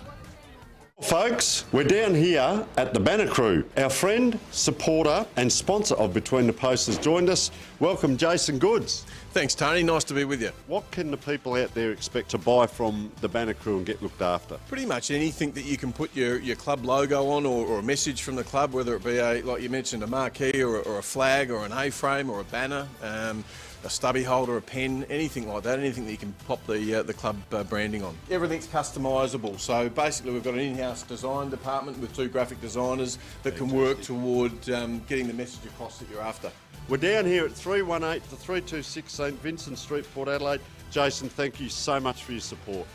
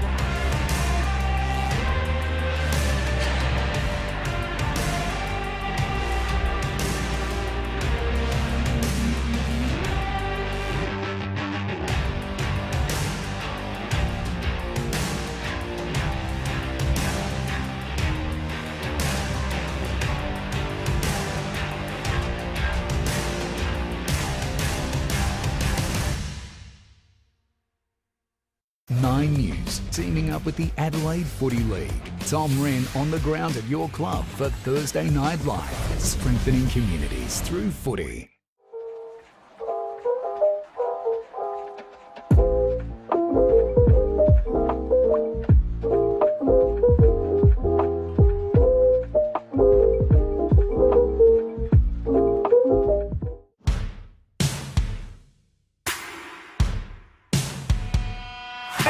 Takes the lead in the Coolmore.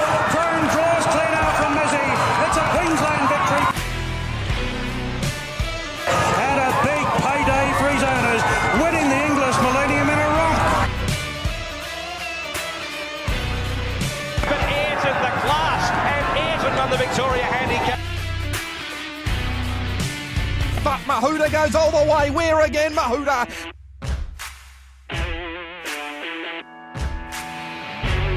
Taliqua, too classy for them. The Blue Star flashing, beats the ball. A Blue Star gets up the win. But it's all Globe, 100 metres to go. It's 6 lengths in front. This is an outstanding performance again. And Globe eased down, won the King's Coronation Cup in a canter.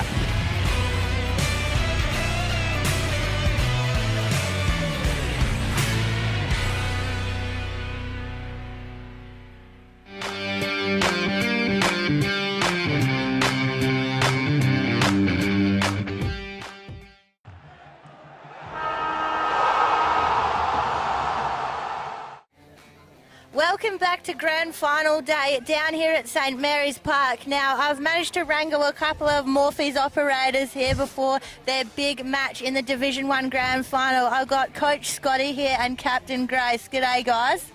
Hey, Beck. Now, obviously got the Grand Final coming up this Arvo. We'll start with you, Scotty. How you feeling? What's the vibes? Look, I won't lie, I'm a bit nervous. I'm trying to stay calm. This is my time to be calm before the game. I can be nervous on the bench, but I'm trying to stay as calm as I can right now.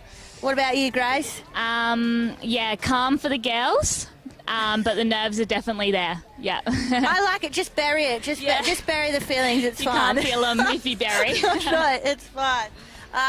Now, Grand Final Day, did you have to make any tough calls with selection today? How was that? Well, we were, we had our reserves team, unfortunately didn't make the grand final, so we had a few extra to pick from, some girls that came up and down throughout the season. And we had it laid out in Steph Simmons, so we were able to bring up a couple of the B-grade girls. So there was no real tough calls. Everyone that's playing, I think, was expected to make the team. So. And Grace, how's the team been gelling on the field during this final series? You had to do it the hard way, coming from third and just keep winning. Yeah, looking back on the season, we definitely had some of those hard wins and hard losses that have probably prepped us for the finals time.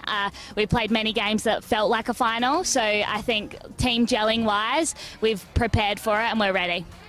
Yeah, now Morphe's, we've seen you guys here many a times before on Grand Final Day. Do you have to do anything to keep it fresh and not just, here's another Grand Final?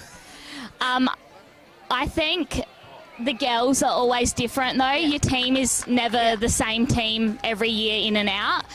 So it's always a different experience for every single person. So those new fresh faces bring the new experiences and keep us lively. Yeah, I like that. And what did you do during the week, Scotty? Just normal training routines? You mix it up? What did you do? So Monday, obviously the big focus was recovery after that game against Broadview last week. And then on Wednesday, just pretty much a normal session. So we didn't have to change too much. We're pretty confident. We've played Payneham a couple of times. Once we beat them and once we came into a draw. So... we spoke a little bit of how to avoid the draw again, but no, we didn't change too much, Beck, I don't think. Yeah, awesome. And you had something exciting with Olivia Evans taking out the Dutchkey medal. Talk us through that, Grace. Dutchkey medal night is always one favourite at the club. We've always got a few contenders, which was lovely. Shows how strong and deep our club goes, as Broadview have kicked a goal on the siren too. So Liv has been at the club for under 17s and before that, so she is a club person, so we all got around her and she definitely has done the hard work to get to where she is now, so we're very proud of her. Yeah, and you got second as well with Celestina. It was a very exciting count. We were at the club after training. Last round, both players were on 16 votes, so we knew it came down to the last round, so we knew we were going to have a winner. Yeah. And, we're super proud of Cel as well. But like Grace said, Olivia has worked really hard. She's very dedicated to her football, and I wouldn't be surprised if she gets a few more sample opportunities this season with the Eagles as well. Yeah, obviously, it's a team sport and, get around everyone, but it is exciting to have those moments where, you celebrate someone like that with the Dutchkey medal. Yep, and we did, and we'll celebrate her again tonight and tomorrow and the weeks to come as well. She deserves it. Yep. Yeah. Now you're up against Payneham today, obviously. Without giving away any secrets, do you go into this, are you targeting any players or any specific gameplay, or are you just sticking to doing things your way? I think we trust our gameplay. We know how it works. We know that it has beat them before. So it'll be more just sticking to that until we can identify if we do need to shut anyone down, which can be done. Yeah. Yeah, and Scotty, do you have players you can go to and, you might have to sacrifice them and say, you've got to go play on this player today and you might not get any touches, but this is your role. You got people you can go to for that? Yep, absolutely. We brought a few into the team for that exact purpose, and I've spoken with them and you know what, they love that role. Some people hate it when you say, look, I don't worry about getting the ball. Your job is just to tag this. But we've got a few players in the team that just love that. They love to know where they have to be. And, if we have to do it, I think we can do it. Yep. No, that's awesome. Now, you touched on it before. Your last game against Payneham was a draw, and you said maybe you've talked through some things about how to avoid a draw. What was that, apart from, just getting in front? Well, I think we just, because we were up in that game by about 30-something points at one stage, I think we just lost our cool a little bit. And we just spoke about, flooding in. And if we do get the opportunity to get the ball, we're just going to go long, safe down the line. And if we don't have the ball, we'll just flood and hunt back. So, yeah. Yeah, so any final thoughts, as you guys go and get ready? What are you going to do to prepare? We relay the message that hard work is going to take it to win this, and we know it's going to be a tough contest. But yeah, like Scotty said, we trust our team. It's going to go down to the wire, and we're ready for it. Awesome, I like that. Any final Very words? similar. We pride ourselves on hard work. It's a bit of a buzzword that we've been using this season, and it has been a hard season. And it'll just be about, no matter what happens, just sticking to our values and remaining cool. And whatever happens, we're still going to get around each other, and we consider ourselves a bit of a big family at Morphe's, and so. Yeah, we're just excited, to be honest. Yep. Well, yeah, I like that. And you said remain cool. It's actually pretty warm out here today. You got enough water runners and such lined up for this? Yeah, I think we brought in a few extra. Yep. But the girls have been hydrating for days, haven't you, Grace? Yeah. All right, that's good to know. Well, it's half-time here of the reserves game. Payneham are currently up 3-4-22 to Broadview 2-1-13. So we'll let you guys get back to your prep, go and get organised, go and pretend that you're not nervous, in front of the girls. Get it all together. But thank you, Scotty, and thank you, Grace, from Morphettville Football Club. All the best for the game. Thanks, Beck. No worries, and we'll just go to a short ad break and we'll be back for more. Folks, we're down here at the Banner Crew. Our friend, supporter and sponsor of Between the Posts has joined us. Welcome, Jason Goods. Thanks, Tony. Nice to be with you. What can the people out there expect to buy from the Banner Crew and get looked after? Pretty much anything that you can put your club logo on, or a message from the club, whether it be like you mentioned, a marquee or a flag or an A-frame or a banner, a stubby holder, a pen, anything like that, anything that you can pop the club branding on. Everything's customisable, so basically we've got an in-house design department with 2 graphic designers that can work toward getting the message across that you're after. We're down here at 318 to 326 St Vincent Street, Port Adelaide. Jason, thank you so much for your support.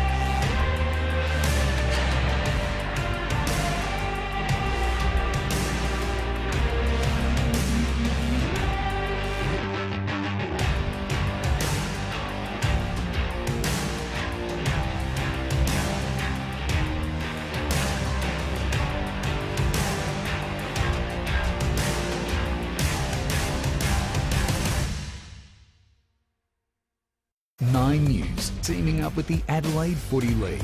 Tom Wren on the ground at your club for Thursday Night Live, strengthening communities through footy.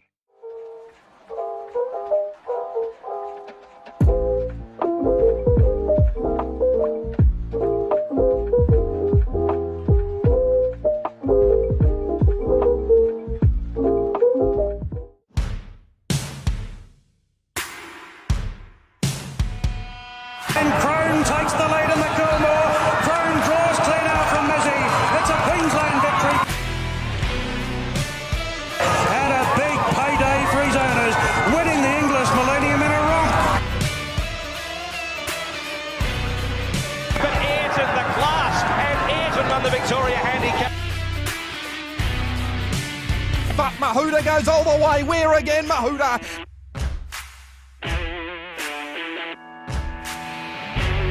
Taliqua, too classy for them.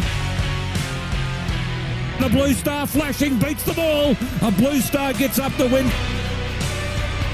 But it's all Globe, 100 metres to go. It's 6 lengths in front. This is an outstanding performance again. And Globe eased down, won the King's Coronation Cup in a canter.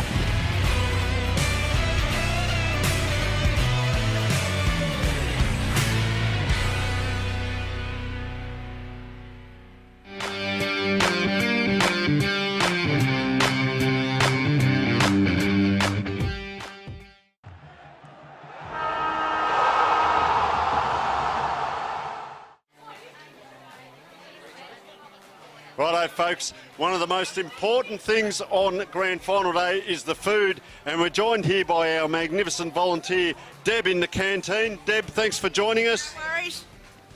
Yes, and, well, tell us, what's the fare for the day? What kind of food have we got? We've got hot dogs, we've got pies, pasties, sausage rolls, chips and gravy, donuts, what else we got? Oh, a few other things as well. And what's been selling the most? Hot dogs.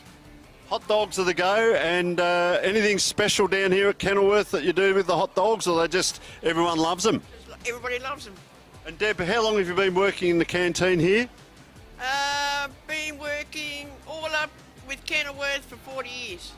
40 years, folks, so absolutely sensational. I'll tell you what, the donuts look good. We're going to let you get back to serving. It was hard to grab you as well, but you and all your volunteers are doing a fantastic job, Deb, so thank you very much. There you are, folks. Get down here. I'll tell you what, the donuts look all right as well.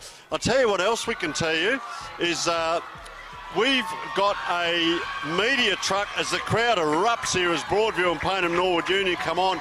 We've got a media truck that's really huge news. It's got the Sportal scoreboard on the side of it. It is almost completed, and that's going to be going around to local football grounds, metropolitan and regional. We're going to cover all of Australia with it. It is fantastic.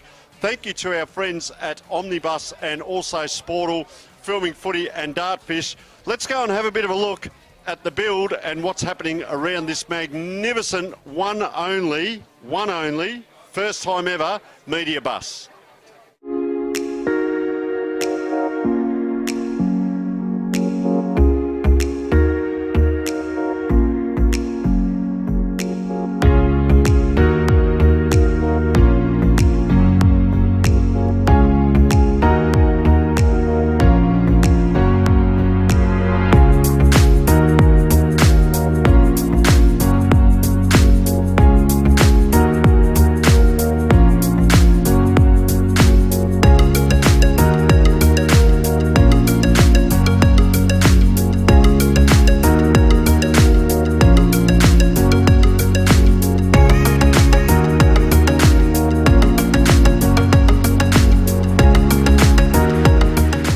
Amazing, folks. We're here with Dave McLaurin from Omnibus, and Dave, I'm just blown away, mate, by this outstanding facility that we're standing atop of now. Do we call it a truck, a trailer? Well, I call it a mobile commentary truck.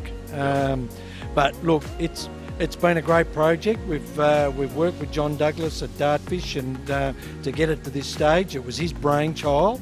But obviously at Omnibus we have our own CAD drawings, our own intellectual property that we use, and we build buses off the ground. And you know, we're happy to get involved in this project. It's quite exciting, and being football people ourselves, we're really happy to get involved with him. So we've come in and had a bit of a look downstairs and upstairs, and a lot of the features of this, but more so for the communities out there. We get out there, and this top just pops up. Yeah, look, we're standing in the upper commentary position. We're 4 metres off the ground. We've got an LED screen on the driver's side of the vehicle. What that'll do is display the score, but also give interactive replays during the game.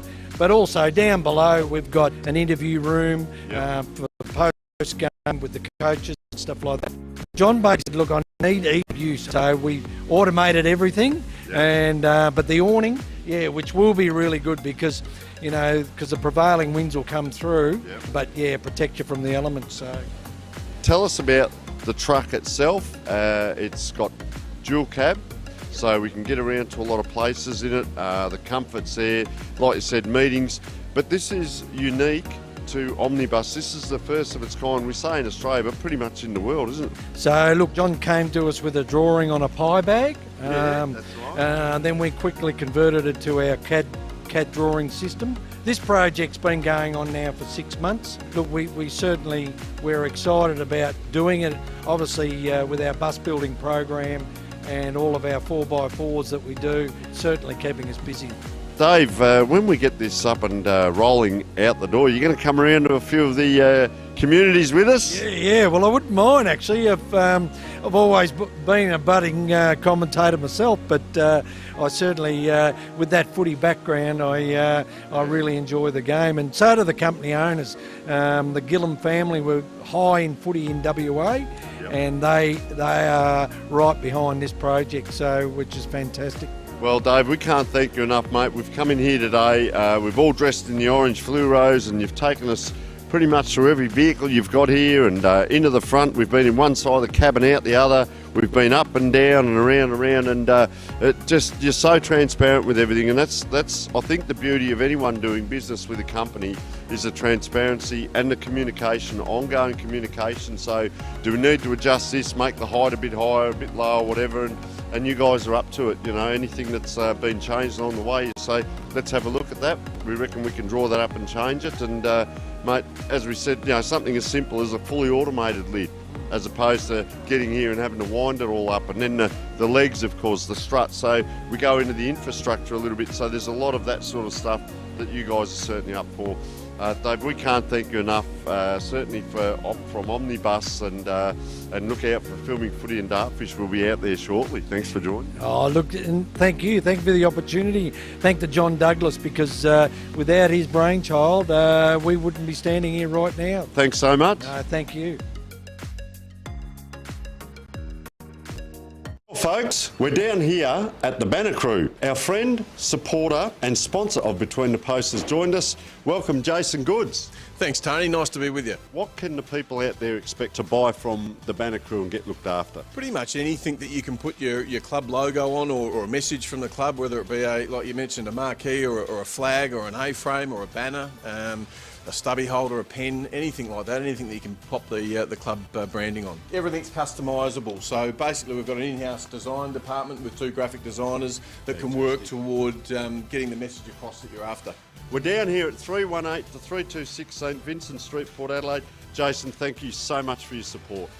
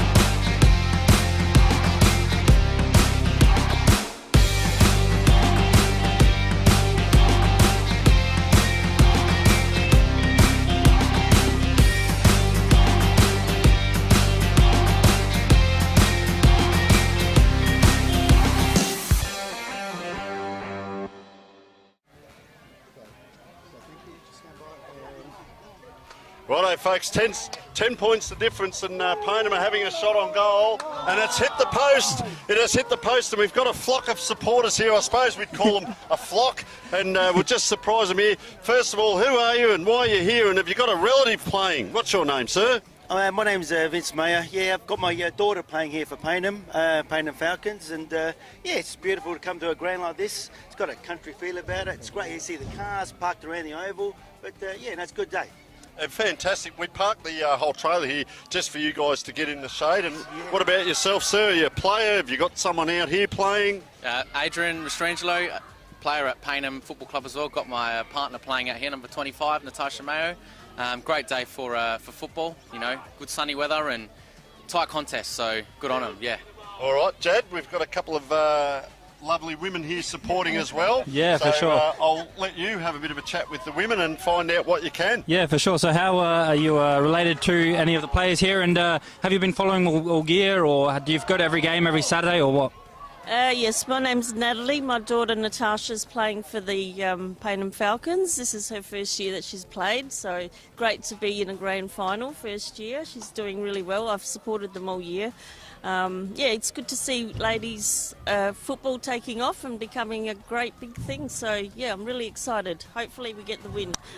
Yeah, hopefully you get the win in the reserves and the seniors for you, the A grade. Sorry, so you come and watch the women's football. Did you ever have inspirations of playing when you were younger, or did you have any ideas of that, and how did your daughter get into the footy in women's footy? No, I never had any inspiration. Her dad has been a football player, so he's really sporty. I'm not sporty, unfortunately, but she gets her talent from him. She's always been really sporty, so she's played basketball, netball, and she's always wanted to play footy, so it's great that she's got the opportunity to play.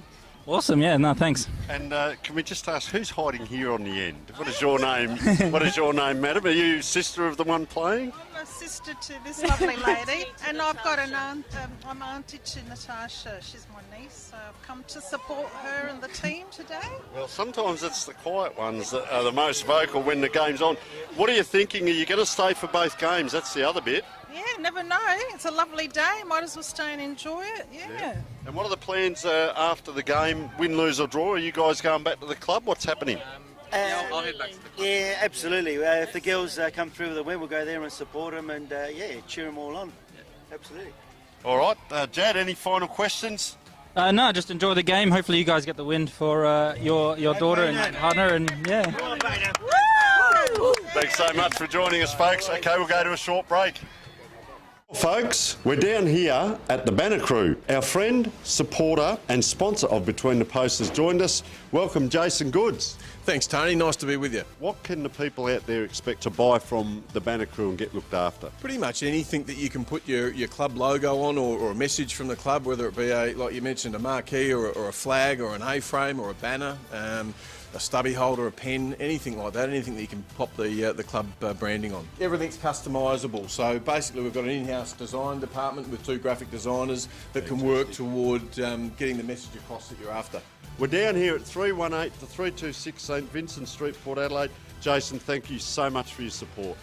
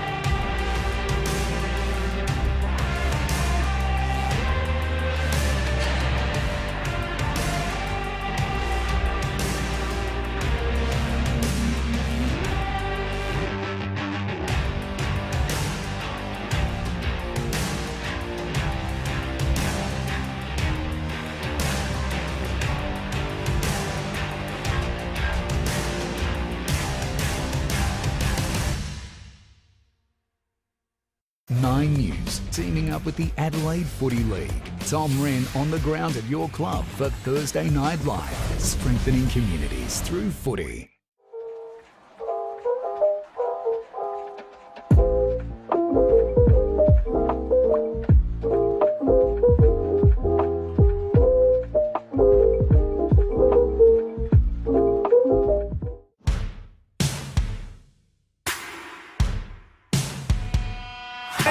Takes the lead in the Coolmore. Crone draws clean out from Mizzy. It's a Queensland victory. And a big payday for his owners, winning the English Millennium in a romp. But Ayrton the class, and Ayrton won the Victoria Handicap. But Mahuda goes all the way. Where again, Mahuda?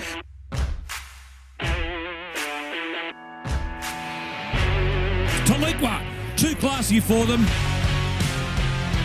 The Blue Star flashing, beats the ball. A Blue Star gets up the win.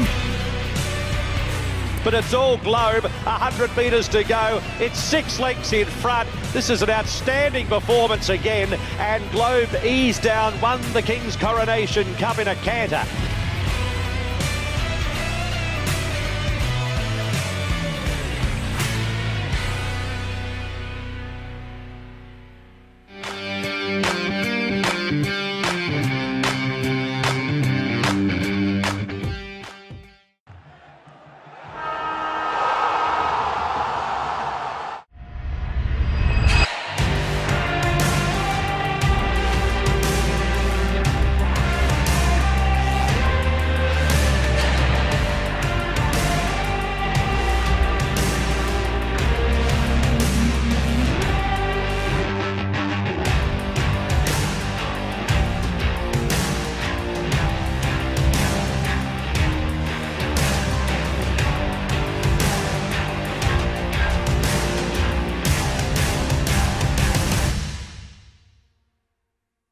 Nine News, teaming up with the Adelaide Footy League. Tom Wren on the ground at your club for Thursday Night Live, strengthening communities through footy.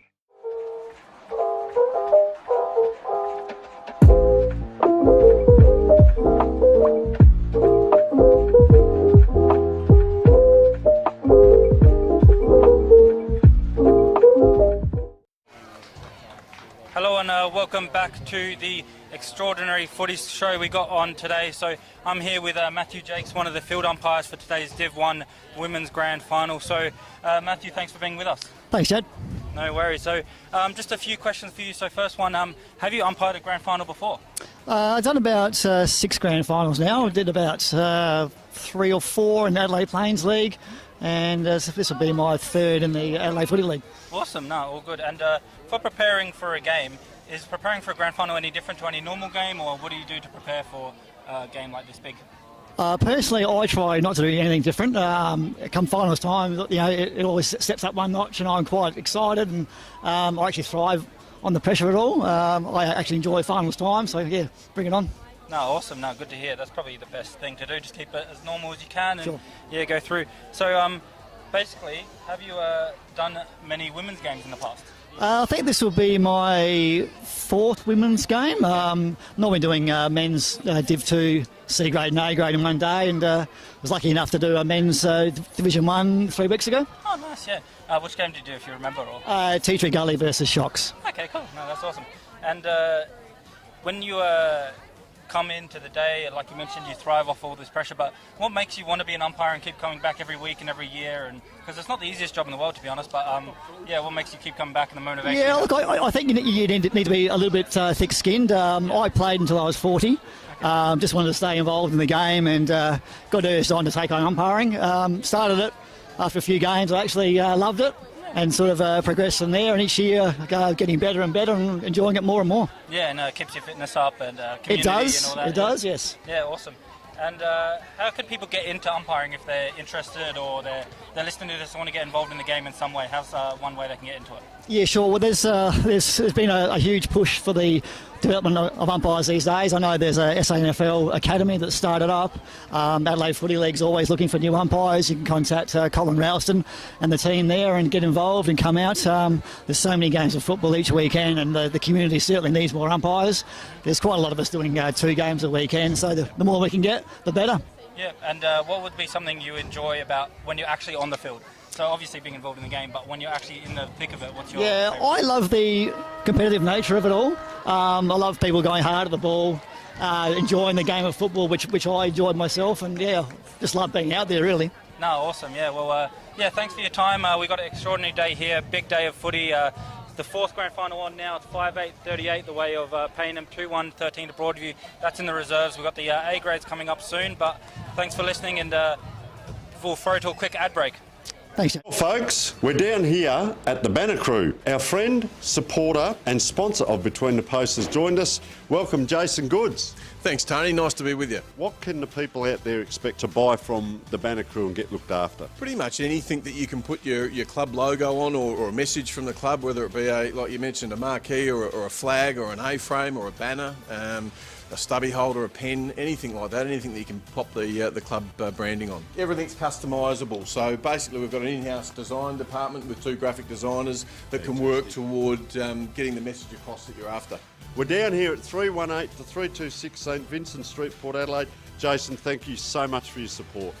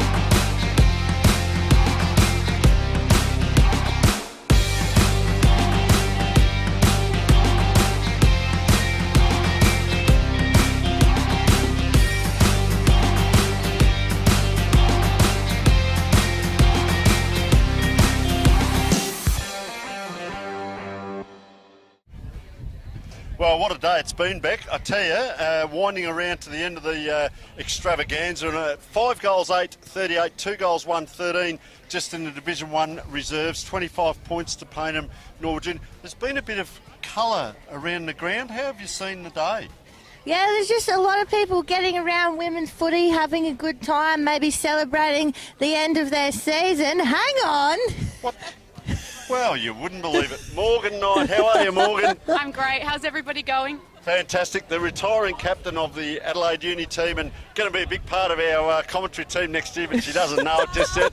Tell us, what's the dress up? You've come in the wrong gear. It's a footy match. Well, we're dressed as the Olympics today. We just had an opening ceremony on the way here. We had a torch relay, the whole thing. So, however, I don't think they have lacrosse at the Olympics.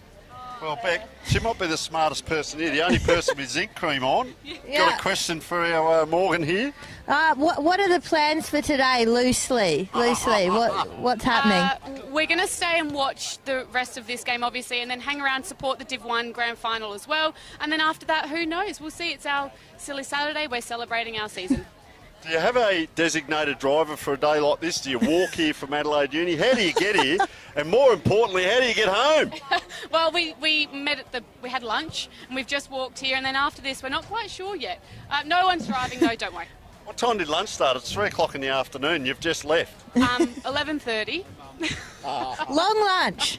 And you enjoy, and Beck, you've been to the grand final days before. You enjoy all the frivolity, the dressing up and everything? Yeah. This is the next best thing to being out there on the field today, I think. If we can't be out there playing, we want to be here watching, supporting, and also celebrating our season.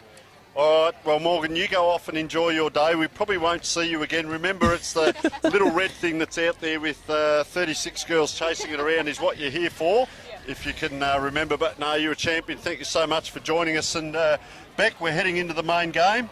Yes, it's very exciting. You can see both sides out there warming up, just doing their final preparation. I mean, this is one of the biggest days of the year for, women's footy in Adelaide, really. It's massive. All right, well, let's get back to the serious stuff. We'll take a short break and we'll head in and we'll get you all revved up for the big Division 1 game, Payneham Norwood Union versus Morphettville Park.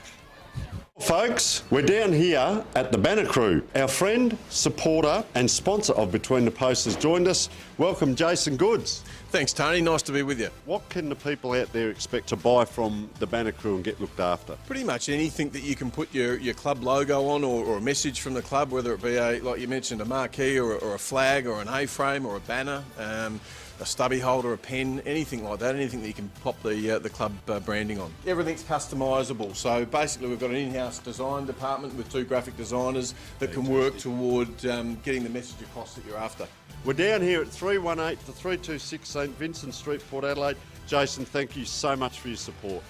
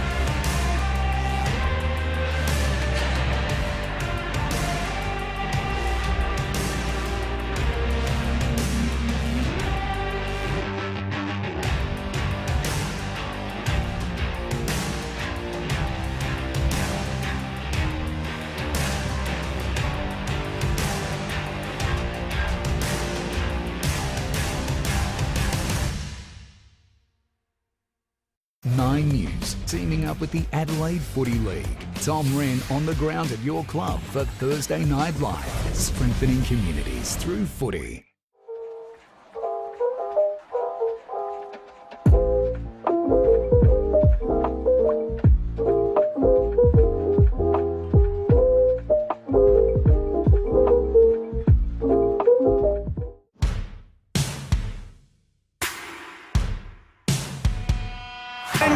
Takes the lead in the Coolmore. Crone draws clean out from Mizzy. It's a Queensland victory. And a big payday for his owners, winning the English Millennium in a romp. But Ayrton the class, and Ayrton won the Victoria Handicap. But Mahuda goes all the way. Where again, Mahuda?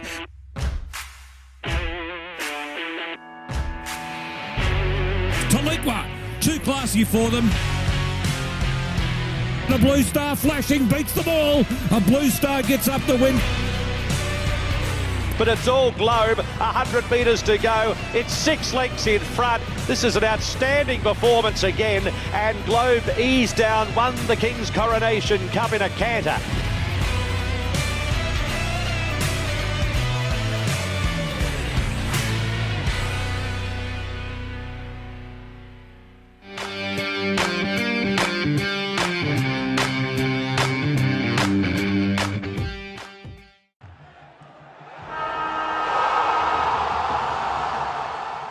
Well, Folks, we're down here at the Banner Crew. Our friend, supporter and sponsor of Between the Posts has joined us. Welcome, Jason Goods. Thanks, Tony. Nice to be with you. What can the people out there expect to buy from the Banner Crew and get looked after? Pretty much. Folks, we're down here at the Banner Crew. Our friend, supporter and sponsor of Between the Posts has joined us. Welcome, Jason Goods. Thanks, Tony. Nice to be with you. What can the people out there expect to buy from the Banner Crew and get looked after? Pretty much anything that you can put your club logo on or a message from the club, whether it be, like you mentioned, a marquee or a flag or an A-frame or a banner, a stubby holder, a pen, anything like that, anything that you can pop the club branding on. Everything's customisable. So basically we've got an in-house design department with 2 graphic designers that can work toward getting the message across that you're after.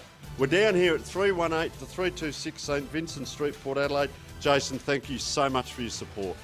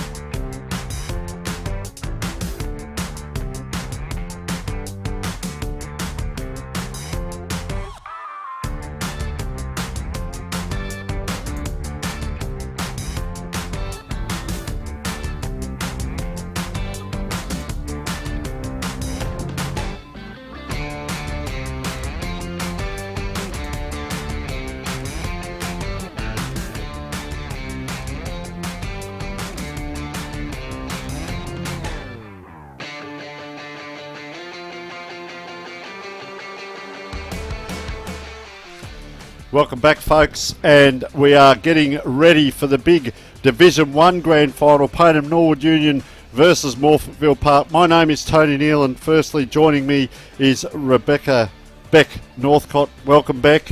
Hello, Tony, and what a day it is for some Grand Finals footy. I tell you what, the black and white of Payneham Norwood Union, they're running away in this game in front of us. 6 goals, 8-44 to 3 goals, 1-19 to Broadview. So they're 25 points up with 7 minutes gone. So there's about 9.5 to 10 minutes, the shortened quarters, of course, in the women's football. But just a massive game ahead of us today. We've heard from Gary McIntosh, we've heard from Tammy Scott. Let's have a look at the ladder. Broadview, unfortunate to miss out. Yeah, they had a really good season, and I think they've really made their mark on Division 1 this year after coming up through the ranks. A bit unfortunate that they weren't able to make the grand final, but instead we're seeing second versus third here in the Division 1 grand final. All right, and as you mentioned, 14-11. The good thing is we will get the coach, Luke Robertson of Broadview, actually coming in and joining us throughout the commentary. So we thank Luke immensely for that. As we look at the year so far,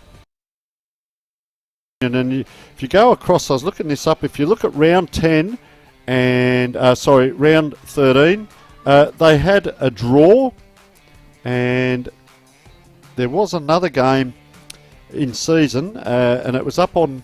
It was a funny way to look at the draw, but what happened? Morphy Park won by 61 points, but then, so then the qualifying final they get through. But more importantly, have a look at that. That's a lot of wins, and that draw against Morphy Park.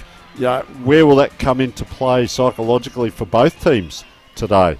Yeah, I think it's going to be a close one. I think they ended up slotting in another game between Morphettville and Payneham because the draw was a little bit lopsided, and it ended up that they weren't going to play each other until one of the last rounds of the year. So they rejigged it all, and I'd probably be going more off of that drawn result as to what we're going to see today. And it looks like they won the 2 games against Broadview throughout the year as well. So very interesting there with Payneham. They are a very, very strong team.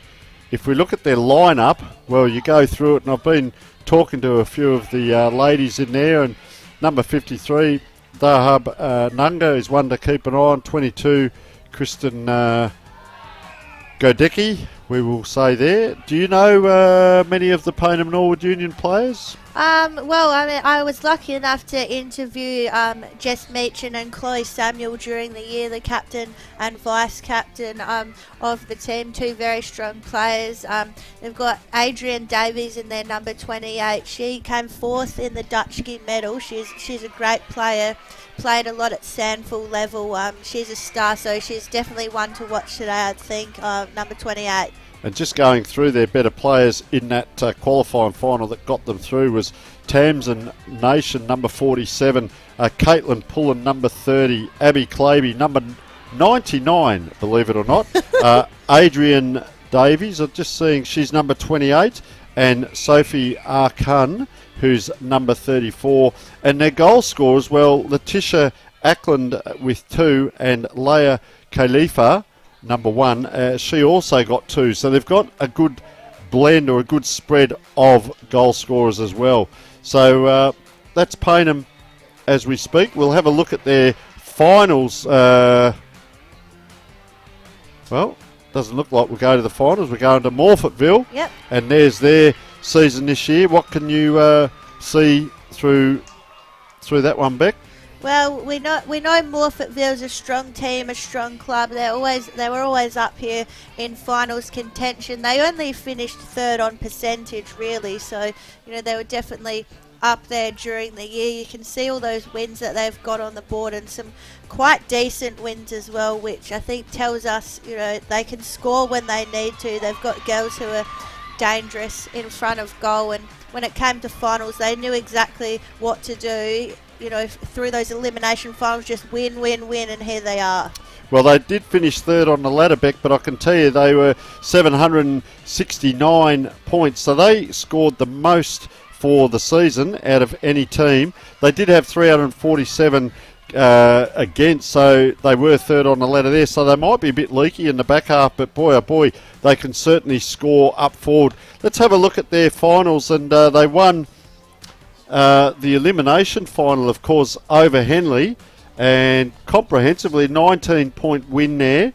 And it looks like, they were behind at half time, so 2-1 to 2-3, but then they kicked away. So 4 goals, 5 they scored in that second half. So look for a really strong finish. Maybe the heat and the wind today, not so sure, but they look like they can finish. And then they had to come up against Broadview, who were defeated by Payneham Norwood Union, and they got over the top, and comprehensively they kicked well, it was 6-6, which they kicked in both weeks. Yeah, same score. And Broadview 1-2. So they'd be cock-a-hoop. They'd be quite confident of going okay here if they can get over the top of one team below and one team above. But they've been here before, Beck, so many times, Morphy Park, and they are chock-a-block full of some very good players with, as you said, the medal winners as well through there. Yeah, absolutely. So, you know, they've got Olivia Evans there who just took out the Dutchke medal for Division 1.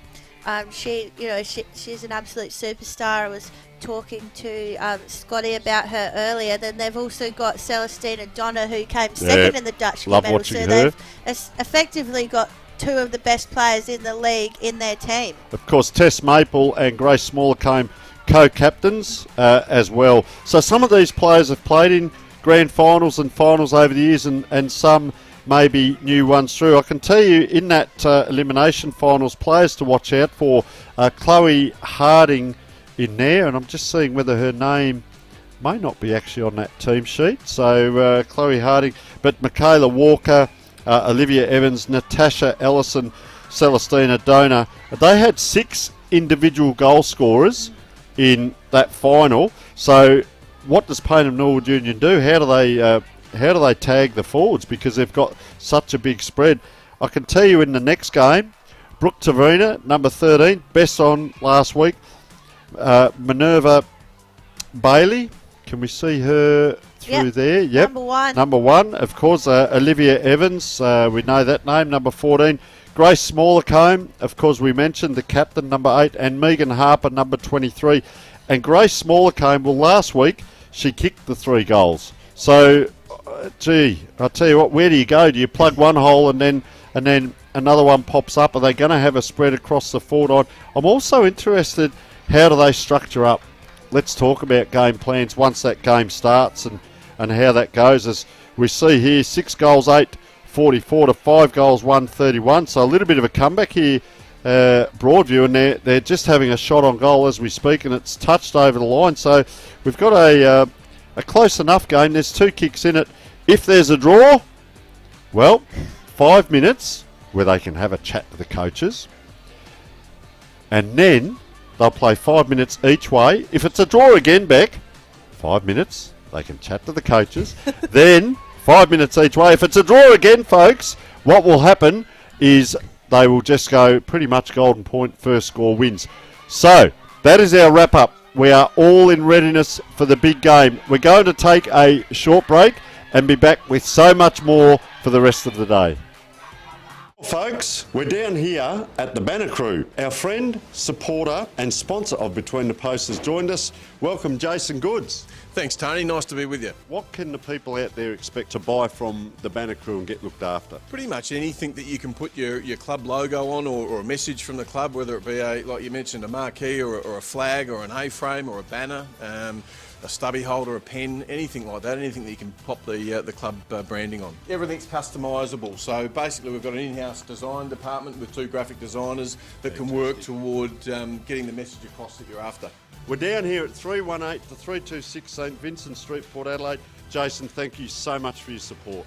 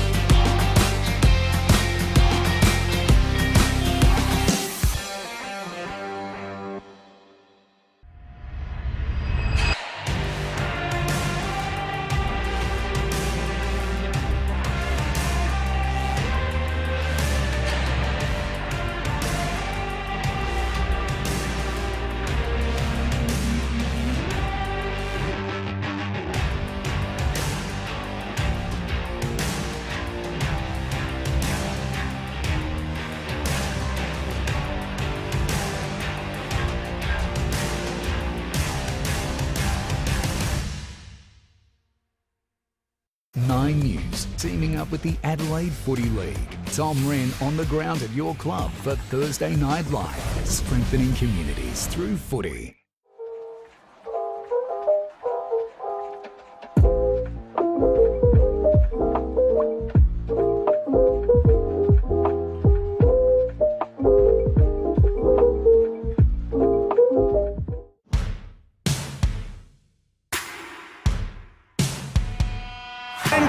Takes the lead in the Gilmore.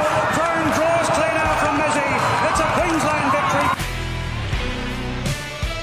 And a big payday for his owners, winning the English Millennium in a romp.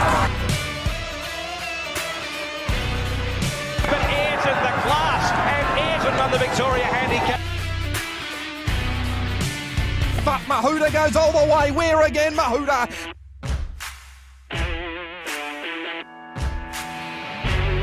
Taliqua, too classy for them. The Blue Star flashing, beats the ball. A Blue Star gets up the win. But it's all Globe, 100 metres to go. It's 6 lengths in front. This is an outstanding performance again. And Globe eased down, won the King's Coronation Cup in a canter.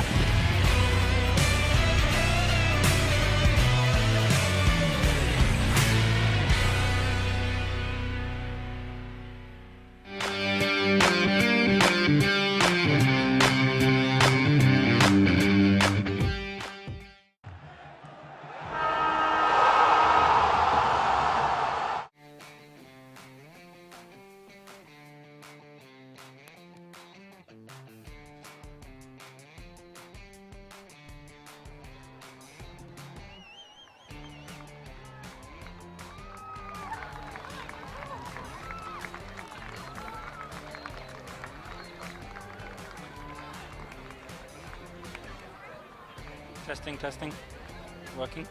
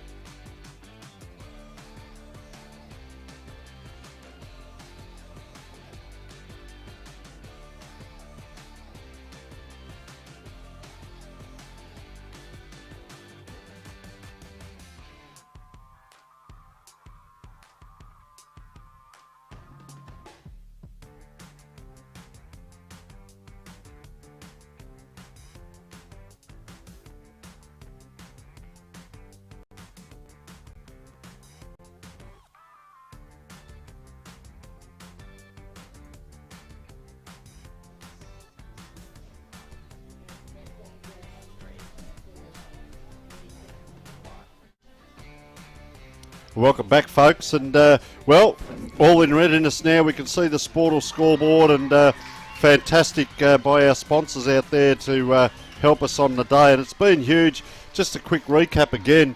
Loretto, 10 o'clock this morning they played, Division 5, the top two, Loretto Old Scholars versus Modbury, and what a game it was. 1 goal, 7-13 to 4 points.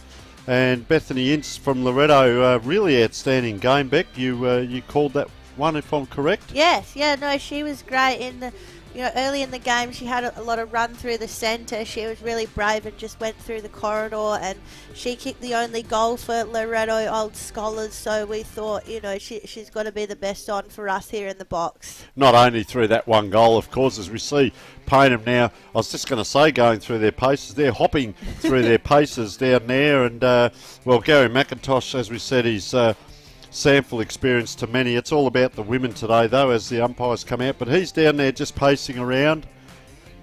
All right, what we'll do, we'll have a look in the middle at Jad and James as the umpires come out.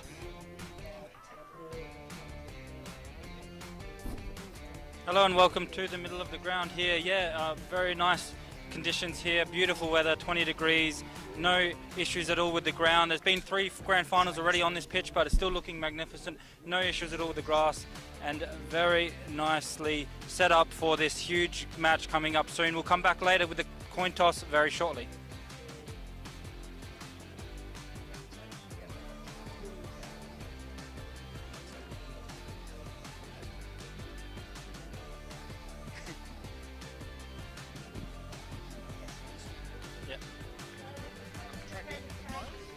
the reserves game at the moment while the two Division 1 clubs warm up on the field. How do you think they'd be feeling at the moment, Tony, just out there, those final moments? Well, it's actually good to get your jumper on, get your gear on, make sure you did remember to bring your boots. You know, I've played with guys, and it was a funny story. I was coaching and we had a grand final. A guy came in and put his bag down, and because he had his celebration bottle of alcohol for after the game, and that smashed in the bag before the game and stunk the change rooms out. So, you know, and you have these little nuances happen, and you think, oh boy, but it's you can do all this, and you go, oh, you know, I'll have 5 shots at goal and I'll miss 4 out of the 5 and I'm in for a poor day and all that. That's not the case. It's what happens when that first ball's bounced back, and that 5 to 10 minutes of controlling that adrenaline. Let yourself go. You run around like a chook with your head cut off, but if you only get one touch and then get yourself into the game, or if your opponent gets the first touch, you go, okay, I've got to get the next one. You have to drive yourself. You know, you've been through 16, 18 games perhaps to get to this point. You know how to play the game.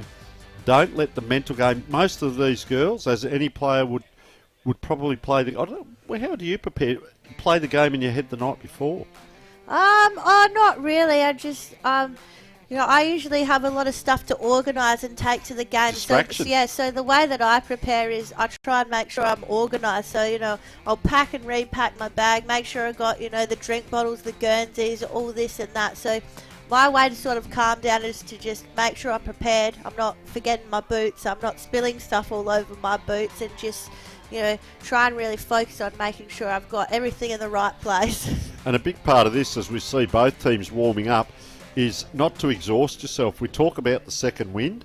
So what can happen sometimes is you get out there and your legs feel like lead, you can feel exhausted, and it's your mind playing tricks on you. Of course, you're fit enough and healthy enough, you're not going to cramp up, you're not going to fall over.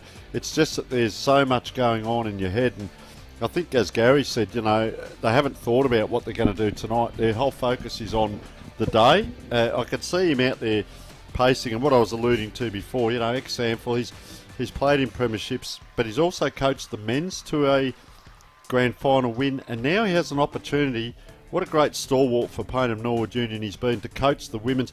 You couldn't get a better coach out there for the women's, and he's doing a great job. He's been there before, but it doesn't leave you. He's pacing up and down, he's throwing the ball around, just having a look around, and it's quite reflective. What the coach does is reflective on the players. So if you come in mad as a cat and you carry on and you yell and scream, it's reflective, Beck, and that can be unsettling. And Gary's actually very relaxed, walked past me a couple of times.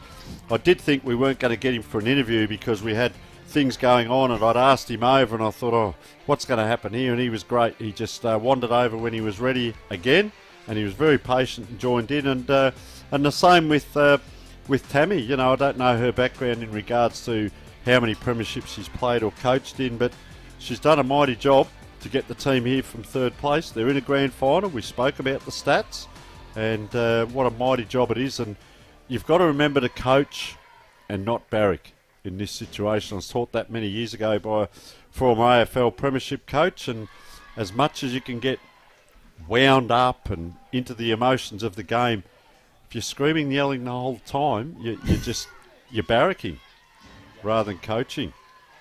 So just looking at the umpires in the middle, and I did have the names of the umpires, but of course I've given that sheet to Jad and he has it out there in the middle of the game. So the coin toss is going to be in around about 2 minutes. So these girls, here's the other thing, that game's finished maybe 15 minutes ago. These girls are doing a rather large warm-up. It's not the normal warm-up that you would have pre-game. You'd come out at three-quarter time, Beck, throw the ball around, go back in, siren goes, bang, you run out and you're playing. So they're almost doing a full-blown training session. This will test the coaches. What are we going to do?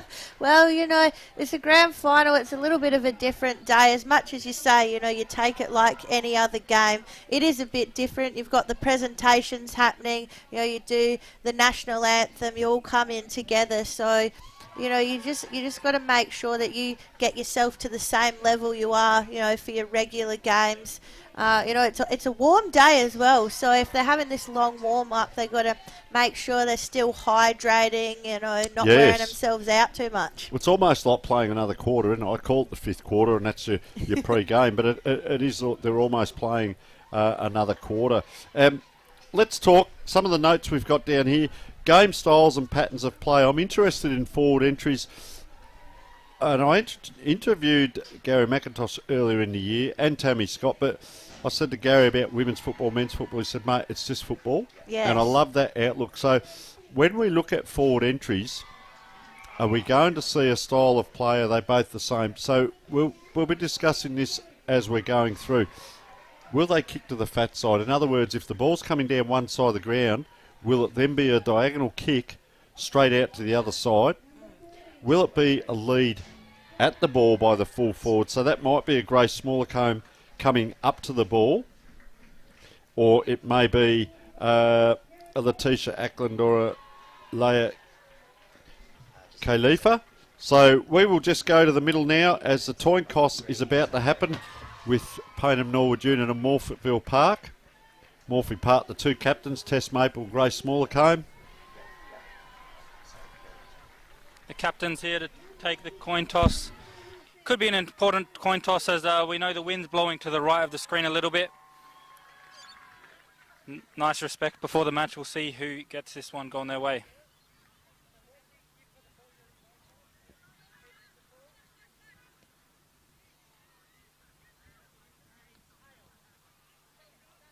Payneham win the toss and decide to go to the right of screen. Beautiful conditions here and exciting on the ground. Lots of tension building. All the umpires ready. Throw it back to you guys in the commentary box.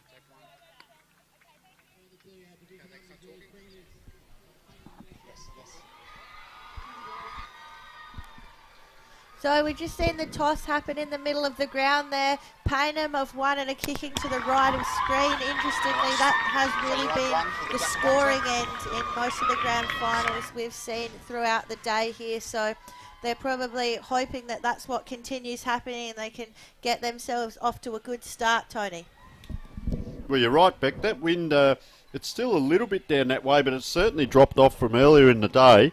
But we've certainly seen that being the scoring end. So the toss is done now. They know which way they're going. The forwards will start to be thinking about. The other bit here is they are going to be looking into the sun. You can see the shadow just as Jad comes off now. There's a big long shadow. So the sun is, if you're looking at the ground on commentary now, it'll be from the centre of the ground. It'll be up to the left and back to the pocket, the end at Morphettville Park are kicking. So sometimes that depth perception. Get those There's the tongue word. twisters out now, That's it. Tony. I'm worried about saying the names, but the depth perception out there can be affected when you're looking into the sun.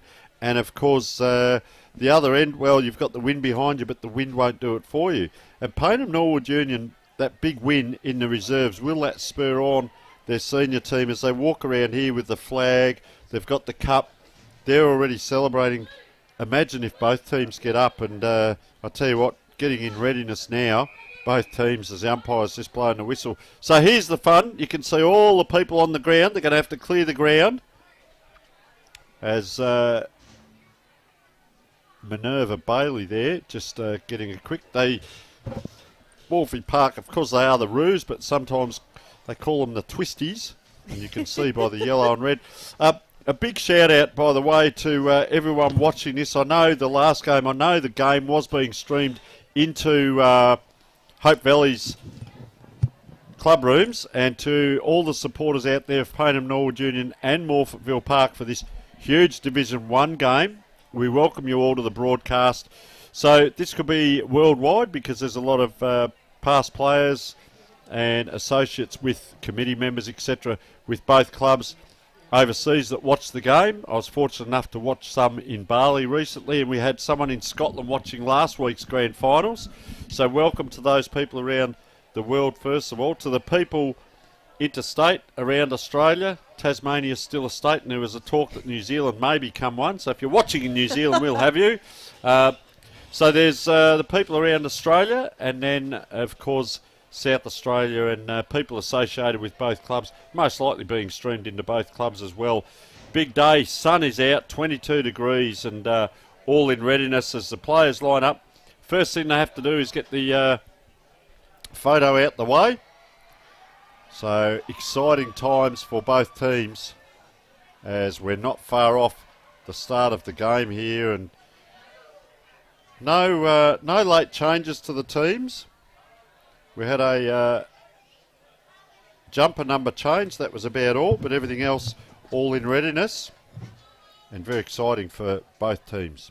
Oh yeah, absolutely. And I think this is where it all starts to kick in. You get the team photo, you line up for the national anthem, and that's, I think, when it can really start to feel like a grand final. You're getting into all the festivities and all that kind of thing. So we have a jumper number change if you're on Play HQ. Melanie Hinge is now wearing number 12 for Morphettville Park as Payneham Norwood Union. Just getting into the picture there. Well, we can see James got a nice shot of them there all lining up. It's a nice thing to do before the game. Have a nice memory, sort of those last few minutes together all as a team. We see them all start to line up now for the national anthem. All right, we'll take a short break.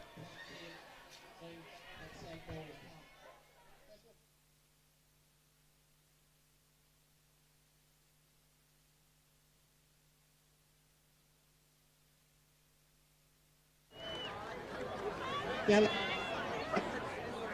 support during the 2023 season. Our principal partner, Channel 9, major partners, West End, Sharon, Police Credit Union, Breakthrough Mental Health, CMAX Clinical Research, O'Neill Sportswear.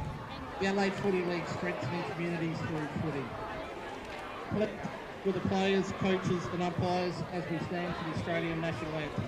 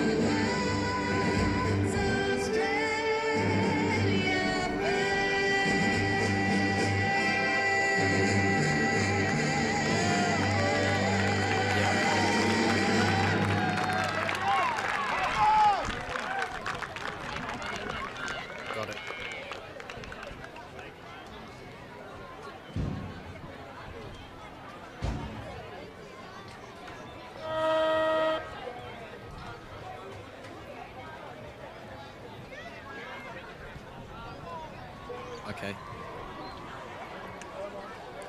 Got it.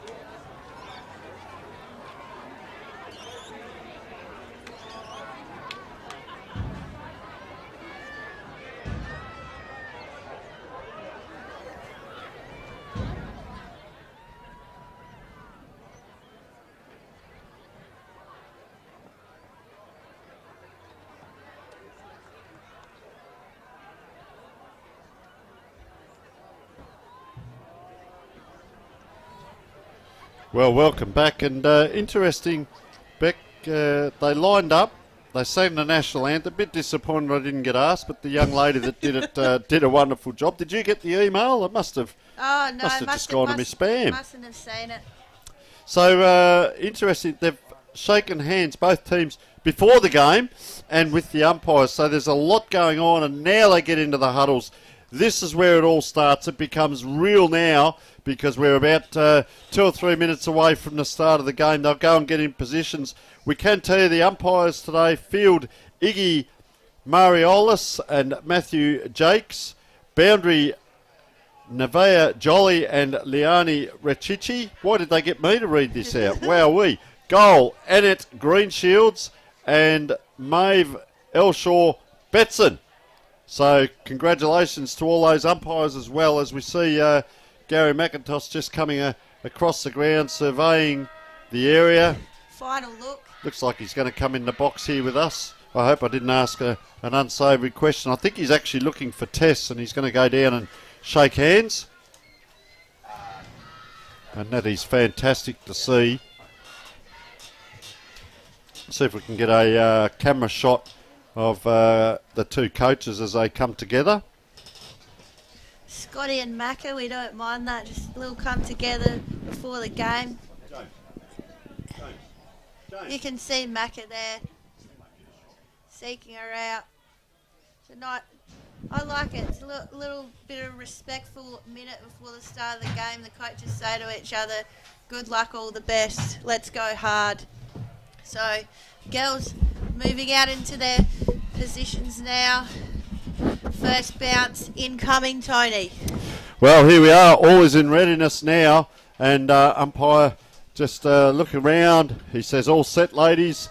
We are set to go. Number 99, Abby Claby there. Just watch out for her on Olivia Evans as Gary goes back to his coaching position. And game on. We're underway. And big tackle. That could be the tone of the day. That is a heavy tackle. And slow to get up is the Morphy Park player. And Payneham Norwood Union down there. And Erica Spawn couldn't quite get that up. Oh, gee, this way, that way. Held the ball out, did Letitia Ackland, to get that ball around. Oh, is it a mark? It is. It's paid. And this is number 28, Adrienne Davies. Oh, Adrian. I did ask about Rocky, so Adrian comes in. Tell you what, gee, how quick is that start? 45 seconds in, and they have their first goal on the board. You wouldn't have thought this, Beck, so quickly, and that'll be the settler that they need, already on the board. Oh, so, yeah. Good start. That's a huge moment already, and I was tipping Adrian to have a big day today, and you know she's already set the tone down there in the forward line. She's taken a nice mark. You know you could forgive her if she'd gotten a bit nervous down there with her first kick of the game, but never in doubt put it straight through for Paynham's first goal. So Paynham. First blood, 1 goal, 6. Morphettville yet to score. Only a minute and a half gone here. And straight out of the centre again is Paynham. They're just on fire coming out of the clearance very early here. There's Evans for Morphy Park. We'll be seeing a lot of her today. The Dutchke medal winner. There she goes again. Second, third efforts already there for Evans. Great run-down tackle we've seen here from Walker. And she'll win the free there for the Roos. So great effort there, Walker. She's got to size up her options. Sends the kick a bit more central. Goes a bit more high than it does long. She was looking for her teammate in Harding there. No mark taken. Ball back with Paynham now. They try and take it a little bit more central. There's Samuel. Just couldn't quite find a teammate there, so it went into the hands of Bailey for the Roos. Coming through, though, again. And it's still back with the Roos, so ball a bit in dispute here very early on. Bit of a sling tackle there we saw, so it'll be downfield. So Morphettville Park just inching it closer towards their 50. So this is Amelia Rusden. Very good player for them as well. Goes back a long way. Got the long hair. You'll see her run around a lot today. Nice kick in towards centre half forward. Up they fly. Oh, out in front. Morphy Park player at Paynham Norwood Union. That's Sophie Arcun picking that up. Around the corner comes number 12, Melanie Hinge. Change the jumper number. Further down the page. Oh, Paynham Norwood Union. That's clever, actually. Just a tap out there. And Kaori Jeffries, we can see in picture, just coming to take the mark because that's deemed as last touchback, and that's that rule. And it's could be costly Morphy Park.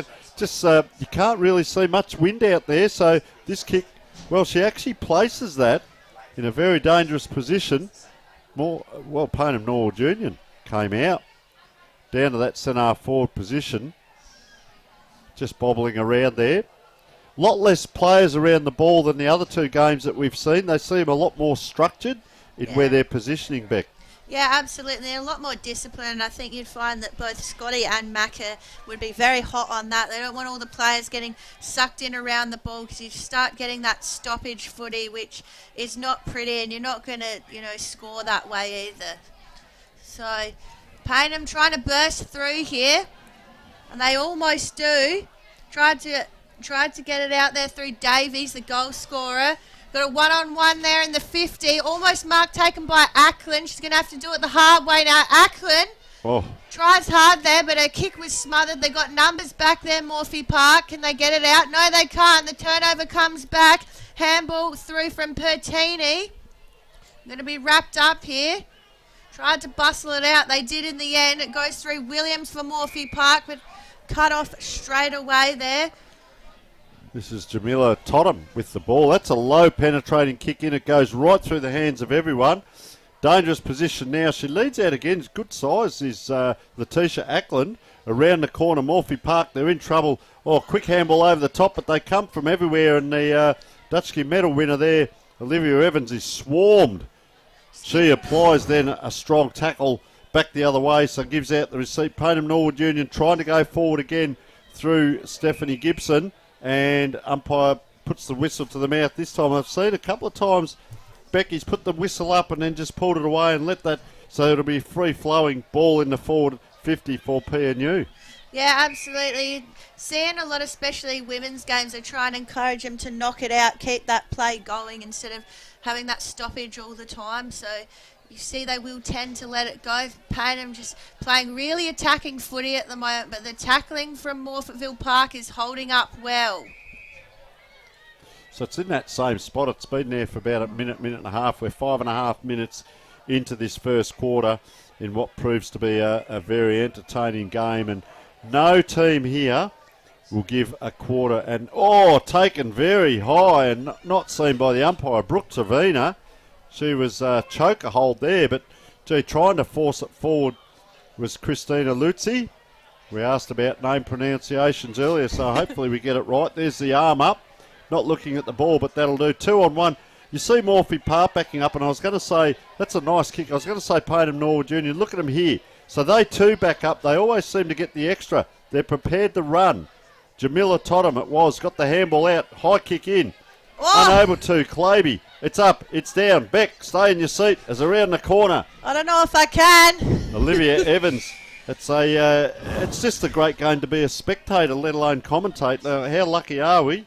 And look at that huge crowd in the background. Oh, yeah, absolutely. As I, said in our footy extravaganza, you get a lot of spectators here, even from other teams, just coming to see what goes on in this Div 1 Grand Final. And they've got numbers back here, Payneham, but can they make use of it? Here's Maple. We know she can be dangerous with ball in hand. This way, that way. She sends it long. Tess Maple, she's looking for a teammate there. Hit up in the forward line. Payneham, they're ready for it. They're looking to go through the middle of the ground. I don't mind that. Bit of bravery there. It was through Jeffries. Got it across to Davies in the orange boots. Davies sends it over to the advantage. She's looking to try and get it in the right spot for Ackland. Ackland, she's in a foot race with Dunn, but it's Dunn who comes out with it. Takes the bounce easy as you will. Davies lets her know about it after disposal as well. Wasn't taken there by Hinge, so we might end up with a boundary throw in there, but just real bursting play there from Payneham. All right, Jad, down on the boundary. How's it look from your position, Jad, down on the boundary there? Yeah, it's great atmosphere here. Lots of crowd. Everyone's excited. The first ball's got people. They're big tackles, and you can hear the crunching tackles sometimes when it's right near us here. And the boundary line is looking good. Lots of excitement here and very exciting game so far. All right, back to you guys. Stay away from the canteen and the drinks vehicle, mate, and we'll be hearing from you all day. That's fantastic, Jad. As Morphettville Park, and he talked about those crunching tackles, and was it Tess Maple? Yeah. Was it? Yeah, so sure was. Nice kick there, and that's Christina Luzzi getting another possession. So this is what we start to see, Beck, in this type of game as opposed to the other ones, where that possession 2 or 3 times in a row, however, well cut off there by Payneham Norwood Union, and that ball comes around. Nice long kick, and player at the back couldn't quite. That looked like it was Christine Gadecki. But I tell you what, it's quick movement. When they get going, Paynham, away they go here through Chloe Samuel, vice-captain, but well cut off. I'll tell you what, Cammy Williams is playing a very good game down back from Morphy Park. I've seen her come through a couple of times, and here comes the interchange, so we'll get Jad to keep an eye on that because they're starting to come through in 2s and 3s already, and coming on is Dahab Nanga. I had a little chat with her, lovely lady, before the game, and she's as keen as anything to get out there as well. So ball right in the middle of the ground there, Beck, and well, let's see who wins. What happens on the tap? So Nanga's come in, she's won the tap, and as we've seen in previous games, sometimes the opposition can get that ball off the team that's actually won the tap. But yeah, go on. Oh yeah, absolutely. I mean, it's more than just the tap. It's who ends up roving it after that. So you can set up as if you're going to lose the tap, and use that to your advantage as well. Oh, I like the theory. So Morphy Park now in possession. They try and send it long. Drop what she should have taken there probably was Lockwood for Paynham. So they're going to have to play on here. They're sending in the direction of Ackland. She's been a real target so far. Bit far out for her now. The forwards are going to have to push back. Here goes Ackland. She's got nothing forward of her, so they're just going to have to launch it towards the goal square.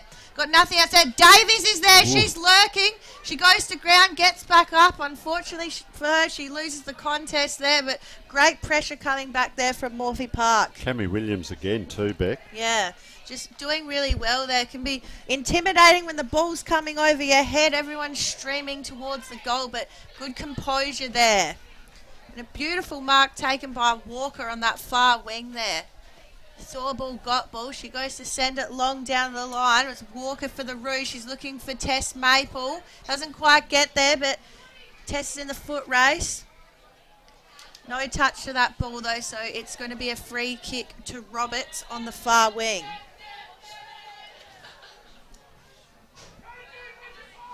So Roberts now for Paynham, just sizing up her options down the line. Probably drops a bit short of where she wanted it, but they're still in possession. Nice high ball looking for Ackland yet again. Drops a little bit short of Davies. They're going to have to push back now, Paynham. Got a few lurking in the 50. There's Pertini there. Free kick has been awarded in the direction of Morphy Park, though, so they got a chance to settle it here. Just elects to go square there on the wing, and it's possession football. They're kicking into a little breeze, but by the looks of that kick, it's really dropped. I know I've said it a couple of times, but it has dropped away. It's a beautiful sunny day, and it couldn't be any better for football on grand final day, considering, Beck, that you've played yourself a player up in the hills, but you play most of the season in the cold and wet, and then all of a sudden here we are, beautiful day like this. So it's back to dry football. It's 21 degrees as we speak. Beautiful sun. It's going to be dark at 6 o'clock, so this is how it'll be for the rest of the day. And Morphy Park come forward, and I'll tell you what, last line defence, look at this for a one-on-one battle. Oh boy, that's hard football there. That was Jess Meachin, the captain. Very hard. Umpires pick something back further there, so it'll be Paynham Norwood Union coming forward, and Coach Gary McIntosh up on his feet. Serious messaging out there. Yep, getting the runners going as they go forward again. Gee, a couple of times. Is that Davies? Reckon, yeah. She's been dangerous, hasn't she, up forward as it comes right into that hot spot. Player free in front. It's just got to bounce up. It does. Around the corner she goes. Well and that is Grace Whittaker for her first, Paynham Norwood Union second. And that ball, it came in over the top, Beck. And how did she get so free? She ran forward. It's a bit of Pagan's paddock. Look at the scoreboard going off. I'm that excited. There's bells, there's whistles, there's coaches, there's lights. Oh, I don't know where to look. But what a magnificent goal. And Gary McIntosh, look at him there, very intense on the bench there, talking to his two players. And we'll just ask Jad, just get an insight. Jad, it looks like Paynham Norwood Union bringing a lot of interchanges in quite quickly. What can you see from down there? Yeah, for sure. They got a lot of interchanges. We're lucky enough to be not far from the bench, and we can see that Coach Gary McIntosh is yelling instructions. He's sent his runner out a few times, seeing some stuff he doesn't like. But overall, they're playing well, and they've got the only 2 goals of the game. So we'll see if that improves his mood a bit, or see how that goes as the game goes on. All right, well, they're going forward again, and Morphy Park, they're going to release again here, Beck. Just come out to the wing. Gee, she's kicked that a little bit high, and that's made it an opportunity for Payneham Norwood Union. They couldn't quite. Around the corner, Jade Longbottom, but coming through again, Jamila Tottam. Yeah, and she's looking for Ackland there. Just missed it on the run there, but dangerous looking lead there from Letitia as the ball gets sent back into the middle of the ground. Payneham ready to jump all over it. Bit of pushing, bit of shoving there. Umpire says just keep playing your one-on-ones here, and they send it back in there. Do Payneham looking for Whitaker again, the goal kicker. Here's Ackland. Can she do something dangerous there? She's wrapped up in a nice tackle. Umpire's saying play on. Just keep it all going, and we'll have a stoppage just about 5 metres from the right-hand point post, deep in the Payneham 50. You're correct too, Beck. Just play it on because the umpire will make his decision, not on the back of what you're doing. And the game's probably at 10% more intensity than a normal game, and you've just got to get on with the game. Get past it, you know. So Morphy Park, bottom of the pack. Oh, she's throwing around there, Amelia Rusden.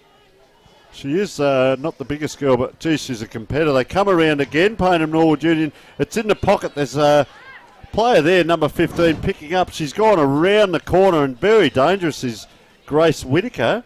And tell you what, she's had a couple of opportunities. That's their first point. So let's have a look now at how they'll kick in here, Moorfield Park. I'm interested. So there's a big spread right around the 50-metre line. Look at that one. And, well, ball in hand, I'll tell you what. Chloe Harding is about 7'20", puts her hand up, gets ignored, it goes out the other side. That's a long kick. That is well outside 50 metres. And, wow, this is just Division 1 football. Many of these players, as we know, playing SANFL as well, if not AFL. And, well, here comes Chloe Harding I spoke about. She's not going to go up in the ruck here. Doesn't need to if Morphy Park. That's worth a kick. Oh, players come through. Look at the congestion in there. Chips to a seagull. Umpire lets it go. Look at him. He's put the whistle up and he's put it away again. That is hard football, Beck. Right in the middle there. And umpire now balls it up. A lot of numbers around the ball. Big crowd as well. Oh, as yeah. we can see on screen. Yeah, that's it. We love seeing all the supporters rolling in. You know, this is the big match of the day. Here go Morphettville Park. You know, they've got 4 minutes of the game to try and get something down their end. Umpire says holding the ball. Tried to run it out of defence there. No luck at all. Looks like it's with Donna. She sends it in. What can they do? They've just been missing that mark inside 50 at the moment, Morphettville Park. They've been trying to find a target, but the defence has been really hot from Payneham. They're getting hands in there, getting bodies in there, not letting them get clean use of it. Well, that start's been very good for Payneham. We knew if they can get it down there and they can score, one team will just get the advantage. Oh, a player just thrown out there and comes back in and remonstrates a little bit. Umpire's really letting things go, but that start's so important. You can see the congestion. Every player's in one half of the ground as that ball's going around now. Morphy Park, can they capitalise? But it is the rolling maul. There'd be 15, 20 players around that. Look at all the Payneham girls at the back of this pack. So if they can set this up, and almost both ruck will hit the same way as they do, because Payneham had the players already set up at the back. And that's Celestina Donor. So we haven't called Celestina much just yet, Beck. Well, it's only been 17 minutes. She's got plenty of time left to get herself into the game, and I'm sure she'll have an absolute day out if she gets a chance. And we're roaming around the Morphettville 50 here, probably sitting about 20 metres out here. Could be a dangerous zone here. First time that the Payneham defence have been really under pressure at this depth.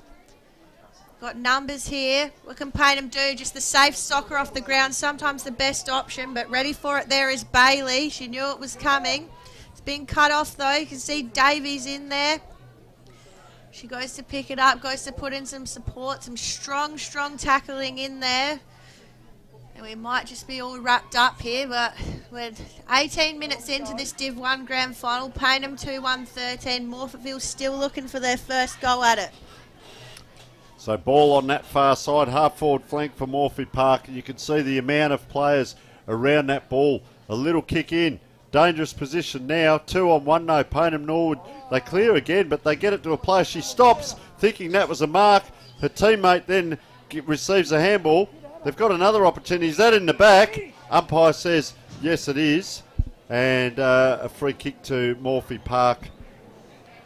And we'll just have a look who that is. Trevina. Trevina. She's got nice hair there. Brooke Trevina it is. You are correct.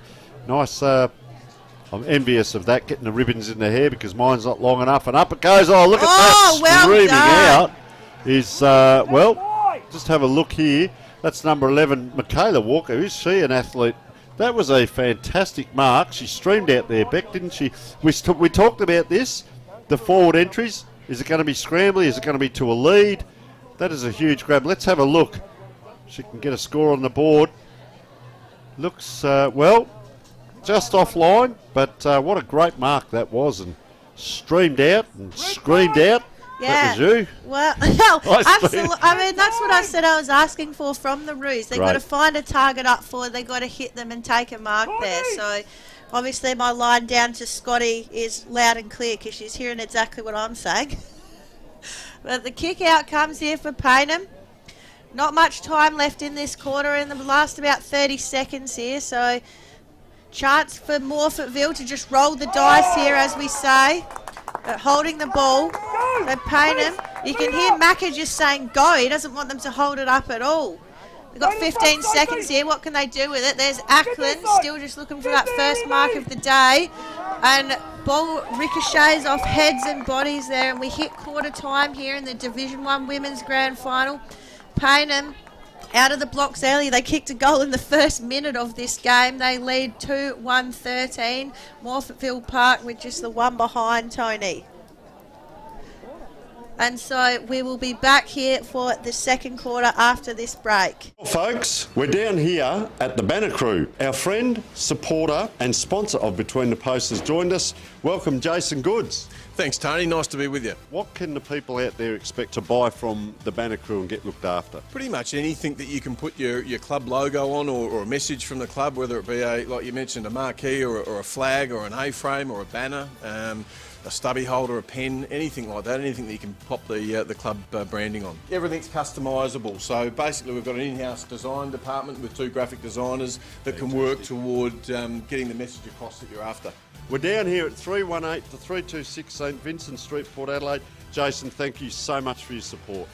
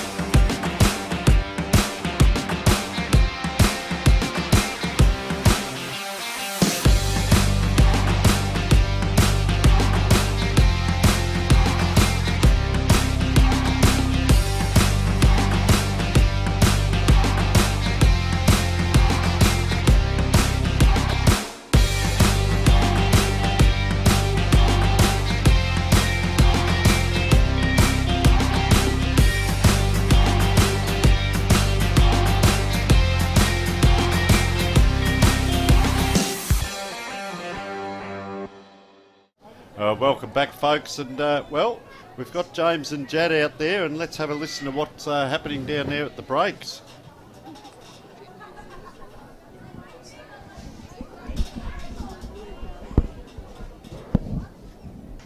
Down here on the boundary line, I just was listening to the Morfettville huddle. They're basically saying they're just getting used to the ground, getting adjusted to the size of it, realising they need to push up a little bit higher than usual to their forwards just to press more, and then their mids just kicking it a little bit longer over the contest, because that will be the key to getting past that great walls they called of Payneham. So back to you guys in the studio with the analysis and start of the second half.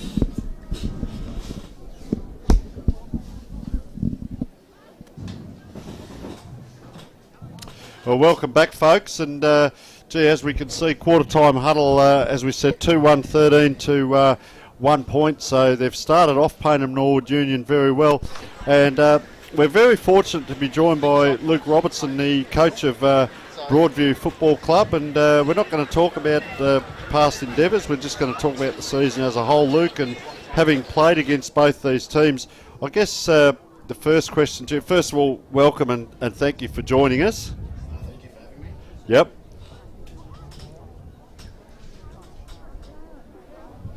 So we talked with Gary McIntosh about the strengths of the team.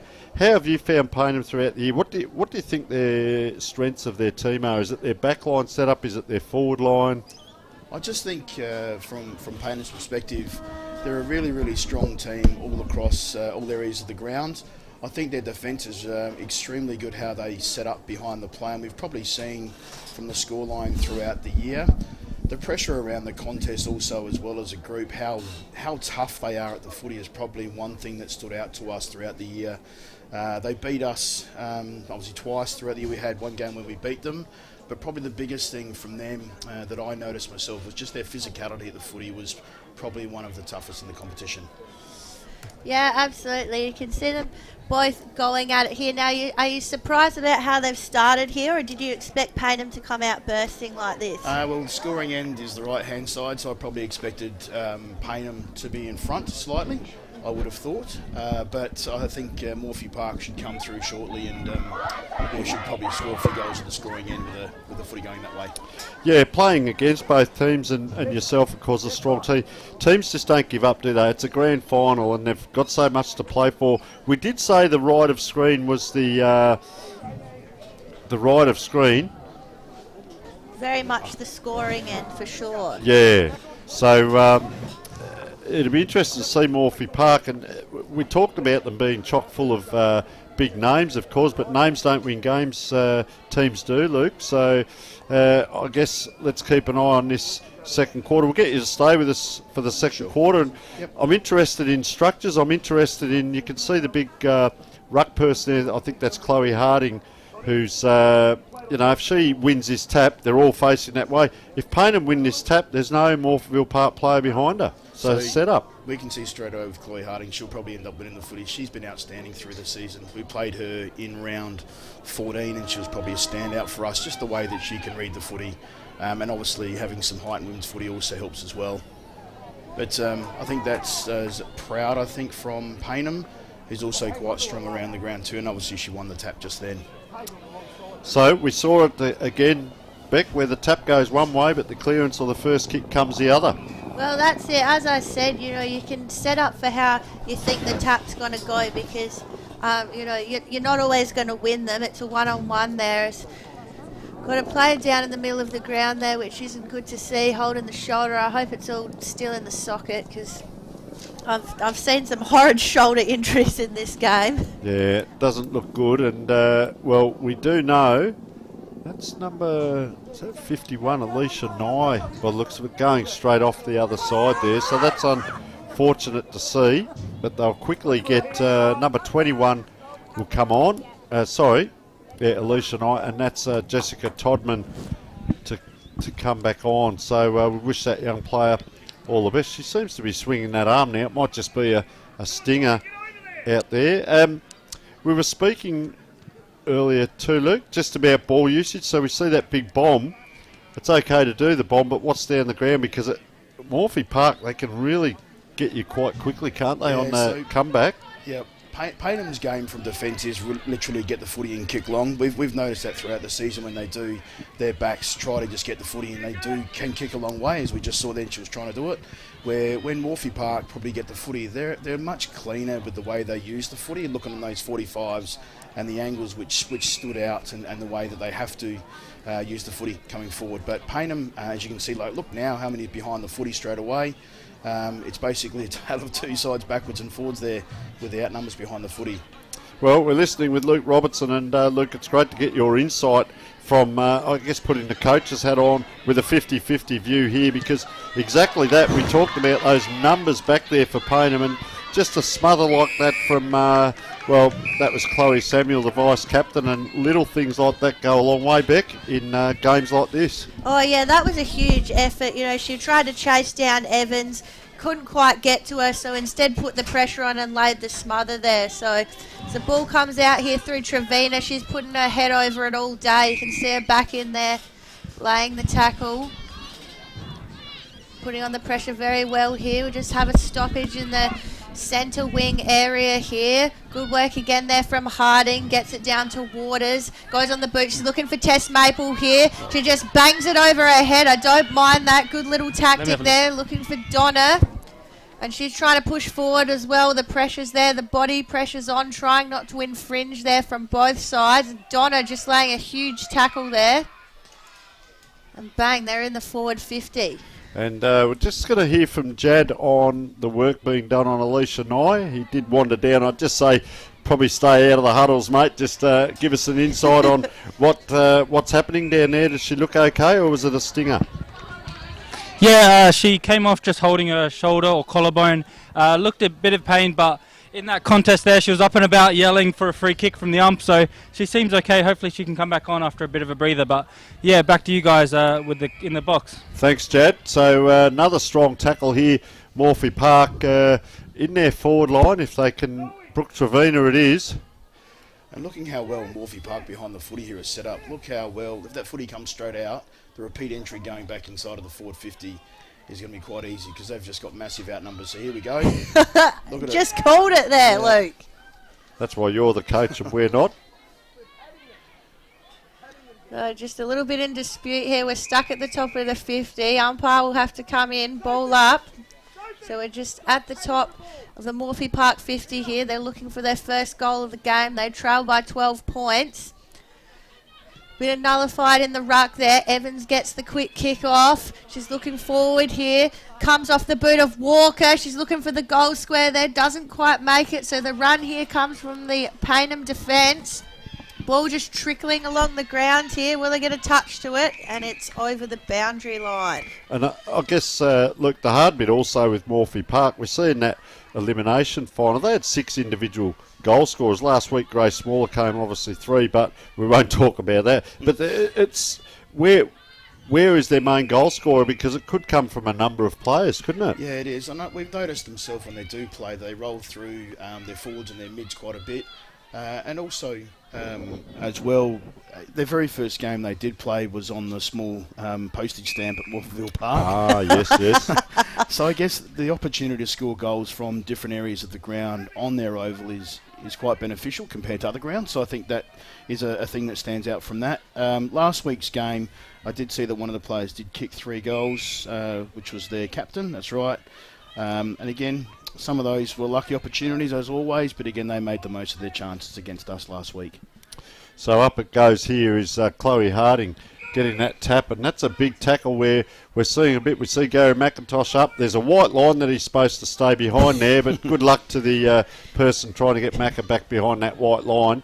I'd just be taking a wide berth, I think, and let him go as long as he doesn't get on the oval. But it's exciting. It's a grand final and adds to the theatre. And here's where they need to set up, and that was a quick handball, but didn't quite have the ball steadied in her hand as she tried to punch it. Now we see a second skill error. Tess Maple couldn't quite get down. Players appealing to the umpires. We see a bit of that, Luke, but this player here, I really like Amelia Rusden.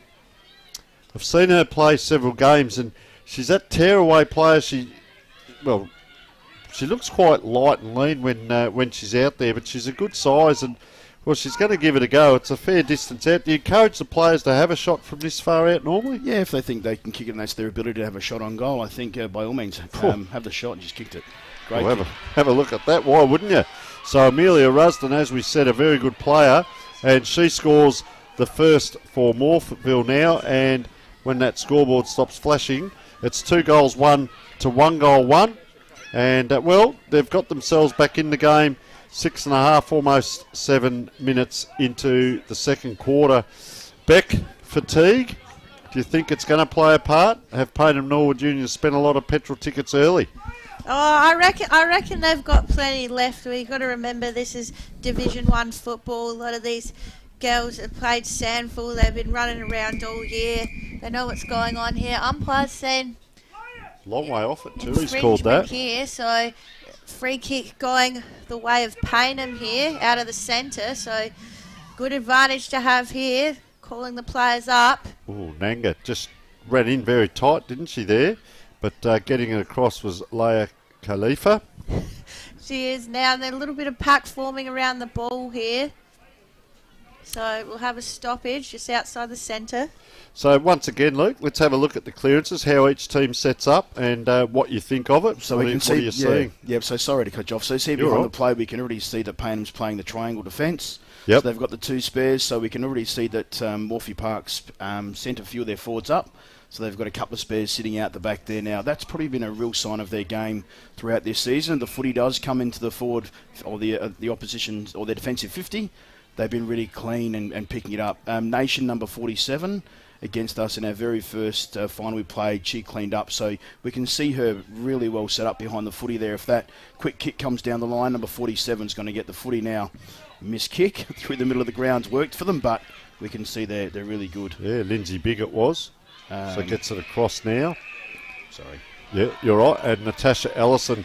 So 25 metres. So this is where it's interesting what you've said, that triangle may come into play. And you look at filling holes, where's the lead going to come? We saw a great grab earlier as that kick. That's a nice long kick too. That's right down deep. How close is that? Don't tell me.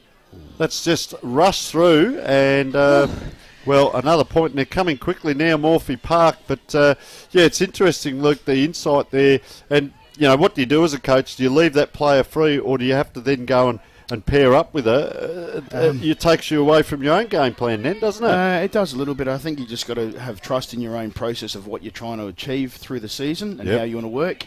I think it's basically also to watch and act what's going on, but be mindful of the communication around the footy when you do have it, that our team is aware of how we're going to try and move the footy through the middle section of the ground. So they're a bit unstructured in just bringing that ball forward there. So there's the hack Morphy kick. Park, yeah, and that was Jessica Todman, but it was just that kick forward as well by Morphy Park. They weren't real structured, and they're out the back here, Payneham Norwood Union. What happens here, Luke, is a lot of the midfield can't keep up, so you start to see the one-on-one or maybe two-on-two battles, as we see a little bit of that over there. And below the knees, Cammy Williams couldn't quite, but she's had a great game. It's a long way down. Now one of the smaller diminutive players gets there, and that's almost a screwy, but a good kick into position. And just as you said, there's a nest of them down there, isn't it? The Magpies, there's 3 or 4 of them.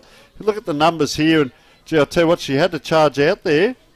That was Jessica Todman. Take the risk. Do you leave your player and try and get out further? That's just almost a volleyball tap forward, effective.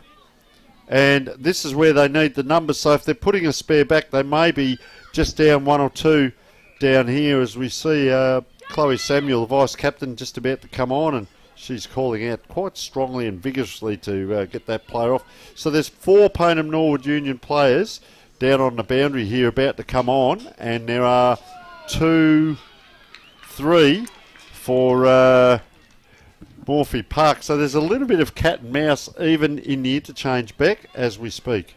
Yeah, well, the thing about women's football is you can have 6 on the bench, so you've got plenty of fresh legs there ready to run through. So, you know, there should be no excuses for people out there tired and not keeping up, because you've got plenty ready to come on and back up. So, Luke, we see that ball goes down 10 or 15 metres, and it's almost like choreography. There's another line of Payneham Norwood Union.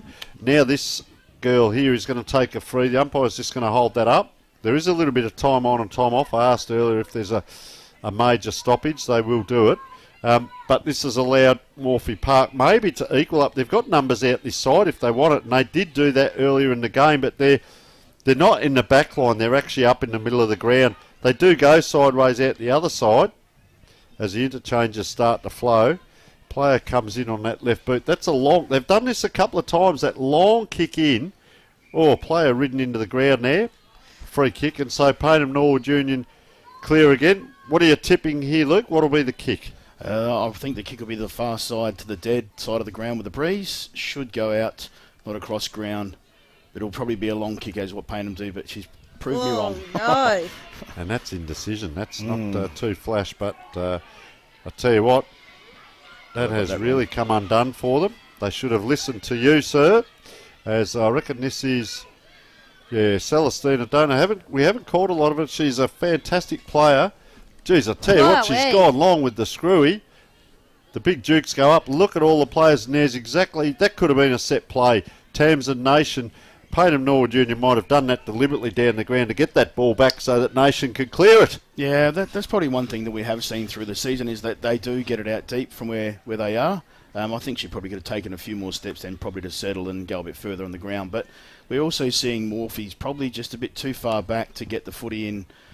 They could have just tried to hit the 50, then get deeper into the to 30 or 0 instead of just getting that area where it turns over pretty easy. All right, Jad's just getting into position. What have you got for us, Jad? Yeah, so as you mentioned earlier in the game, there is a lot of interchanges happening, a lot of on and off. I think it's maybe the heat just catching up with a few players, and I've seen a lot of the same players on and off. As for the injured player earlier, Alicia Nye, we haven't actually seen her come back on yet, so we'll keep an eye on her, but it looks like she's still on the bench having a rest. Back to you guys.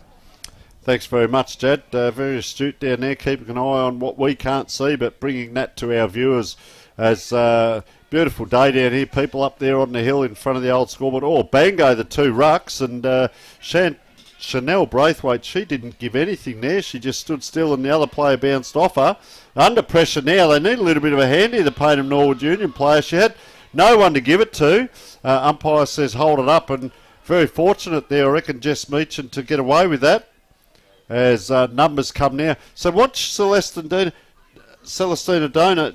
She played in ruck in one of the games I saw last year.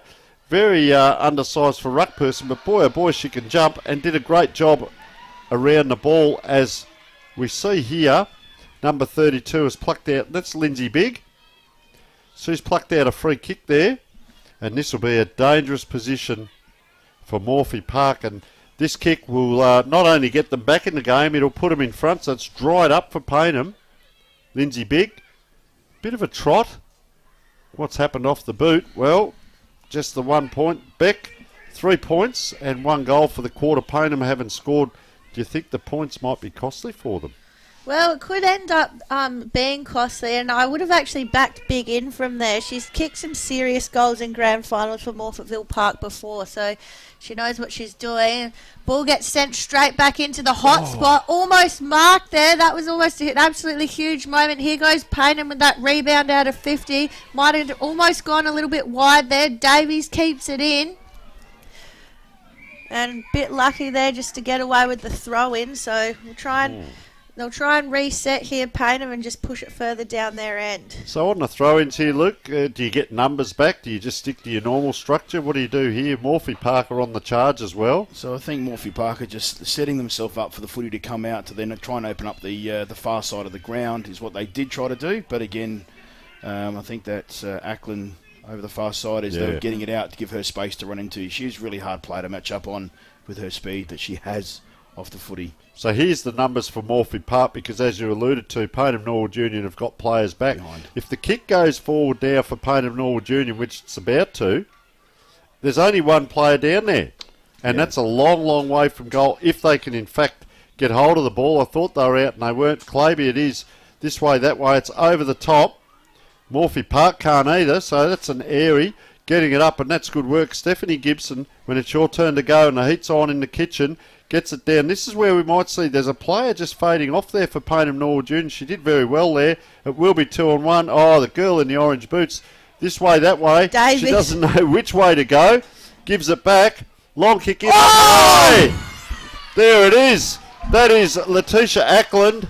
And we waited a long time for this. That ball, they had to work really hard out there on that flank, and they get it in. But when you've got a player down there lurking like Ackland, put it in high, and over the top she came. That is a great grab. This is the one I was talking about, Beck, with the sun in your eyes. So depth perception, will it play a part? Well, no, it doesn't. Not at all. Didn't look like a big kick off the boot. I was trying to build it up, but, well, that could be the settler that they needed. And, well, Morphy Park have had their chances this quarter and can't capitalise. They've kicked 1 goal 3. This is what I was talking about, and I talk about this a lot, Luke. Teams say, oh, get the ball into our forward half and just play the game in our forward half. Morphy Park have had it for most of this quarter, 17 minutes. They've kicked 1 goal 3 for the quarter. Payneham get it down once.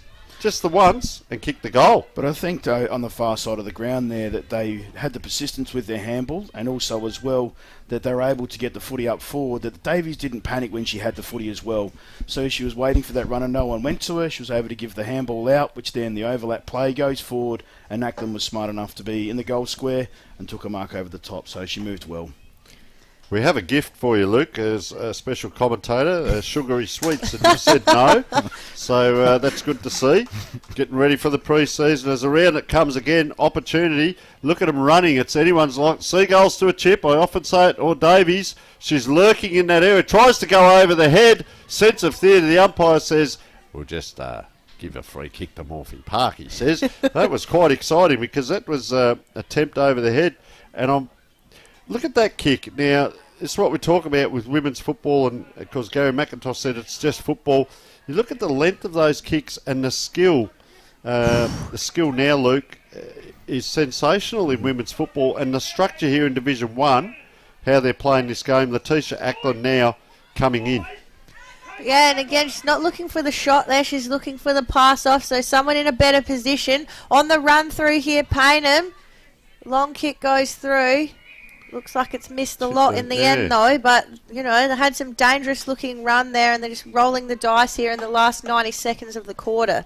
And, Luke, if you won't, I will, mate. So you and Beck can have a chat, and I'll be chewing on the lollies. But that kick-in's going to come on that far side. Just an interesting one on skill, mate. How much time do you spend on pure skill and then skill under pressure? Because it's a highly entertaining game out here. For us, a fair bit on being able to use the footy at training. Normally Monday nights would be a good 60% of it, just getting our skills right, and then probably the remainder of the session will be under pressure. And then more so because on Wednesday night we would probably end up doing more pressure drills because the girls are really sore on a Monday night after a big game. Yep. On Saturday afternoon, trying to back up on a Monday was extremely difficult. So we would spend more time on our pressure drills on a Wednesday when they were probably not so sore. Because we found the last few games that we played Morphy Park, Paynham, Henley, even one of the last games against Smosh, some of the hits and some of the way the girls got tackled in a good way was extremely tough, and the girls are really sore on a Monday. Yeah, good. It's great to get an insight on Division 1 because you do only get them for the 2 nights, but what do you do with them? How long do you get with them?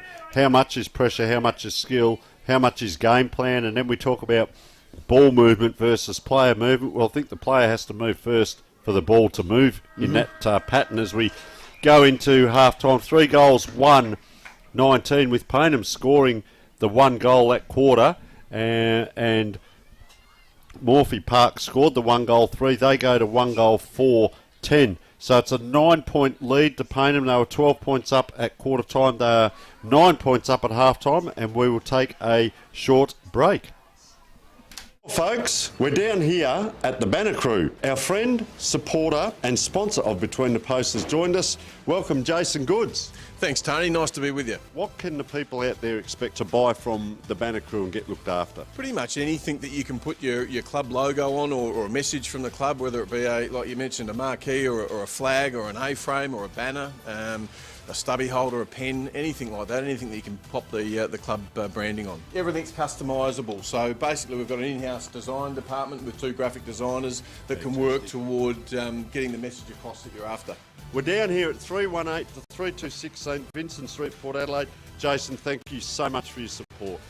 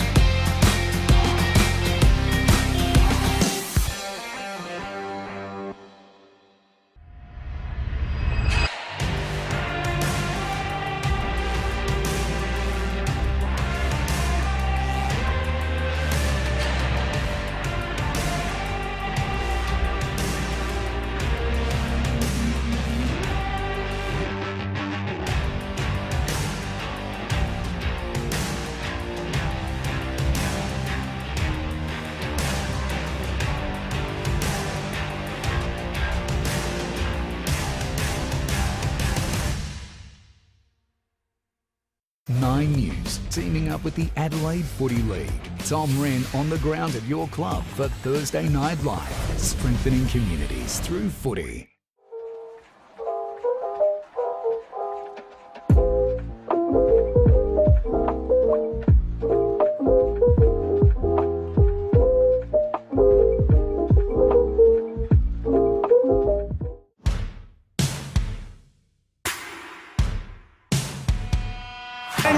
Takes the lead in the Coolmore. Crone draws clean out from Mizzy. It's a Queensland victory. And a big payday for his owners, winning the English Millennium in a romp. But Ayrton the class, and Ayrton won the Victoria Handicap. But Mahuda goes all the way. Where again, Mahuda?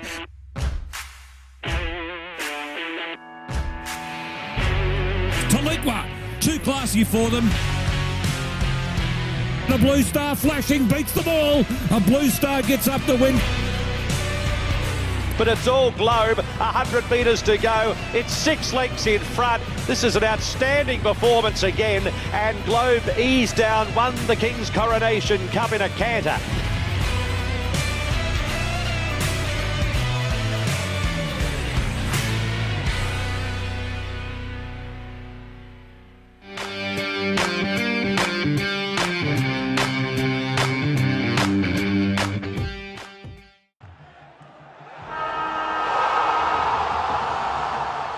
Folks, we're down here at the Banner Crew. Our friend, supporter and sponsor of Between the Posts has joined us. Welcome, Jason Goods. Thanks, Tony. Nice to be with you. What can the people out there expect to buy from the Banner Crew and get looked after? Pretty much anything that you can put your club logo on or a message from the club, whether it be, like you mentioned, a marquee or a flag or an A-frame or a banner, a stubby holder, a pen, anything like that, anything that you can pop the club branding on. Everything's customisable, so basically we've got an in-house design department with 2 graphic designers that can work toward getting the message across that you're after.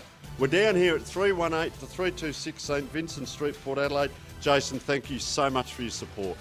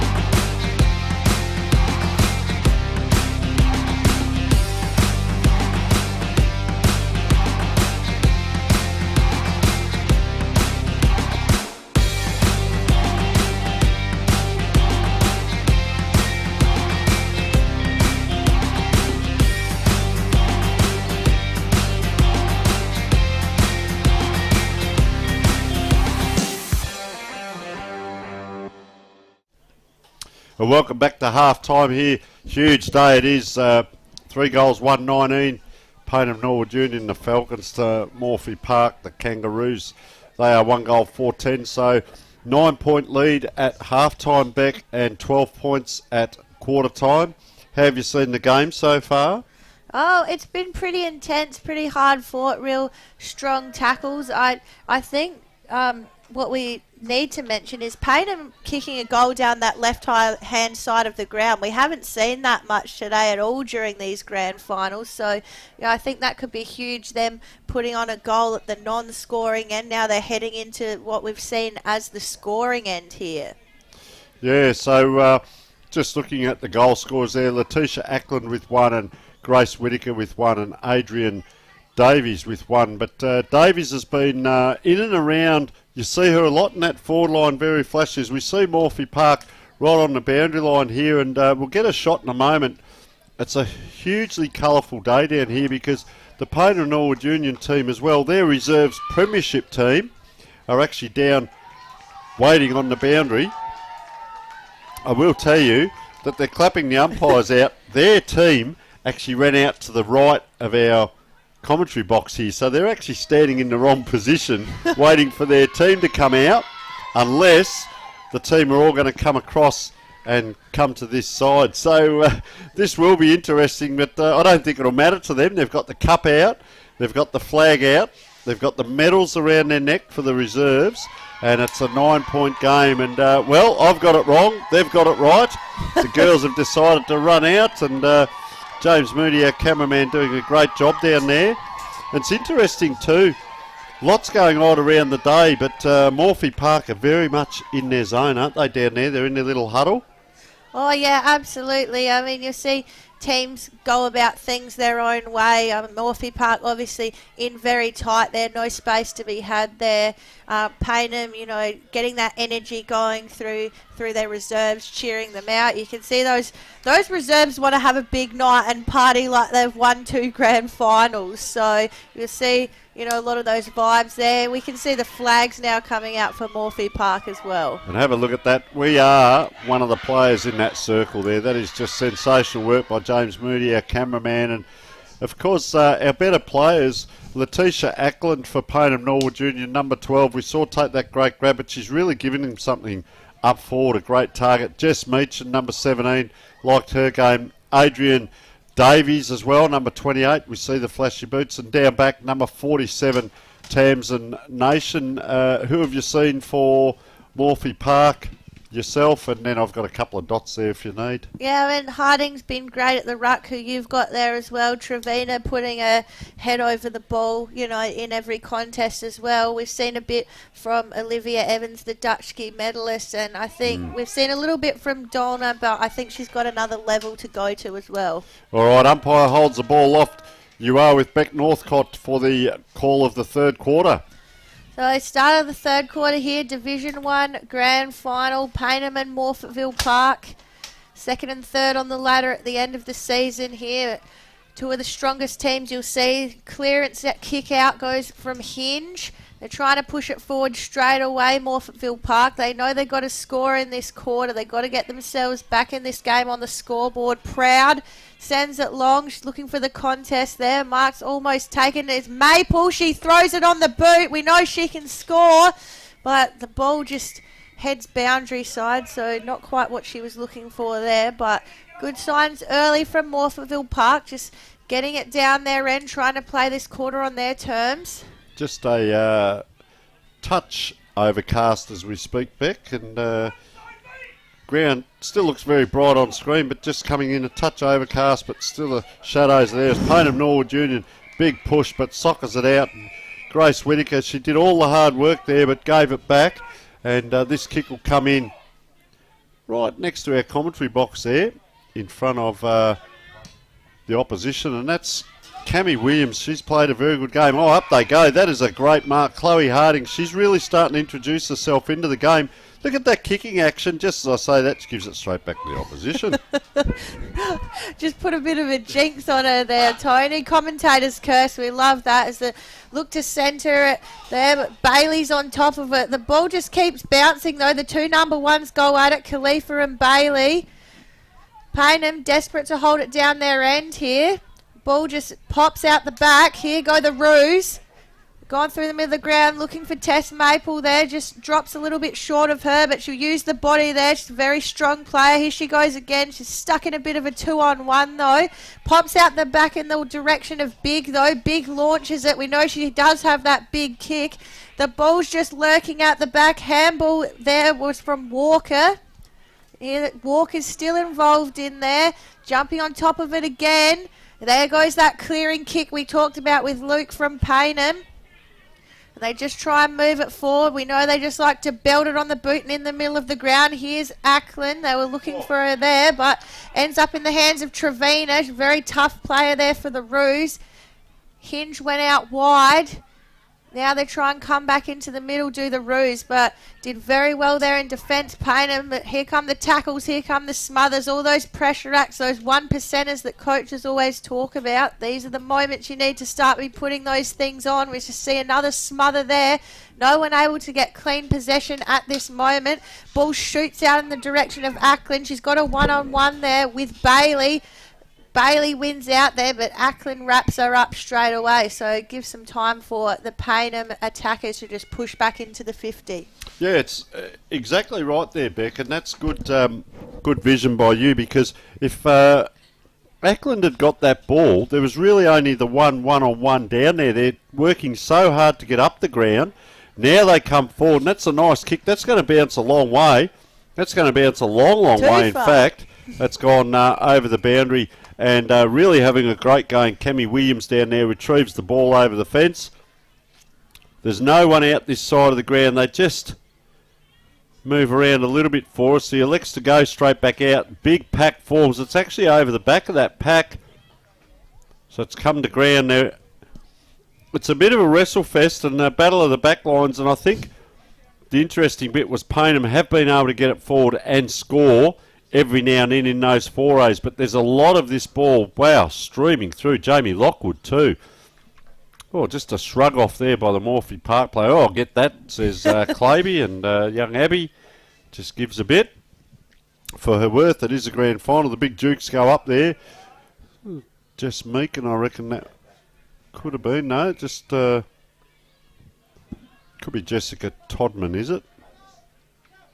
So that ball goes up. They both go up.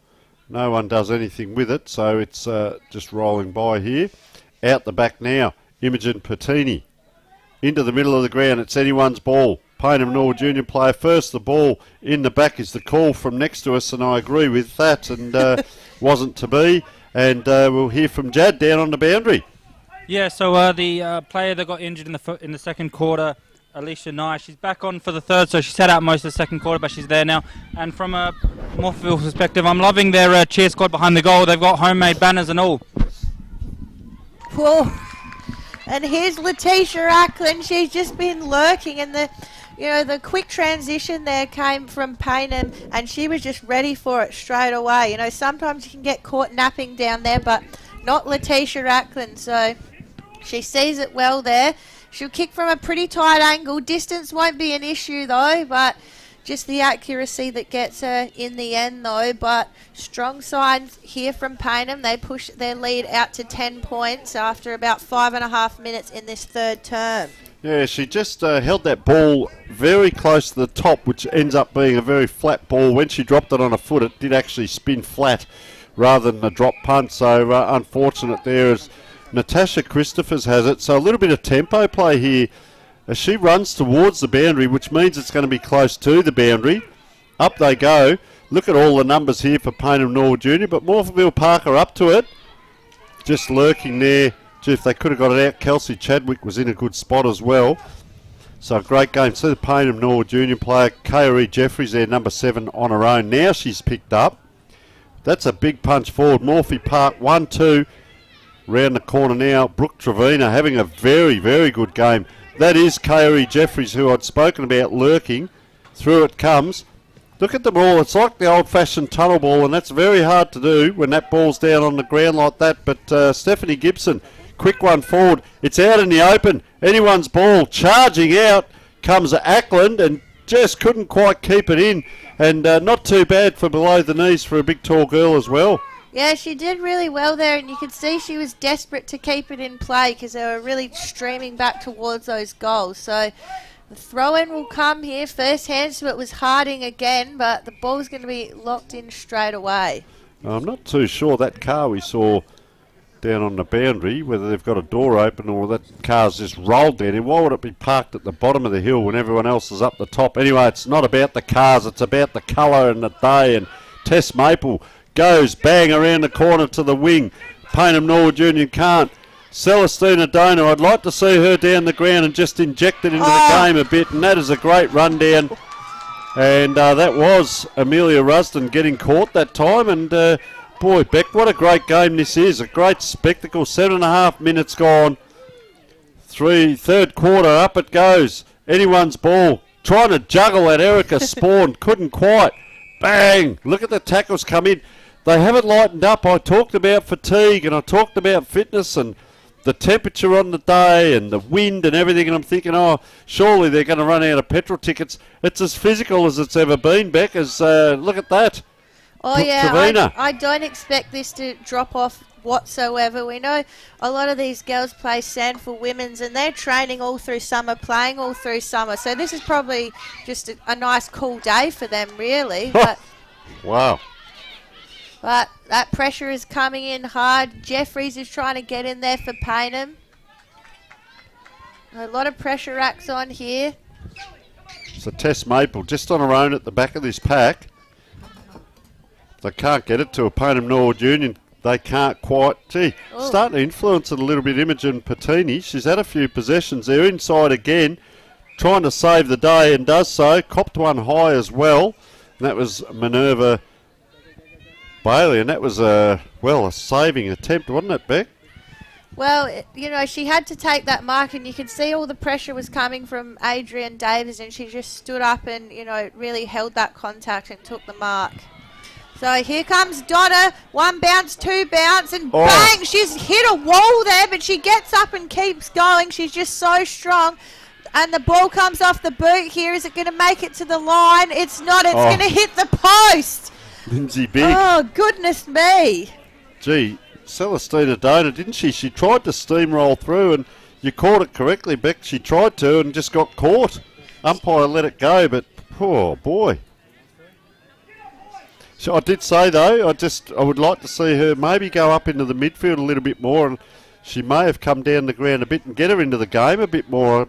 Not quite sure why she's playing so deep. I guess she's got to get the ball there to score it, but Payneham are quite good here. This is Claby going around. She's allowed to turn around as well. That's a great kick if it bounces too. Could be an opportunity for Payneham. But there's no one in front. Now they're just trying to get back. Not too many players in front. That's Grace Whittaker is the only one as this ball comes her way. Cece's caught behind the player. Applies a big tackle. Holding the ball comes the call. And it's interesting. She goes down and Letitia Ackland goes back. So they do have now, and it's a great target to have. But she's playing on Cammy Williams. That is, I reckon that's the matchup of the day down there. Don't worry about the midfield. That is a great matchup. Ball in the middle. No, I absolutely agree. A really good one-on-one contest there. Good old-fashioned one-on-one forward v defenders. They just keep trying to boot it forward, do Payneham. Just doesn't quite work out. So it's in the hands of Hinge for Morphettville, looking for Tess Mabel, who just comes running through. Here she goes, throws it on the boot, gets a good amount of distance with it. Looking for someone in her forward line there, but just ended up missing the contest. Tackle comes from Donna. And she'll force the stoppage here. So now the whole cavalry comes. They got all pushed down the other end now. See where this stoppage goes. Might have to push back in the hands of Harding. Just sends it nice and long. She's looking for Donna. Gets it onto the boot of Rusden. A little bit of a chase is coming here. A lot of pressure coming here from Payneham. Thrown off the boot there, but just a behind there. So they're forcing it down there, aren't they? We've seen 2 points this quarter scored by Morphy Park. They're getting it down there. Is it just no structure down there? They're trying to force it forward, or is it that Payneham Norwood Union's defence is going so well? They're quite stoic down there. I think the other thing for Payneham, though, they've only scored the 1 point after that opening quarter, and that was the difference, their opening quarter, because that's the difference in the game. I guess now, are they going to score to the right of screen? Because we've seen so much of it during this game. That's the scoring end. Morphy Park will come home going that way, although that wind has dropped away. They come out now, 1, 2, quick handballs. High kick now, right into the middle. Who's there? They let it bounce. Up it goes, down it comes. Payneham player just rushing through. Anything will do, and that does. Davies breaks out around the corner. They're running in threes. Choreography. Oh, tackled, because here comes Morphy Park. Another player tackled front on. Umpire lets it go. Can they get it out? Once again, Imogen Patini. Just that little knock. That is a great kick by Letitia Ackland. It's going. It's going. Is it going to make it? It's not. Morphy Park player has to kick around the corner. She's given it up. That was a hard kick. She had no option. She had to kick it. How quick was that by Letitia Ackland? Get it down into a dangerous position. And a forward with Grace Whittaker already has one goal on the board. What do you reckon, Beck? Can she kick it? There's that car. Depends if she's going to go for it or not here. I mean, there's a lot of numbers in the hot spot, and that's where the ball's gone. Oh, it's a good play. Davies, is it gone into her hand? She just put her arms out like a basket, and it just went straight in there. So Davies, a little bit cheeky there, tried to shorten the angle. She's going to hit that silver car. That's what's going to happen. Tony very distracted by that car there. And Davies' kick probably wasn't where she wanted it there. Almost ended up in a pass to Ackland, but they'll get by with just the rush behind. So, Beck, we've seen both teams this quarter get that 4-0 forward and just not being able to finish off. There was probably 1, 2, almost 3 shots on goal there, and they just couldn't get it done. And being allowed to take off with that ball is Nicolette Dunn. That'll be 2 kicks back if Payneham get it from here. They can't. Wow, bang, into a wall. Is that not Imogen Patini again? I don't think it was there with the blonde hair. A few of them look the same. That might have been KRE Jeffries as it comes up. The ruck person there, she could have almost taken that, Chanel Braithwaite. Haven't seen her a lot down there in ruck. And, well, we see Morphy Park setting up the wall. They could come out this side if they want. They've got a lead here, Jade Longbottom, but they go down that pack right in front of that magnificent Sportal scoreboard. And a great grab taken by Michaela Walker. Jad on the boundary. Yeah, just here on the boundary, you feel the atmosphere is definitely growing. It's a premiership quarter here. Also interesting to note, a few goals have actually come to the left side of the field. We haven't seen too many in the previous grand finals we've watched, but in this game, the wind's died down here, and it's not as windy as it was earlier in the day. So that side really being in play for the rest of the game. So, yeah, back to you guys in the commentary box. So Jad Gosson there giving us some really good intel down there. We can see the flag's quite limp here. Down here at Kenilworth Oval, and we thank all the volunteers and helpers today to make this such a magnificent day as Payneham Norwood Union coming forward again. That's a big kick inside 50, probably outnumbered, and there she is, the one we talked about, Kemi Williams, down the ground, and that's a nice kick to Nicolette Dunn. So will we see, Beck, will we see that little, here it is, possession football, first time for the day. Can they get it all that way down the ground? Well, I think they've got the skills to it. It's just whether they can line up those targets and hit them. They just have sort of struggled getting it past halfway very cleanly at the moment. Here you see Payneham again ready to just rebound it. They've done this very well all day. They're looking for Ackland now. Great spoil there by the defenders from Morfettville Park. Ackland still gets a quick ball to it. And there's been another turnover here. That'll be holding the ball, you would have thought. Umpire says yes. So just burning themselves with the footy here a little bit are Payneham. And you can hear Macca shouting from the boundary line. He's a bit frustrated with what's going on. I don't blame him. Just making things a little bit too hard for themselves at the moment at Payneham. The reason we can hear, and it's actually gone a bit quiet in the crowd, as I know Jad said it's building, but it's that sense of, well, there's only 9 points in it, third quarter, 16 minutes in, and Morphy Park just tried to manufacture that ball through weight of numbers, but coming out now is Payneham Norwood Union, and once again, she's doing a good job back here. Christina Lutzi getting a fair bit of this ball in this quarter as well. Both teams very well structured. Ground bathed in sunshine. What a magnificent shot. Our cameraman James Patzel up there doing a wonderful job. William Laws, our producer here, doing a wonderful job as well, controlling about 6 different cameras and, well, 3 commentators as well.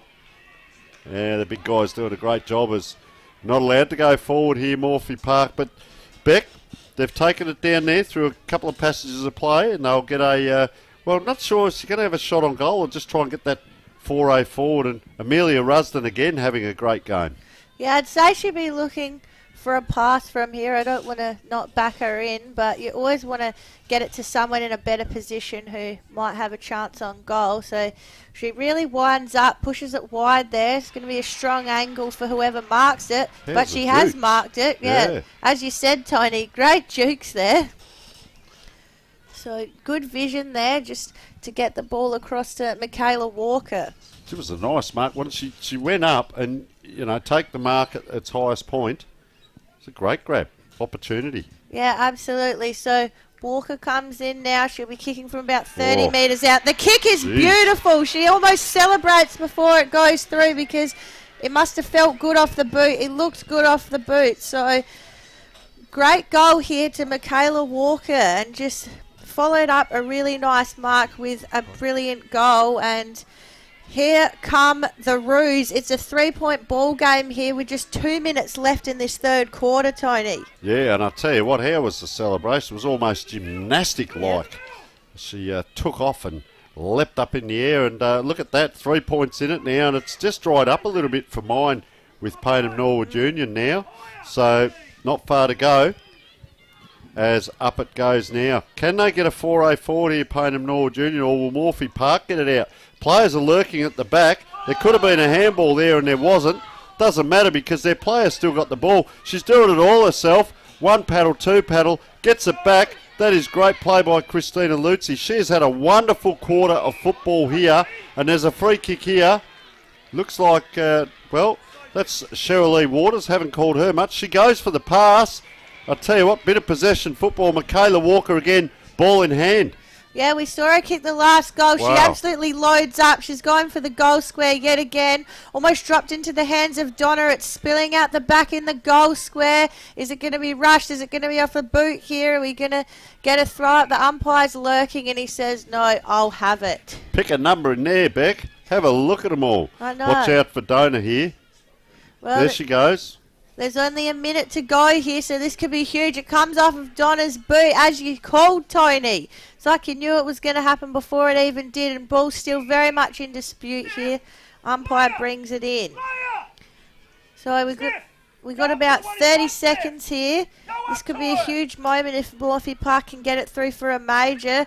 Running through the middle there was Rusden, the first goal kicker of the game. But not much time here left at all. We can hear the pressure coming from the Payneham bench. What can result with this last few seconds of the game? Oh my goodness! Oh my goodness! It's a goal! Goodness gracious me! And it looks like it might have been Donna. They're all getting around her there. She's right on the side. I tell you what, that will lift Morphy Parks. Look at the numbers around her there. Just that quick kick out. And as you alluded to, Gary McIntosh was just saying to the players, roll up the ground. That wasn't going to happen here. What he wanted to get was extra numbers down around the ball and each person to roll up for that kick to come out. And that has put the cat right amongst the pigeons as a huge comeback this quarter. 3 goals, 6, 24, 3 goals, 3, 21. And we will take a short break. Folks, we're down here at the Banner Crew. Our friend, supporter and sponsor of Between the Posts has joined us. Welcome, Jason Goods. Thanks, Tony. Nice to be with you. What can the people out there expect to buy from the Banner Crew and get looked after? Pretty much anything that you can put your club logo on or a message from the club, whether it be, like you mentioned, a marquee or a flag or an A-frame or a banner, a stubby holder, a pen, anything like that, anything that you can pop the club branding on. Everything's customisable, so basically we've got an in-house design department with 2 graphic designers that can work toward getting the message across that you're after. We're down here at 318 to 326 St Vincent Street, Port Adelaide. Jason, thank you so much for your support.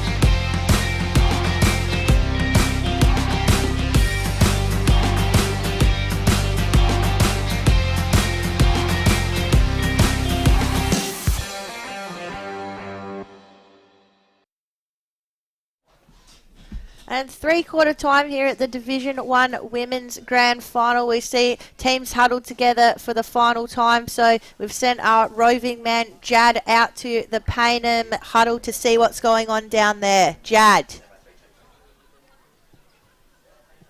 Yeah, I dare say that final goal would have changed the team talk a bit by the coaches in that three-quarters time huddle. So basically they're just saying they need a bit more talk, a bit more communication, stay focused, but also get that intensity. 110% is the last quarter of the season, so really push hard and try and do everything they can to find a way to hit the front in this grand final. Back to you guys in the commentary box. Well, good work, Jad, getting us all the insight into the Payneham bench there. I'd say there'd be a lot of words there being said by Macca. He's been in these high-intensity games before. He knows exactly what to say, so it'll be interesting to see how Payneham come out in the last quarter. How exciting is it? There he is there. He's asked his players to go behind him so that he's looking into the sun and they're not. And he's quite intense. He's been in pressure situations before. I wouldn't say anxiety here, but they've got a game to win. They want to enjoy it. And also Morphy Park have a game to win and they want to enjoy it. And Morphy Park, I can't believe how many people are down around that huddle, let alone still in back behind the fence. Beck, there is an absolutely huge crowd here. There it is. Have a look at that shot. That's as good as anything you'll see in the Adelaide Footy League. There are just people everywhere. What a game we have in our hands. Let's come back to the game. 3 points in it. 1 quarter of football for the year. It winds around to 7 minutes to 5 o'clock on the Sportal scoreboard. And this is as good as it gets, Beck. We could not have asked for anything more. 3/4 time. Close game. Oh, no, not at all. And this is why you come out to watch the Division 1 Grand Final. You're seeing two teams throwing absolutely everything at it. You know, Payneham were looking good there for most of the game here. And Morphettville have just absolutely clawed their way back into this game. And you can never write off Morphettville Park. They're a strong club. They've been here before. They've done it all before. You see Payneham breaking from the huddle here. Both teams know that there's one more shot at it. You've got one more quarter to go, and that's it. There's no more time here in this game. There's no more games. This is the last one. This is the final roll of the dice. And I know it's a cliche, but you don't want to come off the ground having any energy. You want to give it all out here now, because now is your time. It can go either way. We're not going to tip. We won't do that as commentators. We'll say stand by as it's 5-5. 1 quarter to go in the Adelaide Footy League's Division 1 Grand Final for the season. It does not get any more exciting than this, and that looks like Dahab Nanga in the middle going up in ruck, and I can see they've heard the call. Celestina Donor, you can see with the hands on her hips in the middle. I've been waiting for this all day. The excitement machine. Can they bring it home, Morphy Park?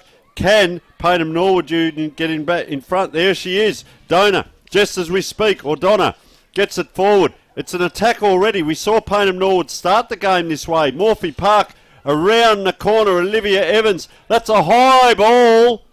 High, so high in fact it goes out of bounds in front of their supporter base over there. And there will be a free kick to Payneham Norwood Union. What a game we have, Beck.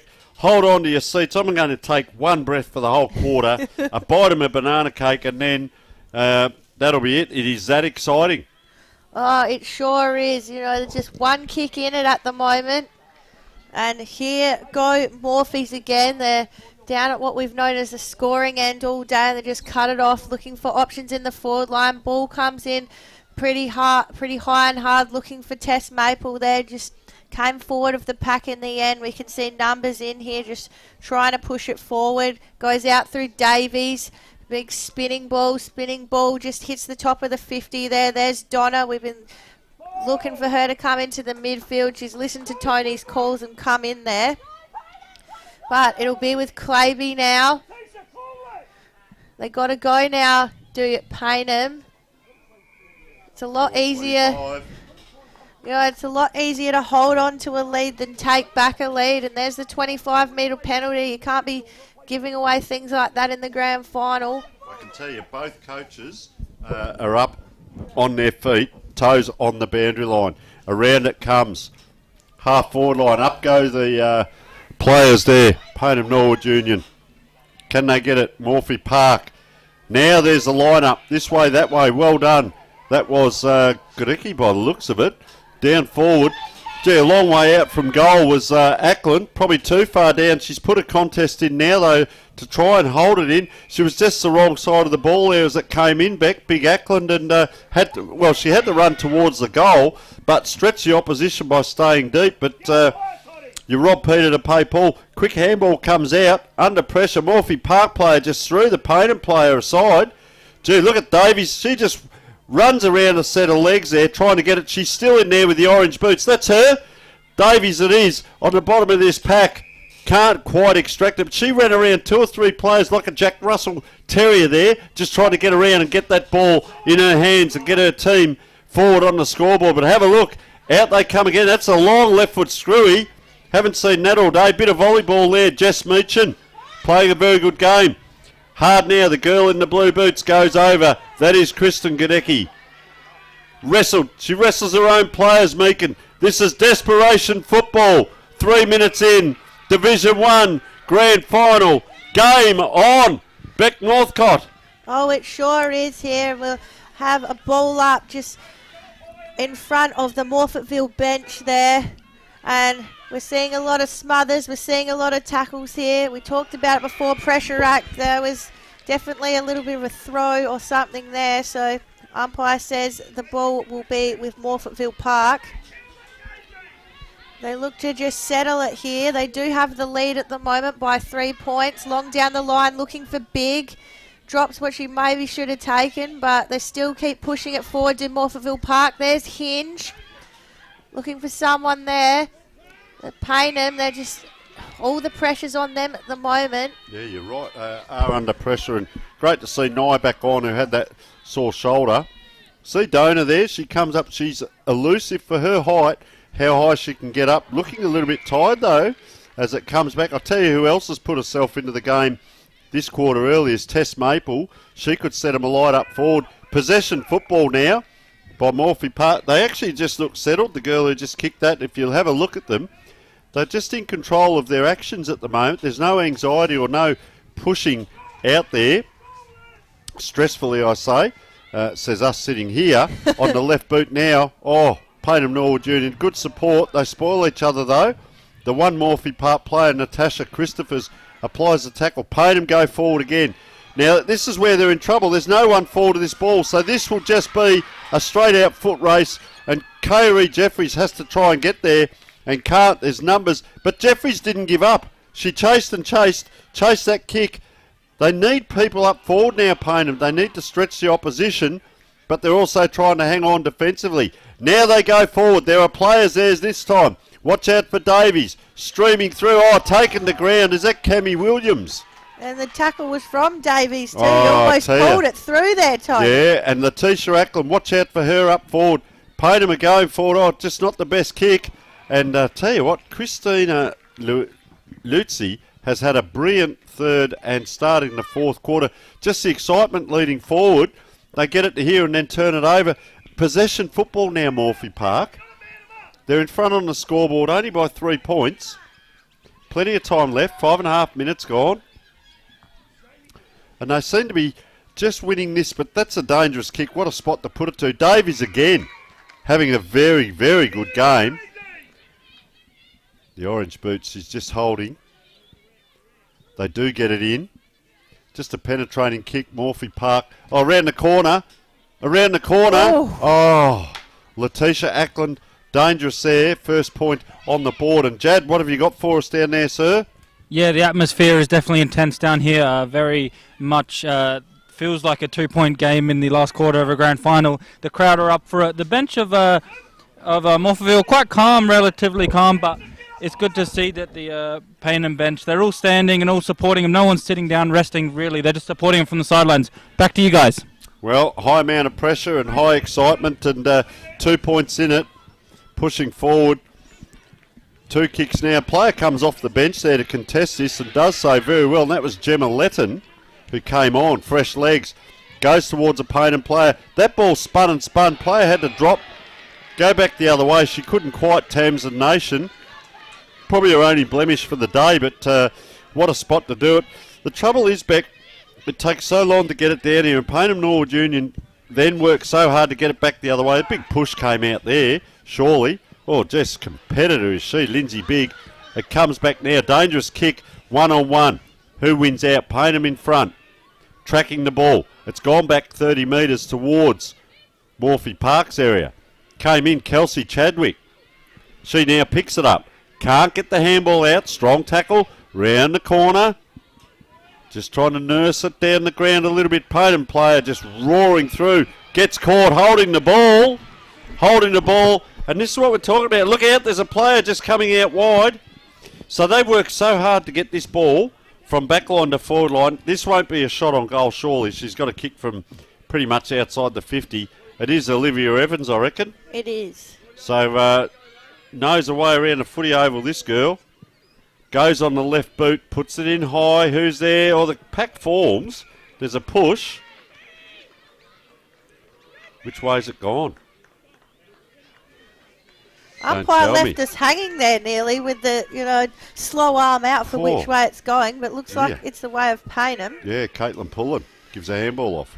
Yeah, it goes across to Meechin. She tries to launch it forward, but she only gets as far as Donna. Just need to make sure that you got teammates there before you start launching the ball like that, especially in the areas of Donna.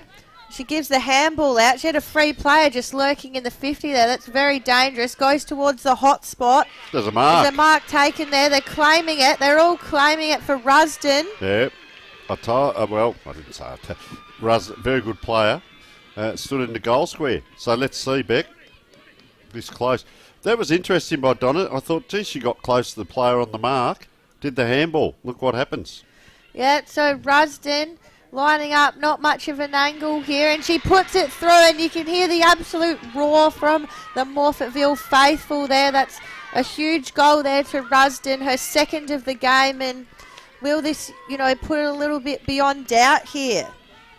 Well, they were 9 points down at half-time. They'd only kicked the 1-goal 4, and since then, they're up to 4-6, so they've kicked another 3 goals in the second half, and Payneham were 3 goals 1 at half-time, and they're now 3 goals 4, so they've only scored the 3 points as we speak. Have they got another go in them? We're halfway through this last quarter almost. Have Payneham got another go? They get it forward this time through one kick, but as we alluded to, it takes so many kicks to get it down there. Morphy Park now go forward. They're screaming. They can feel it. Donna has really lifted.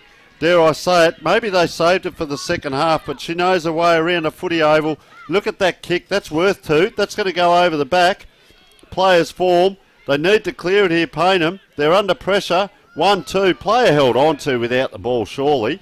And that is number 22 in Kristen Godicke. I won't say she'll relieve. I'll say what she has to do is load up. They've got players leading out this side.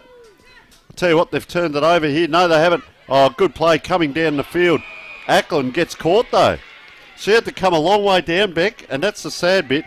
She's come down to where the other players need to get it and kick it down to her. Guess who again?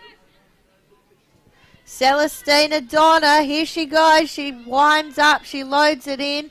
Can someone grab it out the pack this time? Not to be. A lot of players ready to rove it here. There goes Evan. She tries to fend off and get through there, but she's wrapped up. 8 points in it. Still plenty of time. Could go either way. Oh, big push out by the Payneham player. Oh, look at them lurking off the back here, Morphy Park. There's the soccer out. Can they get a run on here, Payneham? Great wall set up by Morphy Park. It's up. It's high. Oh, in the middle. Punch. They need a clean take here, Payneham. They can't. Morphy Park can. Around the corner. It's coming towards the 50-metre line and or the boundary. Just beats them across. This could be a free kick. Okay, opportunity to load up again. Umpire's going to call it. It is free kick here. So player goes back. But she's just going to kick to a big pack here, Beck. And a big pack it is. No one's free, so a free kick here. You saw the jumper pull there. Claby rolls as Macca calls it. Free kick down the field. Opportunity once again. They need runners. They need them down the ground. Get the numbers. Look at them go. Davies. Look for Davies in the orange boots.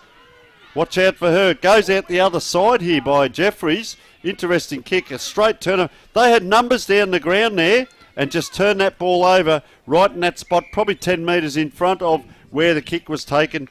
This could be the fatigue coming into play now, Beck.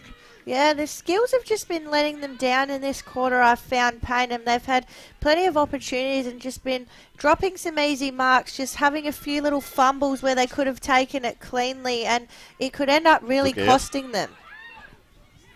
So they try and send it long now. Almost little specky moment there from Whitaker. Gee, she had a go at that. She just went to punch it, and umpires paid it against her. And Chloe Harding, I mean, you can't miss her. She's so tall there, and well, she was the stepladder. She just goes out wide, 50-50. So Payneham, another opportunity. I keep saying it, but good structure there. 1-2 handballs. That fumble's the costly part, isn't it? Those skills again that I've just been talking about. And Morphy Park, they will make you pay. Celestina Donna again in there. Just a little soccer now. Round the corner. That's her again, I reckon. Or that could have been Lutzi. So Payneham player having to do it all on her own. Gee, she's caught too. That's a floating ball. She ducked back into the tackle there, Caitlin Pullen, and got caught out. So it goes back to Olivia Evans, certainly leading the way, Olivia, and she'll have a kick. Well, possession football once again to Cheryl Lee Waters as we wind around to 13 minutes. Well, they can afford to just hang on to it here. You know, they're ahead by the 2 kicks. So while they're in possession, they can afford to just keep it in their own hands. It goes to Tess Maple there. Great spoil from the back comes from Roberts for Payneham. The ball still spilling down, though. Gets thrown on the boot of Letton. It's gone quite deep into the Morphettville 50, though. Great work to just pull it out there. Ackland goes for it, but she went too early in the end, so it's with Spawn now for the Roos. Spawn sends it into a 2-on-1. Excellent work there by Davies. She's trying to single-handedly get her entire team back into the game. She sends it to the reliable Chloe Samuel. Chloe plays on. She knows there's not much time left in the game here. Turns it over with the kick, though. Not what she would have wanted, but we'll have the direct turnover back again with Pullen. Pullen plays on. She just runs around the mark there, sends it long. Looks like Ackland might have come out of that contest unfavourably on the ankle, so... Not sure whether there was a little indiscretion there, but I'll tell you what, that last 2 minutes of football was as good as football as you'll see at any level. The marking and the kicking. And just marks all taken there. I reckon that almost was by the hair. So they need to go now. Gadecki, she's looking for a handball. That really didn't work, but kick to Davies. Davies has had to go back to help out. Breaks the tackle. They're playing possession football. Out wide is Jeffries. This next kick is important. She puts it in. Payneham Norwood Union can't take it. They need another one. Davies, watch out for her if she can get away. She does. She goes long with the kick. Just off line there to Davies, and that's 1 point. I'll tell you what, that would have put the cat amongst the pigeons. 5 minutes to go. 1 point, the difference. Jad, what have you got for us? Yeah, something I've noticed this quarter is there's not been as much interchange as the other quarter, so it's almost like they were resting their big players for this last quarter. 1 point the difference. Intense final game coming up, final few minutes coming up, and yeah, we'll be covering it all here. So back to you guys. I just don't think the ground scoreboard is correct because they've got the 4 goals up for Payneham. They haven't scored a goal this quarter. No. So that actually should have been a point. Someone needs to let them know. As ball just rolling and out of bounds. They fixed it up now. Oh, thank goodness for that. I was about to run out. So 3 goals, 5 it is. 23, 4-6-30. And the score is correct. 4 minutes to go. Payneham Norwood Union. Let's get back to it. Donor again. Goes up with the big jukes. Recovery is good. Dangerous position or going with the one hand. Couldn't. Morphy Park player went over. It's out. This is their last chance here, really. If they can get this ball down and just holding up Cheryl Lee Waters. Player still down for Morphy Park. She's now getting up. And they're just going to take time now, which they're allowed to do, Beck. That ball doesn't go. So Morphy Park are in a bit of trouble. Wrapped up. Now look at them. Look at them all trying to run. You just get them down there. Look at the numbers. They're coming. The migrating wildebeest. Up it goes. Here's an opportunity. One handball. Get it out. They come at her. Another one. Kyrie Jeffries. Get the kick on. She can't. Around the corner, Trevina. What a great game she's had. It's out far side, right in front of the scoreboard. Big Shepherd comes through from KRE Jeffries. They're away here, Paynham. Can they load up? Holding up that kick. He's going to allow the opposition to get back. Far side. 17 minutes gone. Anyone's ball. Anyone's game. Around it comes. Is there a grab? No, there's not. Morphy Park. They're away again. Down it comes towards centre forward. Right, here they go. Out the back there is Meechin holding up to the defence. She gets a hand in the back there. Umpire saw it. Meechin plays on. She knows there's no time left in this game. Gets it across to Roberts. Samuel. Some of the usual suspects here for Paynham. As I say that, it goes to Davies, the number one usual suspect. Here they go. They send it in. They've just got a roll here, do Paynham. It just doesn't quite come off for them. They're getting under it again. The desperation here, but their skills are just letting them down in this last quarter here. Comes off the boot, goes top of the 50. Great spoil there by Bailey. Bailey still chasing it up. She's got plenty of numbers there to help her out. But here they go. Bang. Nice bump out there by Whitaker. What can she do with it now? The ball comes out the back. It goes in again. Umpire's going to have to call it here, I think. We're going to have a ball up.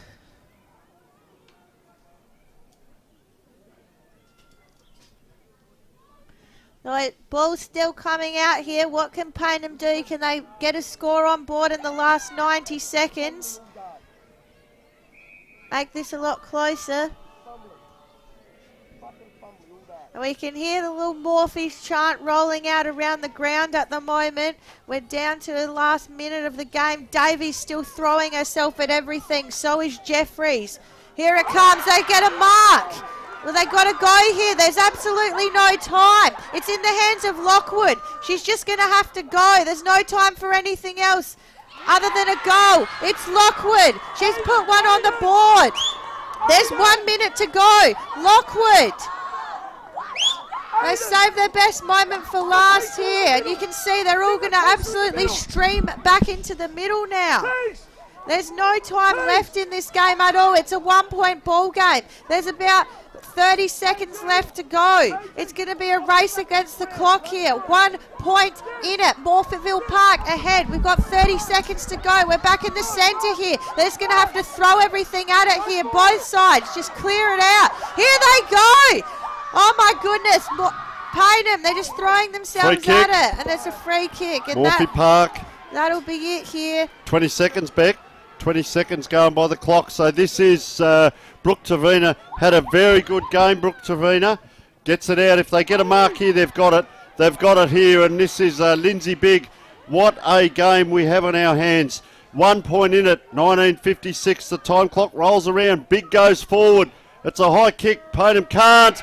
Morphy Park can. They've come from the clouds. The crowd streams out. 1 point in it. 4 goals, 5. Paynham Norwood Union 29 to 4 goals, 6. 30 to Morphettville Park. We have a winner. Paynham Norwood Union 12 points at quarter time. 9 points at half time. They started so well. Morphy Park, they came back. They kicked 2 goals, 2 to 2 points in that third quarter. Brought them right back in. They were up by 3 points. Last quarter, Paynham Norwood Union, 1 goal, 2. Morphy Park, 1 goal straight. It was enough to hang on by 1 point in an absolute nail-biter for Division 1's football. Beck, take us through the game. How did we see it?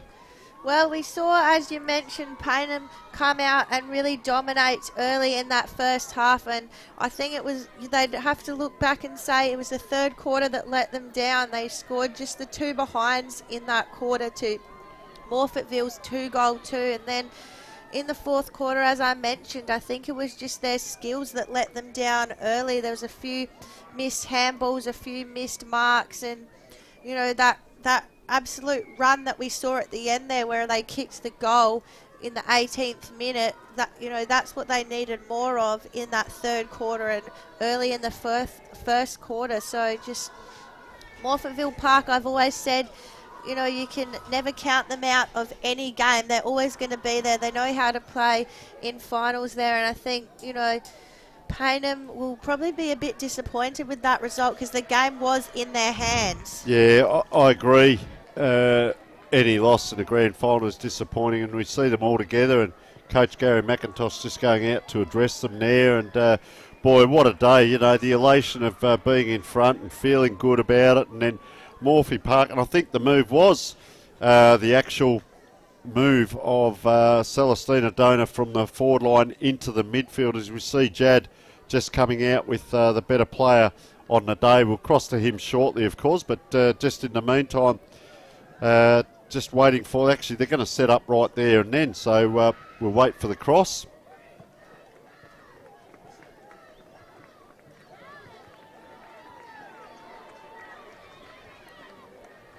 We're down here with the best player. We've given the Archie Thongs and the Sportal Beanie to Cammy Williams. I heard it's your 50th game. What a way to celebrate it. It sure is, yeah. It's a great way to finish. 1 point. Credit to the Payneham girls, though. They had a really good game and good season as well. So Yeah, you were really solid in that game in defence, stopping everything and stopping some of the most dangerous players, so good work. And now you're a premiership player for life. How's it feel right now? It feels amazing. Can't believe it. But now credit to my girls as well. I wouldn't be able to do it without them. So. And of course, a lot of hard work goes in, not just this game, but the whole series. So good work on you guys for that. What's been the highlight other than this, like the teamwork or how you've gelled off field? Has that been a big help to it? Yeah, I think just coming together. You know, we have a lot of ins and outs each week across the season. So to come together for a final and get the win is just amazing highlight. Awesome. Well, yeah, congratulations. The big players always get remembered in big games. So good. Congrats on that. And we'll let you go celebrate with the girls. But congrats and yeah, have a good day. See ya. Bye. Back to you guys in the studio. So welcome back, and worthy winner there, Cammy Williams. I tell you what, Beck, it could have gone to a number of players there. Tess Maple at times had her moments. Chloe Harding, what a great game there in ruck, but also around the ground. It's great to see the ruck person get around the ground. Brooke Trevina, number 13, down back. Michaela Walker kicks a goal. Olivia Evans, hotly pursued as we see her just running down to the crowd now. She's going to go down and celebrate with a few people just to the right. I wonder, or she's taken off over the fence, one of the two. But sensational. It must be parents or friends or something down there. So fantastic, emotional for her. Amelia Rusden came out and kicked those 2 goals, of course, that important one in the last quarter. And mentioned her at the start of the game, really one to watch. And what a great game. We see that mark she took in that congested pack. That was a huge grab, kicked the goal. Cammy Williams, as we said, best on ground from our point of view, hinge at times. And Christina Lutzi, really impressed with her game. We go across to Payneham. Our goal scorers, Ackland, Whittaker, Davies and Lockwood. So 4 different goal scorers. And who did you have as the better players for Payneham? Oh, I've got to absolutely say Adrian Davies. She tried to get her team back into this game off her own boot. She throws herself into every contest. She was tackling. She was everywhere. You could see at times that Macca called her back into defence, and so she's running up and down the ground. The kilometres that she would have put in today would be huge. So I was really impressed with her game as well. Jess Meachin, I thought, did very well in defence as well. She really tried to hold things up back there. She's the captain. She's clearly a very good leader as well. Letitia Ackland, I thought she could have, maybe ended up with a couple more goals herself, but she was a great target down there and really tried to get things moving in the forward line.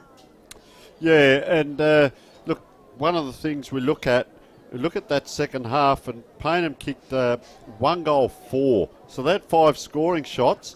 Morfettville, they kicked 3 goals 2. So they also had 5 scoring shots. It's the tale of accuracy as we're just going across the presentations.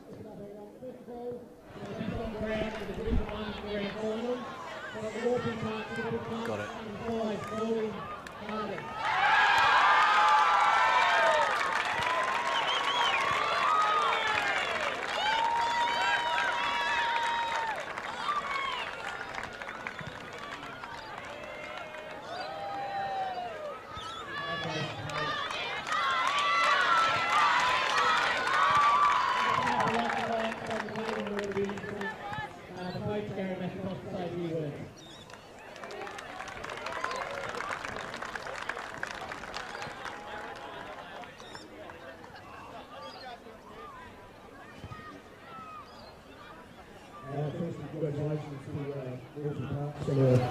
great win. We've had a couple of good battles this year, and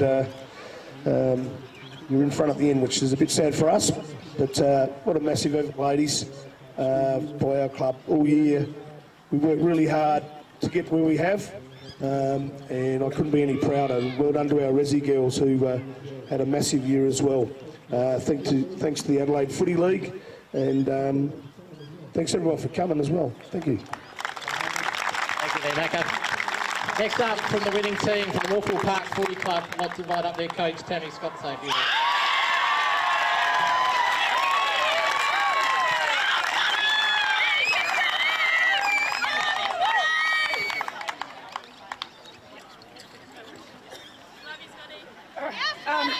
Firstly to Payton, congratulations today. That was a very well fought out game. I mean, you've only been in Division 1 for 4 seasons and you made 3 grand finals, so it's a real credit to you. You know, we can't take our pulse of women's football because there's teams like you right behind us, so congratulations to Gary. Gary and Payton also to Jess. Just quickly to our sponsors, I'd like to thank Allen Real Estate, Fish and Chicks and Threefold Distillery. Just to the crowd, so we put a call out. We have a rich history at Morph. This is our 17th season playing in Division 1, and we really wanted to display that history today, getting back some past players. So thank you all for coming out.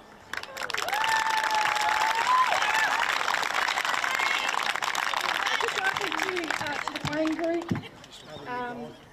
Look, we'll get a chance over the next few days, a few weeks, to thank a lot of individual people that need to be thanked. But just to the team that took the field today, you know, you're great footballers. It's actually been a privilege just to sit back and watch you guys play. But more than that, we're actually a really great squad, and that comes from being actually a really great club. So I do thank the committee.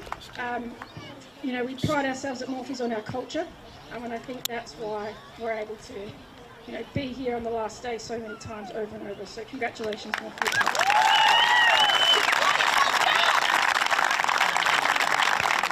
I'll just invite Adrian up, our team manager.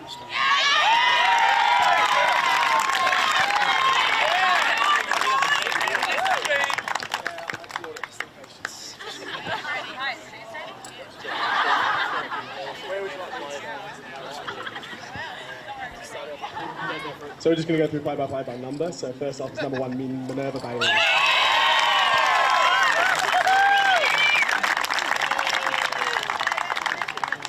Number 2, Tess Maple.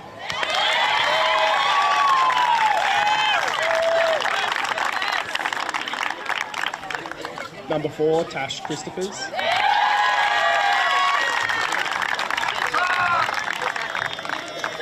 Number 5, Chloe Harding.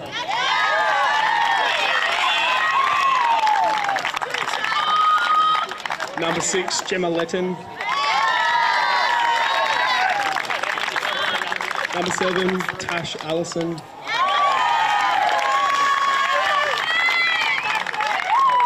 Number 8, Grace Smallcomb.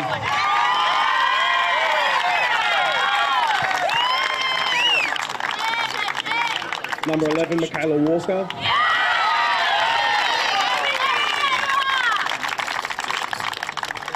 Number 13, Brooke Trevena.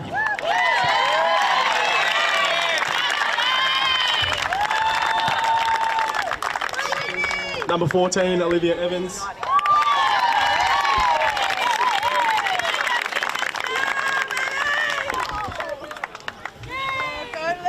Number 16, Cheryl Waters.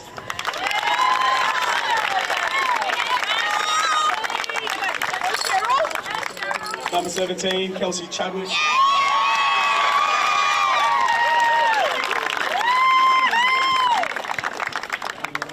Number 19, Amelia Rusden.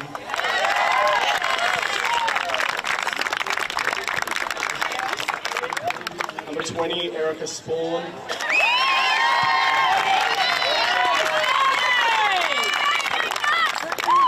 Number 23, Megan Harper.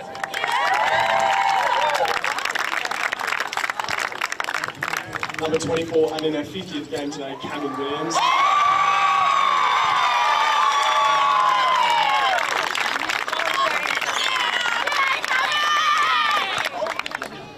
Number 25, Nicolette Sissy Dunn.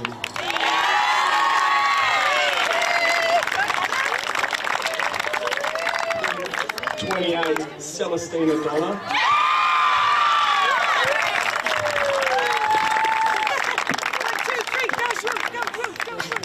32, Lindsay Big.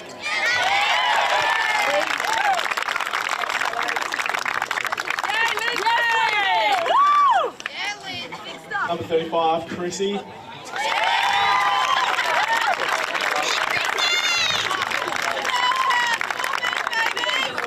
Number 38, Julia Patoli.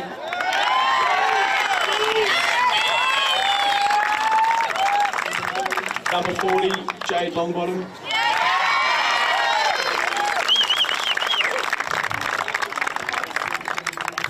Elizabeth Proven Shingles.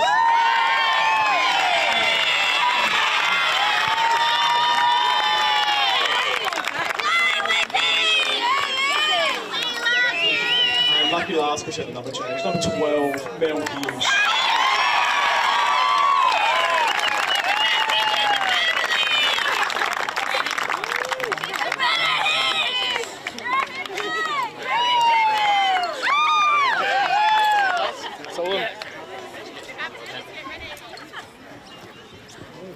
Okay, where's the captain and of course the coach, Tammy Scott, to come forward here, please?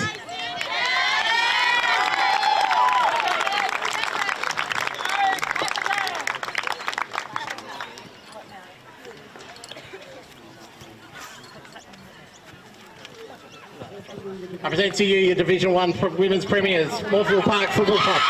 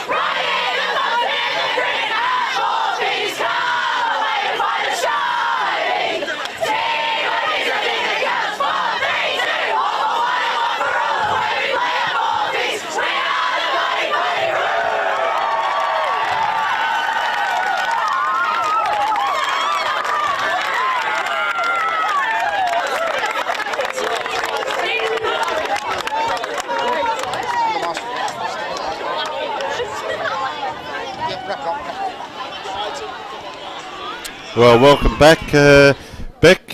Huge celebrations down there for Morphy Park. I think they'll be singing long into the night, and something that they've, well, do you ever get used to it, but something that they have gotten used to, I guess, over recent times, and very successful.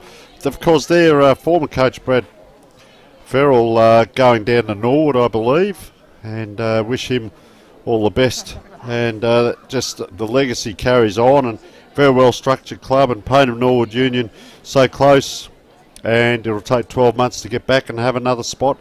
Let's go through the day. Let's go through all the scores, and we'll wrap up. Yeah, so we've had an absolutely huge day here down at St Mary's. Thanks to Kenilworth Football Club for hosting us today. We know a lot of work goes into these kind of things, but we'll look back on the day today. So the first grand final of the day, seems like ages ago now, it was at 10 o'clock. Loretto Old Scholars took out the grand final against Modbury, 1-7-13 to 4 points. In Division 3, Hope Valley 2-10-22 over Flinders Park 2-3-15, so a really hot contest there as well. In the Division 1 reserves, Payneham, well, they got the chocolates in one division today. 6-9-45 came up against a fast finishing Broadview 5-32. And of course, the main game, well, Payneham Norwood Union went down to Morphy Park, 4 goals, 5.29, 4 goals, 6.30. So the premiers, Morphettville Park, fantastic effort by them, especially in that second half. Of course, we'd like to thank you, all the viewers, for the whole day and supporting us throughout the day, along with our football extravaganza, of course. And fantastic to have you viewing throughout the world, Australia, South Australia and local Adelaide area. We'd like to thank our sponsors, Adelaide Footy League, Sports Interactive, Buddy Bet, Filming Footy, our scoreboard brought to us via Sportal, our best on ground, got the Dartfish beanie and also the stats for this game. They also got the Archie's thong, so thank you so much, and we can announce that Archie's are on board for next year. We cannot thank them enough already for one of the many sponsors that have come on board. To our production crew, James Patzel up on top, absolutely sensational. Will Laws, our producer, next to us, working like 3 people he was. James Moody on the camera, out on the ground, sensational. Jad Gosson down there, look at him smiling away on the boundary. What a day we've had down here, just absolutely sensational. One of our new commentators to us this year, and to come down and, well, pretty much covered 3 games, Jad, as well as the footy show from probably 9 o'clock in the morning. So outstanding effort by the young man, didn't put a foot wrong, got out, met a lot of people, really enjoyed his day. Yourself, Beck, well, always a pleasure to work with you. We have fun, lots of laughs. It can be serious at times. How did you enjoy your day? You also were here from 9 o'clock in the morning, if not earlier. Oh, it was a great day, and I just love days like this, a full day of women's footy, seeing everyone celebrating their premierships and just seeing some high-quality football. This is always one of the best days of the year. Well, and thank you so much, Beck, for joining us again. Thank you to all the staff down here at the Kenilworth Football Club, down here at St Mary's, and the Adelaide Football League staff. My name is Tony Neal. We wait until next season now, but stay tuned because the men's finals are on over the next few weeks, so don't go too far. We'll have all of that live streamed. We thank once again Filming Footy and Dartfish for making it all possible. Have a safe and enjoyable weekend, and until we meet again, arrivederci.